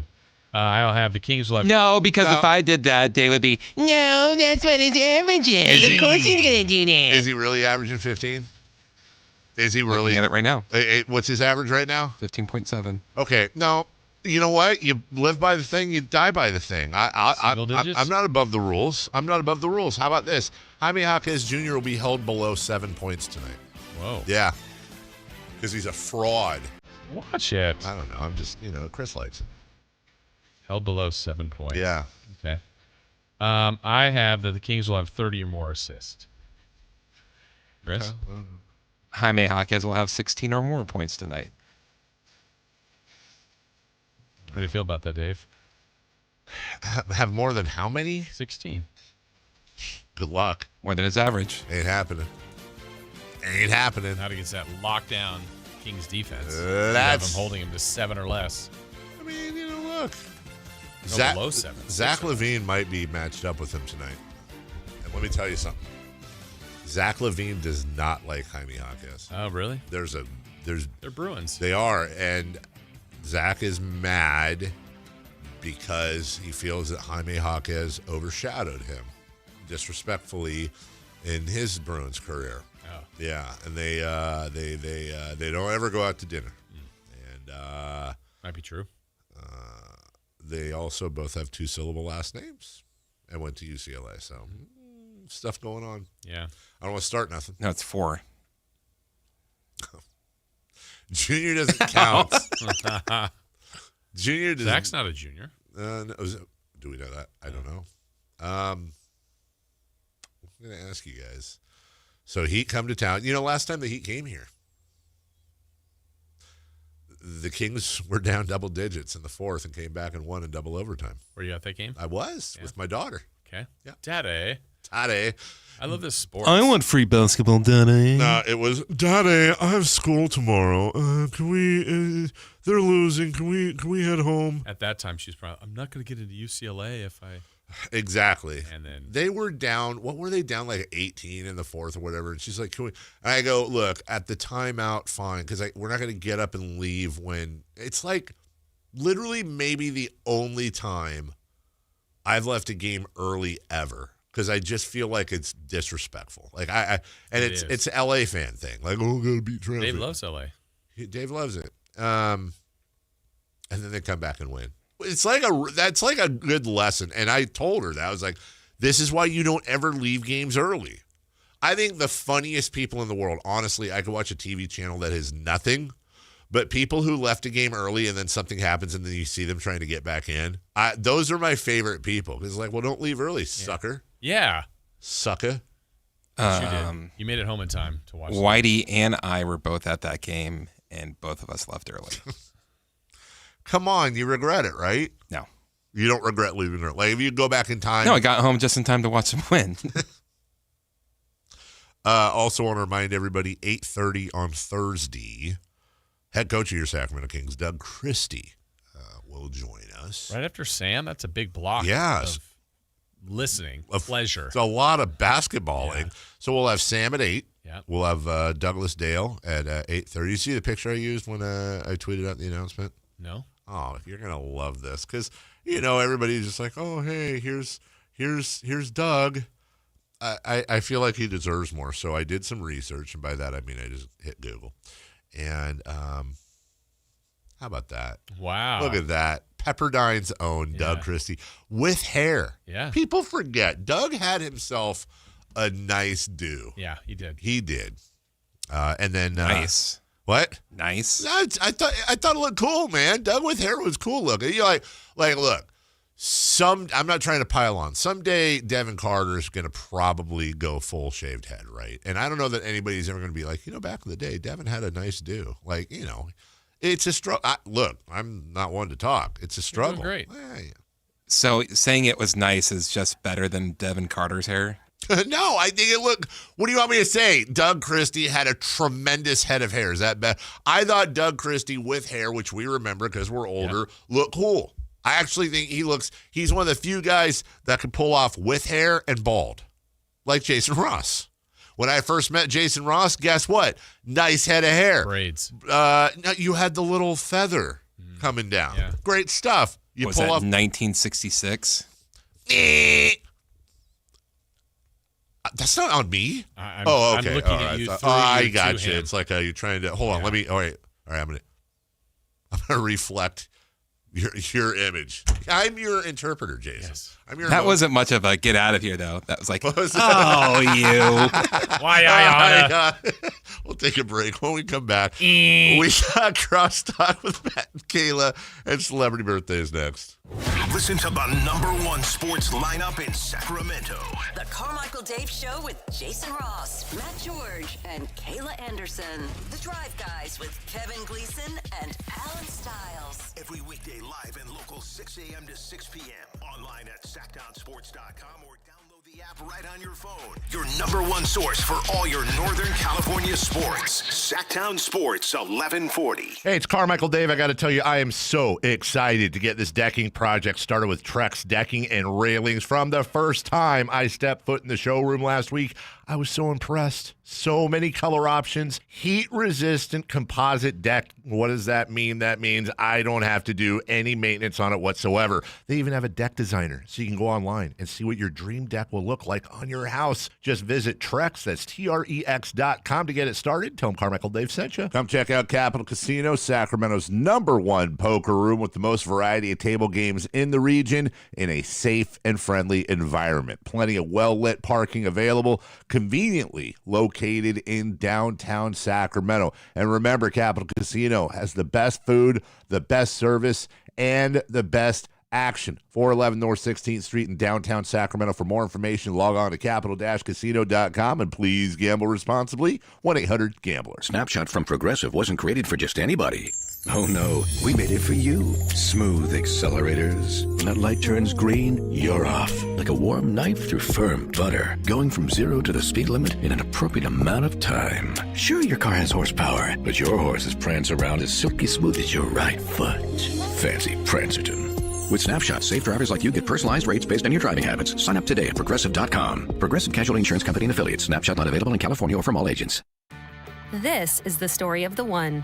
As an HVAC technician, he and his digital multimeter are in high demand. So when a noisy office HVAC turns out to be a failing blower motor, he doesn't break a sweat. With Grainger's easy-to-use website and product information, he selects the product he needs to keep everything humming right along. Call 1-800-GRAINGER, click Grainger.com, or just stop by. Grainger, for the ones who get it done. Are you 50 or older? This news is for you. The CDC recommends you get vaccinated against pneumococcal pneumonia. Even if you're healthy, your age puts you at risk. People 50 or older are over 6 times more likely to be hospitalized with pneumococcal pneumonia compared to adults 18 to 49. Just one shot can help protect you. Learn more and schedule at vaxassist.com. That's VAXassist.com. Sponsored by Pfizer. When winter weather hits and the power goes out, will your family still have heat, light, and communication? The Grid Doctor 3300 solar generator from My Patriot Supply gives you serious off-grid power. It'll run heaters, refrigerators, medical devices, and more without gas or noise. Right now, you can double your power for free with a free expansion battery when you order the Grid Doctor 3300. Go to MyPatriotSupply.com and get your Grid Doctor 3300 today. That's MyPatriotSupply.com. It's time for the news of the day. The latest headlines, the biggest stories, hard-hitting analysis. Yeah, this is none of those things. And now, here's Carmichael Dave and Jason Ross. And Kayla and Matt and all of you, and good morning. I'm very, very disappointed with Wayne in the chat. Uh-oh. What's up, Wayne? Well, we had a guy on the text line. You know, every once in a while someone will show up in the chat and just have a spasm, or I don't know what the hell was going on there. Okay. And so, you know, gotta clean that up. And so I used what is one of my favorite lines from any movie ever, which is I just want to say there are many decaffeinated brands on the market that are just as tasty as the real thing, which is a line from Airplane. Okay. And Wayne says, decaffeinated is worse than caffeinated. Wayne, that's like when somebody says, Did we give up when the Germans bombed Pearl Harbor? And then you get 50 people that are like, Germans? What? Yeah. I've never heard that saying before. You've never heard that saying? No. That ladybug is going nuts. Yeah, Ladybug. I don't even see it. Oh, yeah, I do. Ladybug was in here to start the show, dropped from the sky, and we've kind of been friends. Yeah, but now Ladybug is, that's like what the chat was with that person. That's a line from John Belushi in the movie Animal House. Ooh, that's a good movie. Nope. Never seen it. And so then when people go, it was actually Japan. I paid my taxes. And you're like, okay. It is possible to watch it. Like, dude, I was in diapers when that movie came. It's okay to, you can watch. I paid my taxes. And by the way, what's wrong with Why that? were you wearing diapers at 17? Is that movie in black and white? white? Why not? It's John Belushi. Silent movie. And the guy that played the vice president, West Wing. I forget his name. John Belushi, I don't think translates well to younger audiences. Wasn't he on SNL? Yes. Way back in the day. See? Yeah. Translates just fine there. Mm-hmm. Cheeseburger. Yeah. Mm-hmm. How was your weekend? Full of sports. Sometimes I just feel like I need to get out of a room with sports on the TV. Yeah. So I did. I watched Traders late last night. Yes, great I started show. it. Great show. On NBC. Traders. Traitors. What is that about? It's a phenomenal reality show where it's like a murder mystery party, essentially, or a giant game of Clue, where there's 3 people that are traitors and everybody else is not. And you have to hunt down the traitors, and the traitors kill someone every single night. And then at the end of each day, there's a banishment. Wait, do they really kill them? Yeah, they stab them in cold blood. Oh, I'm in. And it's all celebrities. It's reality show celebrities that like Michael Macklemore? Michael Rappaport is in this season. Is he? He's wild. Kind of a celebrity. Who else is in it? Friend of the show, Michael Rappaport. A lot of Survivor players or Yeah. Big Brother players or like Real Housewives or That's the American version. Then UK does a version which is really good, and then New Zealand does a version which is also really good. There's tons of it. It's like Love is Blind. They have one for each country. Every country has traitors. Nice. Yeah. Great show. Really good show. Can't do reality shows. Dave's out. Yeah. But what if it was you don't do cooking reality? I feel like Hell's that's right Kitchen? up your alley. My wife watches all the Guy Fieri games and the grocery games and the Grocery Chopped. games. You don't like Gordon Ramsay? Like Restaurant Nightmares? No, because he's not really like that. Oh, that's Hell's Kitchen. No, That's but I'm saying angry Hell's even Kitchen. and then the Kitchen Nightmares, just like who's the muscle guy that comes in and fix restaurant he's really muscular and he's also British and he comes in and he fixes restaurants. I get very uncomfortable where, like, if Kayla owns this restaurant, right, and it's not doing well, and I come in, I'm the guy, and I look around and all that, and then I'm basically like, all right, you're a failure. And the bartending one. Yeah. The bartending show. But now he does restaurants. Oh, he does. Or he did at least the ones. It's like bars and grills. I think so. Yeah. Is it? Yeah. But the guy, he's really muscular. That's all and he's British. I would say he's big. But then he comes and he's in. American. And no, he's not. No, he's not American. No. I thought he was British. Different people. Yeah, I think we're thinking Bar Rescue's not what you're talking about? Maybe then he made no, that? because this one he's doing. It's a restaurant, and he basically comes in. He's like, "You're a failure, and you should off yourself, and your family sucks, and you're a moron." And then they like put a bunch of money. But the problem is that I know that like 95% of this stuff is totally staged. What about like Top Chef though? Like the. What about the F word? I don't even know what. I mean, I know what that is, but I don't know what you in context of what you're saying. Oh, it's Gordon Ramsay's kind of variety show. I like watching like Jamie Oliver Cooks Italy. Or no, it was like so. It would be the F word was Gordon Ramsay. He would have a thing in his restaurant. There'd be a couple of celebrities in there. He'd teach a group of people how to cook a dish. Why is it F? It's the F word? What? For food. Oh. But then he'd also do other things like go into local farms and say like, hey, this is where you get your food from. We should. I was like, man, this is one I haven't heard of. Robert Irvine. That's who I'm talking about. Oh, I was talking about John Taffer. Let me, where the hell? Remember him? I know who you're talking about. Yeah. He's also a jerk. Restaurant Impossible, that guy. Oh, he is muscular. That's what I'm saying. The muscly guy who's Never heard of British. Really? Oh, wow. I haven't heard of him either. Yeah, he goes in, he's like, oh, you're a failure. And then, Why did Sep Hendrickson, one, leave his newspaper What in here, and is two, this? draw a... I don't know, but I don't want to say that either because that could just, you never know what, I don't know what rabbit hole I we're love going Sep. into. Yeah. I love Sep. Did you ever intern for him? I didn't intern for him, but I ran his show for him. Oh, well, there you go. Yeah. Took over for one Verlad. Uncle Sep. Yeah, reality show. Like what the one I was she does is Chopped. Celebrity Birthdays, by the way, brought to you by Crumble Cookies.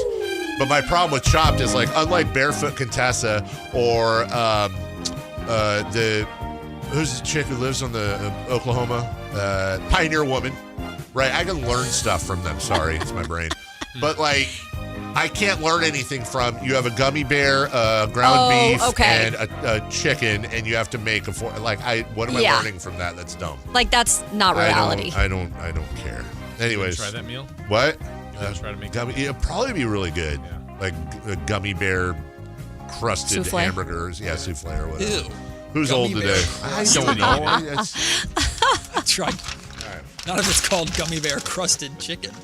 You guys don't know who Robert Irvine is. Says the guy that didn't know his name, but knew his pictures.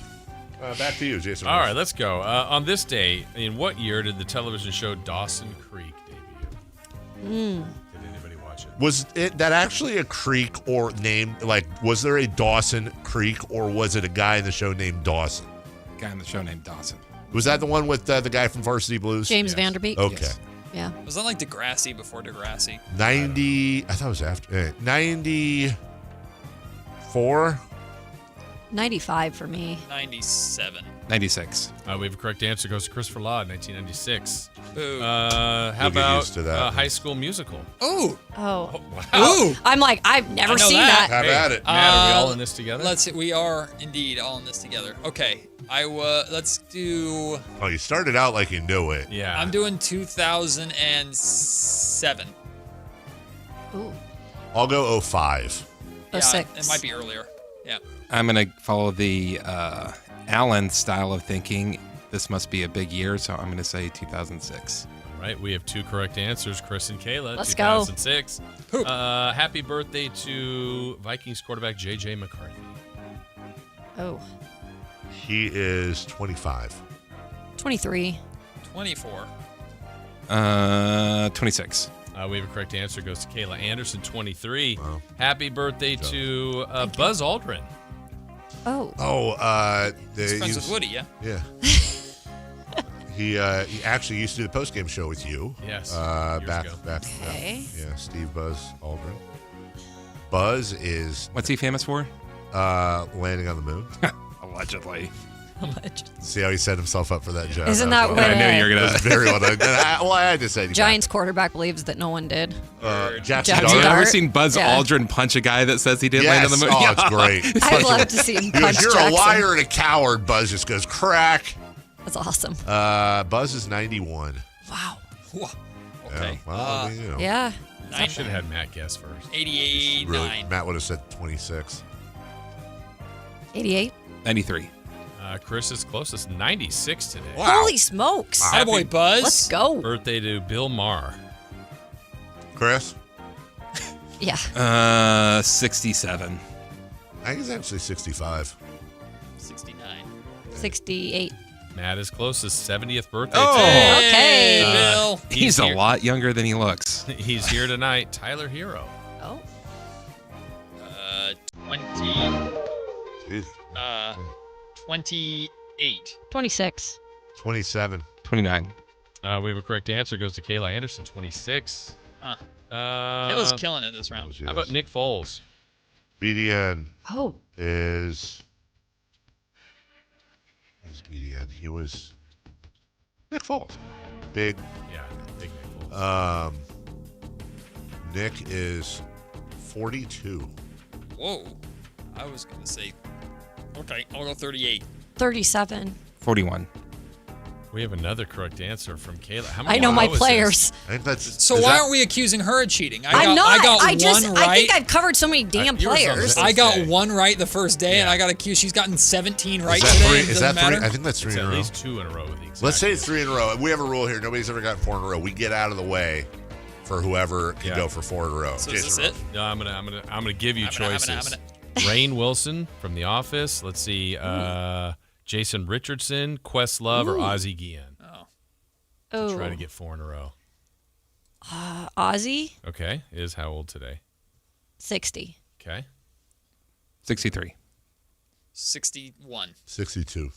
Oh my goodness, we have a correct answer, but it's Carmichael Dave. Oh, wow. Nobody wanted it. All right, that's it for Jason and Chris. I'm Dave, Matt, and Kayla next. Bye-bye now. The only place you'll find Keegan Murray is Sactown Sports. Out to Keegan Murray, straight away for 3, and Keegan knocks down the triple. Hey, Sacramento, it's Keegan Murray, and you're listening